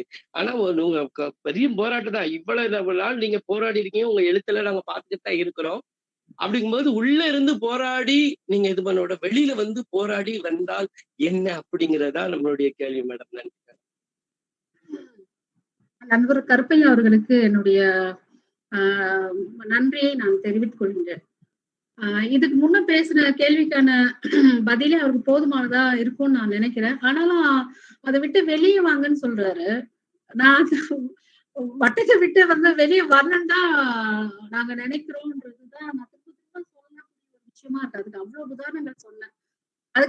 அதுக்கு உதாரணமா அவர் சொல்லக்கூடிய விஷயங்கள் இருக்குல்ல. தேவேந்திர குல வேளாளர்கள் வந்து அரசாணை கூட வாங்கிட்டாங்க. அங்க வந்து பட்டியல் இனத்துல இல்ல தேவேந்திர குல வேளாளர்கள் அப்படின்னு சொல்லிட்டு வரணும், நீங்களும் அந்த மாதிரி வாங்குங்க அப்படின்றாரு. தோழருக்கு வந்து நான் ஒண்ணு சொல்லிக்கிறேன். அவர்கள் வந்து அந்த மாதிரி அரசாணை வாங்கினாலும் கூட இன்னுமே வந்து பட்டியல் இனத்தவர் பெறுகின்ற இடஒதுக்கீடை வந்து அவங்க இன்னும் வேண்டாம்னு சொல்லவே இல்லை. இதுவரைக்கும் வந்து தேவேந்திர குல வேளாளர்கள் அதுல இருக்கக்கூடியவர்கள் அந்த இடஒதுக்கீட்டை வந்து பயன்படுத்தி கொண்டுதான் இருக்கிறாங்க. அப்ப ஏன் வந்து அதை வேண்டாம்னு சொல்ல முடியல அப்படின்ற அந்த கேள்வியை வந்து என்னால ஒரு தலித் ரைட்டு தான் வைக்க முடியல. ஏன்னா ஒடுக்கப்பட்ட மக்களுக்கான ஒரு ஒரு ஒரு ஒரு அது வந்து சம உரிமை. அது வந்து இடஒதுக்கீடு என்பது ஆதவன் திச்சனியா சொல்லுவாரு. அது ஒதுக்கீடு எல்லாம் கிடையாது, இடப்பங்கீடு. தலித்துகளுக்கான இடப்பங்கீடு, அது இடஒதுக்கீடு கிடையாது அப்படின்னு சொல்லுவாரு. அப்ப நான் வந்து அவரிடம் வந்து ரொம்ப சாதாரணமா இந்த கேள்வியை வந்து என்னால வீசிட முடியாது. நீங்க வந்து நாங்க வந்து தலித்துகள் இல்ல, பட்டியல் இனத்தை சார்ந்தவர்கள், நாங்க ஆண்ட பரம்பரை தேவேந்திர குல வேளாளர்னு சொல்லிட்டு நாங்க வந்து அரசாணை வாங்கிட்டோம், நீங்களும் அந்த மாதிரி வாங்குங்க அப்படின்னு சொல்றாரு இல்ல. அப்ப ஒருபோதும் அவர்களால, அவர்களுடைய தலைவர்களால, அந்த மக்களால வந்து இட பங்கீடு வேண்டாம்னாலாம் இன்னும் சொல்லவே இல்லை. அதற்கான அரசாணை அவர்கள் பெறவே இல்லைல்ல. அப்ப இந்த அரசியல் என்ன அப்படின்னு நாம பார்க்கணும். அதை வந்து அவர் நண்பரை வந்து யோசித்து பார்க்கணும். ரெண்டாவது ஒரு விஷயம் என்னன்னா, தென் மாவட்டங்கள்ல நடக்கக்கூடிய கலவரங்கள் இருக்குல்ல. தேவேந்திர குல வேளாளர் மக்கள் மீது இதுவரைக்கும் வந்து வன்முறைகள் வந்து தொடர்ந்து நடந்துட்டுதான் இருக்கு. சமீபத்துல கூட திருநெல்வேலி மாவட்டத்துல வந்து சிறைச்சாலையில நடந்த ஒரு விஷயம் இருக்குல்ல. சிறை கைதி வந்து விசாரணை கூட்டிட்டு போய் இறந்து போயிட்டாரு. அவரு வந்து தேவேந்திர குல வேளாளர் சமூகத்தை சார்ந்தவர் தான். அப்ப வந்து இவர்கள் வந்து நாங்க பட்டியலிட்டு வெளியே வந்துட்டோம், இனிமே நாங்க ஆண்ட பரம்பரை தலித்துகள் கிடையாது அப்படின்னு அவங்க பிரகடனப்படுத்தி கொண்ட பிறகும் கூட ஏன் வந்து இந்த மாதிரி அவர்கள் மீதான வன்முறைகள் வந்து தொடர்ந்து சாதியவாதிகளால் நடந்து கொண்டே இருக்கிறது அப்படின்ற அந்த கேள்வியை வந்து அவருக்கு முன்வைக்கிறார். அப்ப இங்க வந்து பட்டியல் வெளியேற்றம் என்பது மட்டுமே வந்து காலங்காலமான மக்களுக்கு வந்து அது விடுதலையை வந்து தராது. அப்ப அந்த என்ன அரசியலை முன்வைக்கிறாங்க அப்படின்றது, அவங்க பேசக்கூடிய அரசியல் என்னவா இருக்கு, அவர்களிடத்திலிருந்து வரக்கூடிய இலக்கியம் என்னவா இருக்குன்றது அது ரொம்ப முக்கியமானதா நம்ம பார்க்கணும்ல. அதையும் வந்து அவர் வந்து பார்க்கணும். இப்ப அதுதான் நான் திரும்ப திரும்ப சொல்றேன். நான் அப்படியெல்லாம் வந்து காலங்காலமா வந்து 2000 3000 வருஷமா கல்வி தராம மறுக்கப்பட்ட ஒரு சமூகம் இருக்கு. இந்த சமூகத்துல வந்து நீங்க வந்து உங்களுக்கு எதுவும் வேண்டாம், நாங்க பட்டியல் கிடையாது, தலித்துகள் கிடையாது, வெளியே வாங்கன்னு சொல்றதெல்லாம் வந்து எப்படியான ஒரு உரிமை மீறலா தான் நான் பாக்குறேன். நான் வந்து படிச்சு வந்துட்டேன்ல. ஆனா என் ஊர்ல இருக்கக்கூடிய இன்னும் 9 குடும்பம் வந்து படிக்காம தானே இன்னும் முதல் தலைமுறை. நான் முதல் தலைமுறை பட்டதாரி. இன்னும் முதல் தலைமுறை பட்டதாரி ஆகாதவங்க கூட இருக்கிறாங்கல்ல. அப்ப நான் எனக்கான கல்வி உரிமையை வந்து எதை வச்சு பயன்படுத்திக்கணும் அப்படின்னா என்னுடைய இட பங்கீடை வச்சுதான் பயன்படுத்தி நான் மேல வர வேண்டியிருக்கு. ஏன்னா வந்து தலித்தர்கள் வந்து நிலமற்றவர்களா தான் இருக்கிறாங்க, மொழியற்றவர்களா தான் இருக்கிறாங்க, இடமற்றவர்களா தான் இருக்கிறாங்க. அப்ப இதையும் இட பங்கீடு மட்டும்தான் அவர்கள் வந்து மேல கல்வியில வந்து படிச்சு மேல வரவங்களுக்கு ஒரு கருவியா இருக்குல்ல. அப்ப அதையும் வேணாம் வெளியே வாங்கன்னு சொல்றதெல்லாம் ரொம்ப அபத்தமா தான் எனக்கு நான் கருப்பையா தோழருக்கு நான் சொல்லிக்கிறேன். தயவு செய்து இப்படியான அரசியலை வந்து நீங்க தலித்துகளை பார்த்து தயவு செய்து நீங்க வந்து இது பண்ணுங்க, முன் வைக்காதீங்க. அப்படி முன் வைக்கிறதுனா நீங்க தேவேந்திர குல வேளாளரை பார்த்துதான் முதல்ல கேட்கணும். நீங்க உத்தரவு வாங்கிட்டீங்க நாங்க பட்டியல் இனத்தை சார்ந்தவர்கள் இல்லைன்னு, ஆனா இடப்பங்கீடு வேண்டாம் அப்படின்னா எல்லாம் வாங்க முடியாதுல்ல அவங்களால. அப்ப இந்த கேள்வியை வந்து நீங்க அங்கேயே முன் வைக்கணும் அப்படின்றதுதான் என்னோட வந்து ஒரு கேள்வியா இருக்கு. வட்டன்னெல்லாம் நீங்க வந்து அப்படி நாங்க குறுக்கிக்கிறதெல்லாம் சொல்ல முடியாது. நீங்க வந்து தலித்துகளுடைய படைப்பு அதை நான் சொன்னல, வெறும் தலித்துகளுக்காக பேசக்கூடிய மட்டும் ஒண்ணும் கிடையாது. நீங்க வந்து 8 வழி சாலையை பத்தி பேசியிருக்கோம், ஈழ போராட்டத்தை பத்தி பேசியிருக்கோம், கெயில பத்தி பேசியிருக்கோம். நீங்க வந்து தஞ்சாவூர் மாவட்டத்துல வந்து இயற்கை எரிவாயுவை கொண்டு போறது எல்லா வேலையும் பண்றீங்க. நீட்டினை பத்தி எல்லாவற்றையும் கேள்வி கேட்கக்கூடிய அரசு அதிகாரத்தை கேள்வி கேட்கக்கூடியவர்களா தான் எப்பவுமே தலித் எழுத்துக்கள் இருக்கு. நீங்க ஒரு குறிப்பிட்ட வட்டன்னெல்லாம் சொல்ல முடியாது. அதான் சொல்றேனே, அவங்க மேடம் கூட சொன்னாங்க, கவிதை ஒண்ணு வாசித்தாங்க, நீங்க வந்து எங்களை ஒரு குப்பிக்குள்ள அடைத்து வைக்கலாம், நான் வந்து பாதரச ஆவியாக்கி அதனுடைய அத்தனை பக்கங்களுக்கு சுவாசமா வெளிப்படுவேன்னு நான் சொல்றேன். நான் அடைக்க பீரிடுகின்ற ஊற்றுக்கண்ணாங்க. அப்படி எப்படி தலித்துகளை வந்து நாங்க வந்து ஒரே வட்டத்திலையும் அடைச்சிக்கவும் முடியாது, அடைக்கவும் கூடாது. அதுதான் வந்து ஒரு சமூக நீதி. அப்ப இந்த மாதிரியான விஷயங்களை ரொம்ப மேலோட்டமா அணுக வேண்டாம் அப்படின்றதான் நான் தோழருக்கு வைக்கின்ற ஒன்று. நீங்க வெளியே வாங்க அப்படியெல்லாம் நான் வெளியே வந்துட்டா இருக்கிற அந்த இடப்பங்கிடும் போயிட்டு நாங்க இன்னும் காலங்காலமா இன்னும் அப்படியேதான் இருக்கணும் அப்படின்றதுதான். அது வந்து ஒருபோதும் நடக்காது. வந்து நீங்க அதை விட்டு வெளியே வாங்கினா அப்ப வந்து நீங்க எல்லாமே முன்னேறியவர்களா இருந்தா பரவாயில்லையே. நீங்க வந்து எப்படி நீங்க சமப்படுத்துறீங்கன்னு தெரியல. ஒரு தலித் அல்லாதவர்கள்ல ஒரு பிரிவினர் வந்து 3-4 தலைமுறையா நல்ல கல்வி கற்று வெளிநாடுகள்ல வேலை பாக்குறாங்க, அங்க பாக்குறாங்க. அவங்களோட கொண்டு போயிட்டு எப்படி தலித் மக்களை வந்து நீங்க வந்து வட்டத்தை விட்டு வெளியே வாங்க, அந்த பட்டியலை விட்டு வெளியே வாங்கன்னு சொல்றதெல்லாம் எப்படி வந்து ஒரு சமூக நீதிக்கான ஒரு கருத்தா நீங்க முன்வைக்கிறீங்கன்னு எனக்கு தெரியல. நீங்க யோசிங்க தோழர். நன்றிங்க மேடம், நன்றி. நம்ம நேரம் மிக குறைவாக இருக்கிறது. மிக சிறப்பான முக்கியமான விவாதத்தை எழுப்பியிருக்காங்க. நம்ம இந்த கடைசி கேள்வியாக நான் அந்த கருத்து பெட்டியில் இருக்கிற தொகுத்து நான் சொல்லிடுறேன், நீங்க அதுக்கு பதில் சொல்லிட்டு நம்ம அதோட முடிச்சுக்கலாம் மேடம். ஏன்னா 3 மணி நேரம் உங்களுக்கு உடல்நிலை குறைவாக இருக்கு. நான் அந்த கேள்வியை தொகுத்து சொல்லிடுறேன். இன்றைய நிலையில் மதம் சார் தீவிர போக்கு தற்கால இலக்கியங்களில் நிலவுவதாக கருதுகிறேன் அப்படின்னு ஒரு கேள்வி இருக்கு. அப்புறம் அடுத்ததாக சாதி அப்படிங்கிறது ஒரு ஆழ்மன நனவிலியாக அது இருக்குது, அதுக்கு மாற்றுறதுக்கு தீவிரமான எதிர்ப்பு தேவை, பொருளாதார விடுதலை அடைஞ்சதுன்னா மாற்றம் வரும் அப்படின்னு ஒருத்தர் கேட்டிருக்காங்க. இந்த 2 கேள்விகளோட நம்ம நிறைவு செய்து கொள்ளலாம்னு நான் நினைக்கிறேன். நிச்சயமாக தொடர்ச்சியா நிறைய விவாதங்கள் நாம் செய்ய வேண்டும். மிக சிறப்பான முறையிலே மிகச்சரியாக அதை நேர்த்தியான முறையில பதில் சொல்லி கொண்டு வருகிறார் நம்முடைய எழுத்தாளர். மேடம், நீங்க இந்த கேள்விக்கு பதில் சொல்லுங்க மேடம். கேள்வி இன்னொரு முறை நீங்க கேக்குறீங்களா? எனக்கு அது விளங்கிக்க முடியல. தொகுத்து, அதாவது இன்றைய எழுத்துக்கள்ல இலக்கியங்கள்ல கூட சாதிய அதாவது மதம் சார்ந்த கருத்தியல் அப்படிங்கிறது நிலவுது, அதை நீங்க எப்படி பாக்குறீங்க? அதே போல சாதிங்கிறது ஒரு ஆழ்மன நனவிலியா இருக்கு, அதை மாற்றுவதற்கு தீவிரமான ஒரு எதிர்ப்பு தேவை, பொருளாதார விடுதலை மட்டும் அதுக்கு சாத்தியமா இருக்க முடியுமா அப்படின்னு கேக்குறாங்க. ரெண்டு கேள்வி வந்து நீங்க கேட்டிருக்கீங்க. முதலாவது கேள்வி என்ன கேட்டீங்க? சாரி. அதான் இன்றைய இலக்கியங்கள்ல கூட மதம் சார்ந்த கருத்தியல் அதிகமா இருக்கு அப்படின்னு சொல்றாங்க. ஆமா. என்னன்னா, நீங்க இலக்கியத்தை வந்து 2 விதமா நான் பாக்குறேன் உண்மையாவே. ஒண்ணு வந்து சமூக மாற்றத்திற்கான ஒரு இலக்கியம் ஒண்ணு, இன்னொன்னு வந்து தங்களுக்கான இலக்கியம் அப்படின்றது ஒண்ணு இருக்குல்ல. அது 2 விதமா இலக்கியம் இருக்கு. தன்னுடைய மன மகிழ்ச்சிக்காக எழுதி கொள்ளுதல் அப்படின்றது ஒண்ணு இருக்கு. இன்னொன்னு சமூக மாற்றத்திற்கான, தன்னை தவிர்த்த அடுத்த சமூகத்திற்கான ஒரு விடுதலையை கோருகின்ற சமத்துவத்தை கோருகின்ற சுதந்திரத்தை கூறுகின்ற ஒரு அதுக்கான ஒரு எழுத்தா நான் 2 விதமான எழுத்து நான் பாக்குறேன். இந்த 2 எழுத்துல வந்து நீங்க பாத்தீங்கன்னா எது வந்து சமூக மாற்றத்திற்கான எழுத்து அப்படின்றதுதான் அதுதான் நான் முக்கியமா பாக்குறேன். நீங்க இந்த பக்கம் இருக்கக்கூடிய எழுத்து நீங்க வந்து எழுத்துல கூட உண்மையாவே வந்து இடதுசாரி வலதுசாரின்னு பிரிக்கலாம். அந்த மாதிரிதான் இருக்கு. அப்ப இந்த எழுத்துக்கள்ல வந்து மதம் சார்ந்த விஷயங்கள் வருது அப்படின்னு சொல்றீங்க. மதம் சார்ந்த விஷயங்கள் அப்படின்னு அது ரொம்ப வெளிப்படையா இல்லாம அது வந்து கோடிட்டு காட்டுற மாதிரி வருது. அப்படின்னா அதை எப்படி பார்க்கலாம் அப்படின்னா ரொம்ப பாதுகாப்பான எழுத்தா அது நான் பாக்குறேன் நான். நீங்க அதை எப்படி புரிஞ்சுப்பீங்கன்னு தெரியல. இப்ப விடுதலைக்கான ஒரு எழுத்து இருக்குல்ல, அது ரொம்ப பாதுகாப்பற்ற ஒரு எழுத்தா இருக்கும் எழுதுறவங்களுக்கும் சரி. சரியா? நீங்க அதனாலதான் வந்து இன்றைக்கு வந்து கூரகன் வழக்குல வந்து எல்லாமே உள்ள இருக்காங்க. நீங்க ஆனந்த் டெல்டூம்ல இருந்து ஆனந்த் பட்டுவத்துல இருந்து எல்லாருமே வந்து உள்ள இருக்கக்கூடிய ஒண்ணு. அது அச்சுறுத்தது இல்ல அந்த எழுத்து. அப்ப அது வந்து விடுதலையை பேசுகின்ற ஒரு எழுத்து வந்து பேசுகின்றவர்களுக்கு அல்லது பேசுகின்ற மக்களுக்கு வந்து பாதுகாப்பற்ற ஒரு எழுத்தா இருக்கு. இப்ப நான் கூட வந்து பேசுற உங்கள் தயவுசெய்து தற்கொலை செய்து கொள்ளுங்கள் அப்படின்னு ஒரு கவிதை எழுதியிருந்தேன். உங்கள் ஜனநாயகத்தின் மீது மூத்திரம் செய்து கொள்கிறேன் அப்படின்ற ஒரு கவிதை எனக்கு பயங்கரமான அச்சுறுத்தல்கள் வந்ததுதான். அப்ப அது பாதுகாப்பற்ற ஒரு ஒரு சூழல் தான் நிலவுதில்லை.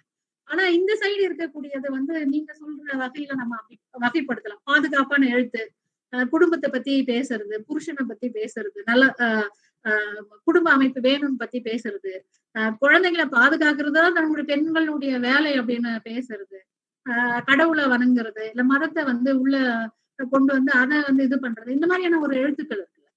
அந்த எழுத்துக்கள் வந்து சமூக மாற்றத்திற்கான எந்த அளவுக்கு வந்து துணை புரியும் அப்படின்னு எனக்கு தெரியல. அப்படியான ஒரு எழுத்துக்களும் சமூகத்துல இருக்கு. ஆனா அது நம்ம யாரையும் வந்து கட்டுப்படுத்த முடியாதுல்ல. ஒரு ஜனநாயகத்தை நான் வந்து என்னுடைய எழுத்துக்கள் மூலம் என்னுடைய இறுதி லட்சியமே வந்து ஜனநாயகம் தான். உனக்கான ஜனநாயகம் தான் எனக்கான ஜனநாயகம், உங்களுக்கான ஜனநாயகம் தான் எனக்கான ஜனநாயகம் இல்லையா? எழுத்துக்கு வந்து வேறுபாடு இருக்கக்கூடாது. அப்ப நான் ஜனநாயகத்தை இந்த சமூகத்துல எதிர்பார்க்கின்ற பொழுது நான் இன்னொருத்தருடைய ஜனநாயகத்தை மறுக்க முடியாதுல்ல. எழுதுறது அவங்களுடைய உரிமை. அது பெண் எழுத்தா இருக்கட்டும் இல்ல வந்து மத்த எழுத்தா இருக்கட்டும், அது அதனுடைய உரிமை தானே. காலம்ன்றது வந்து தீர்மானிக்கும். இந்த சமூகம் தான் அதை வந்து இந்த எழுத்துக்களை வந்து ஜட்ஜ் பண்ற இடத்துல அல்லது எடை போட்டு பார்க்கக்கூடிய இடத்துல வந்து இந்த சமூகம் இருந்துட்டு போகுதுல்ல, மக்கள் இருந்துட்டு போறாங்க. அவங்க வந்து எழுத்துல வந்து புறந்தள்ளுறாங்களா இல்ல ஏற்றுக்கொள்கிறான்றதை நம்ம அதை இது பண்ணலாம். அதனால வந்து இந்த விஷயத்த வந்து நம்ம அதை எடுத்துக்க வேணாம் தான் எனக்கு தோணுது. 2வது கேள்வி என்ன கேட்டீங்க? சாரி. சாதிங்கிறது ஒரு ஆழ்மன நனவிலியா இருக்கு. நான் புரிஞ்சுக்கிறேன். அது அப்படியே உறைஞ்சு போயிட்டு இருக்குல்ல. இன்பில்ட்ன்னு சொல்லுவாங்கல்ல. இப்ப மொபைல் எல்லாம் முன்னாடி பாத்தீங்கன்னா அப்படி கிடையாது. இப்ப இன்பில்ட்ன்னு உள்ள அது அது தயாரிக்கும் போது இன்பில்ட்டா வருது இல்ல. ஒரு மனிதன் வந்து பிறக்கும் போதே அப்படியே சாதியோடவே அப்படியே அது ஒரு சிப் மாதிரி உள்ள வச்சு அப்படி முடியாது. நான் சொல்றேன் எனக்கு அந்த இதுல அப்படி வந்து அப்படி ஒரு மனநிலையோட பிறந்துடுறாங்களான்னு தெரியல. எப்படி ஒரு ஆண் குழந்தை கிட்ட வந்து ஒரு சின்ன வயசுலயே வந்து அதுக்கு தான் வந்து ஆண் அப்படின்றது வந்து சின்ன வயசுல இருந்தே தான் அது வந்து புரிஞ்சுக்குது, வளருது. தான் ஒரு பெண் அப்படின்னு சின்ன குழந்தையில இருந்துதான் புரிஞ்சுக்குது. இது எப்படி சாத்தியம் அப்படின்றது ஒரு சூழல் தான் அது காரணமா இருக்குல்ல. ஒரு ஆண் குழந்தை வந்து ஜட்டி போடாம போனா நம்ம என்ன பண்றோம், அந்த குழந்தைய கொஞ்சிரும், என்னுடைய குஞ்சாமணி அப்படின்னு கொஞ்சிரும்ல. ஆனா ஒரு பெண் குழந்தை வந்து 2 வயசுல வந்து ஜட்டி போடாம வெளியே நின்னுந்தா அது பட்டக்ஸ்லயே ஒண்ணு அடிச்சு போய் ஜட்டி போட எதுனா பொண்ணு வந்து அம்மனமா இருக்குது அப்படின்றத வந்து நம்மை அறியாம வந்து அது நம்ம பழகிட்டு இருக்கோம். அப்படி நிறைய பெண்கள் வந்து அடிமையா இருக்கிறோம் அப்படின்றது தெரியாமையே வந்து இதுதான் வந்து வாழ்க்கை அப்படின்னு அப்படி இருக்கிறவங்களும் இருந்துட்டே இருக்கிறாங்க. அதே மாதிரி நிறைய தலித்துகளும் கூட நம்ம அடிமையா இருக்கிறோம் அப்படின்னு தெரியாமையும் வந்து இருந்துட்டு இருக்கிறாங்க. அப்ப 2 விதத்துலயும் அந்த அபாயம் வந்து நடந்துட்டே இருக்கு. அப்ப நம்ம சமூகத்துல நமக்கான விடுதலையை கோருவதற்கு முன்னாடி தன்னுடைய குடும்பத்துல தன்னுடைய சகோதரியை தன்னுடைய மனைவியை வந்து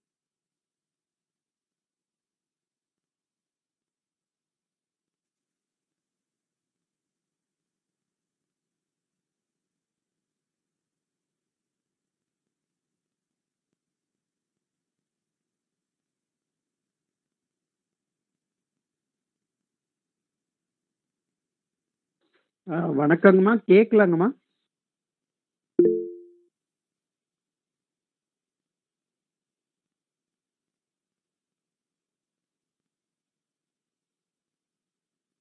அவங்க இணைப்புல ஏதோ சிக்கல் இருக்கு. ஒரு நிமிஷம் இருங்க.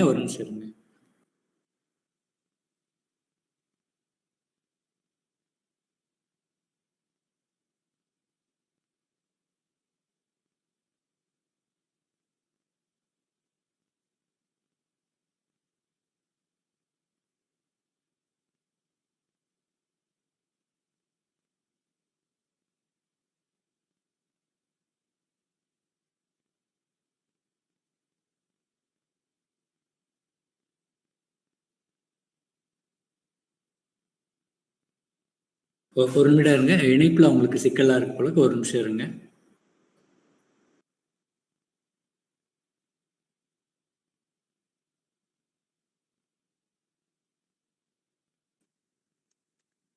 சௌகர் சார், அவங்களுக்கு சார்ஜ் தீர்ந்திருக்கும்னு நினைக்கிறேன்.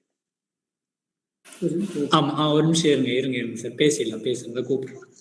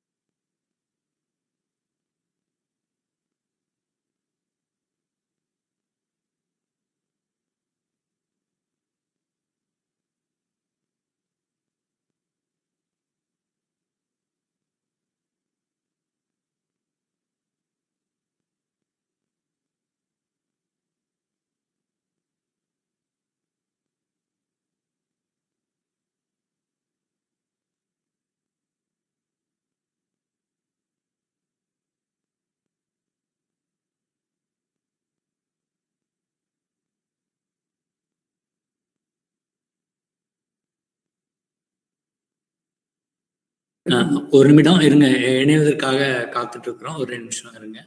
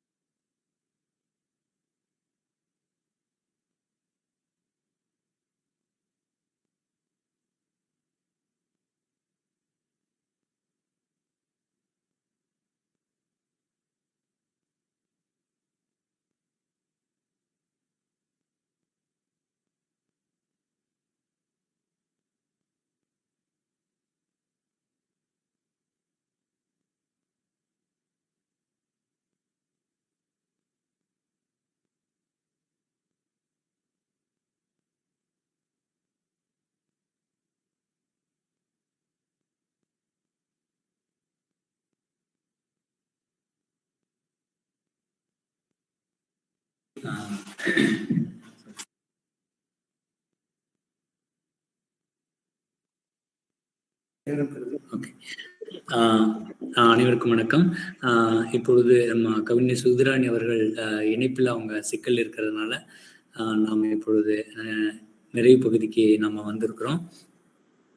கவிஞர் சுகிர்தாராணி அவர்கள் அவருடைய தலித் எழுத்து என்ற தலைப்பிலான இந்த உரையாடல் மிகவும் இந்த சமூகத்திலே நாம் புறையோடி இருக்கக்கூடிய அகம்புறம் எங்கும் புறையோடி இருக்கக்கூடிய இந்த சாதிய ஒடுக்குமுறைகள் குறித்து, அவைகளுக்கான ஒரு விடுதலை அரசியல் என்பது எப்படி பல தளங்களில் இணைய வேண்டும் என்பதை மிக வெளிப்படையாகவும் மிக காத்திரமான முறையிலேயும் தீவிரமான முறையிலேயும் நம்முடைய உரையாடி இருக்கிறார்கள். அத்தகைய ஒரு அருமையான வாய்ப்பு வந்து நமக்கு இங்கே ஏற்படுத்தி கொடுத்த கவிஞர் சுகிர்தானி அவர்களுக்கு நன்றி. முறையான நன்றியை இப்பொழுது நம்முடைய தமிழ் துறையினுடைய 2ஆம் ஆண்டு மாணவி சௌந்தர்யா அவர்கள் சொல்வார்கள். சௌந்தர்யா இருக்கீங்களாமா?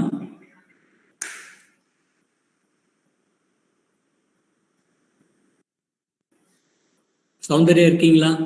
மைக் ஆன் பண்ணிட்டு பேசுங்க.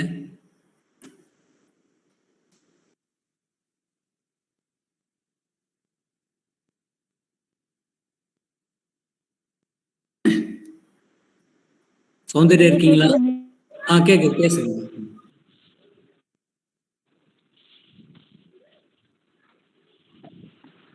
ஐயா கேக்குறாங்க.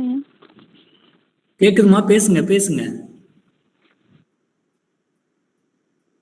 பேசுங்க, கேக்குது.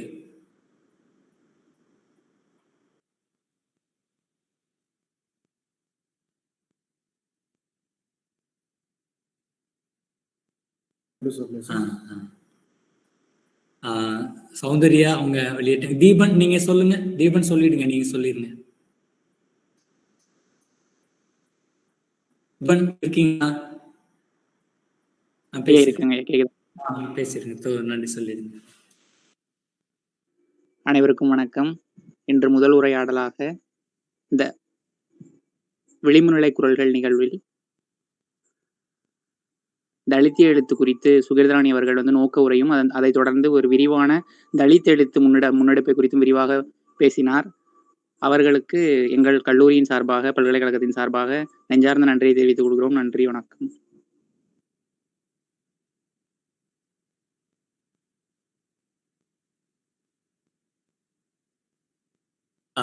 அனைவருக்கும் வணக்கம். இன்றைய நிகழ்வில் பங்கேற்ற மிக சிறப்பான முறையில் பங்கேற்ற அனைவருக்கும் நன்றி. நாளைக்கு மாலை 5 மணிக்கு ஊனமுற்றோர் எழுத்து என்ற பொறுமையில் எழுத்தாளர் அபிலாஷ் சந்திரன் அவர்கள் உரையாற்றுவார்கள். நாளை மாலை நாம் மீண்டும் இணைவோம். பங்கேற்ற அனைவருக்கும் மிகுந்த நன்றியும் மகிழ்ச்சியும். மிக்க நன்றி எல்லோருக்கும். வணக்கம். நன்றிங்க.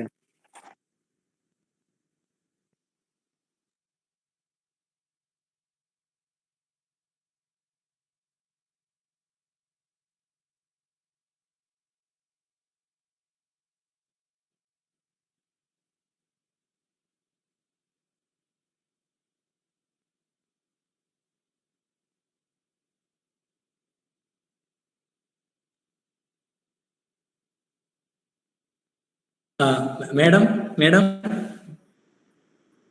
ஹலோ மேடம், மைக் ஆன் பண்ணுங்க மேடம். வணக்கம் வணக்கம் வணக்கம் மேடம். தோழர் வணக்கம். நெட்வொர்க் ப்ராப்ளம் இருக்கு, சாரி. பரவாயில்ல. நாங்க உங்களுக்கு கால் பண்ணி பார்த்தோம். உங்களுக்கு ஒருவேளை நீங்க நெட்வொர்க் இல்லையா என்னன்னு தெரியல. ஆமா, நெட்வொர்க் திடீர்னு சிக்கல் ஆயிடுச்சு எனக்கு. அதனால மொபைல் வந்திருக்கு, லேப்டாப் இருந்து. முடிச்சிடுவோமா மேடம்? முடிச்சிட்டோம்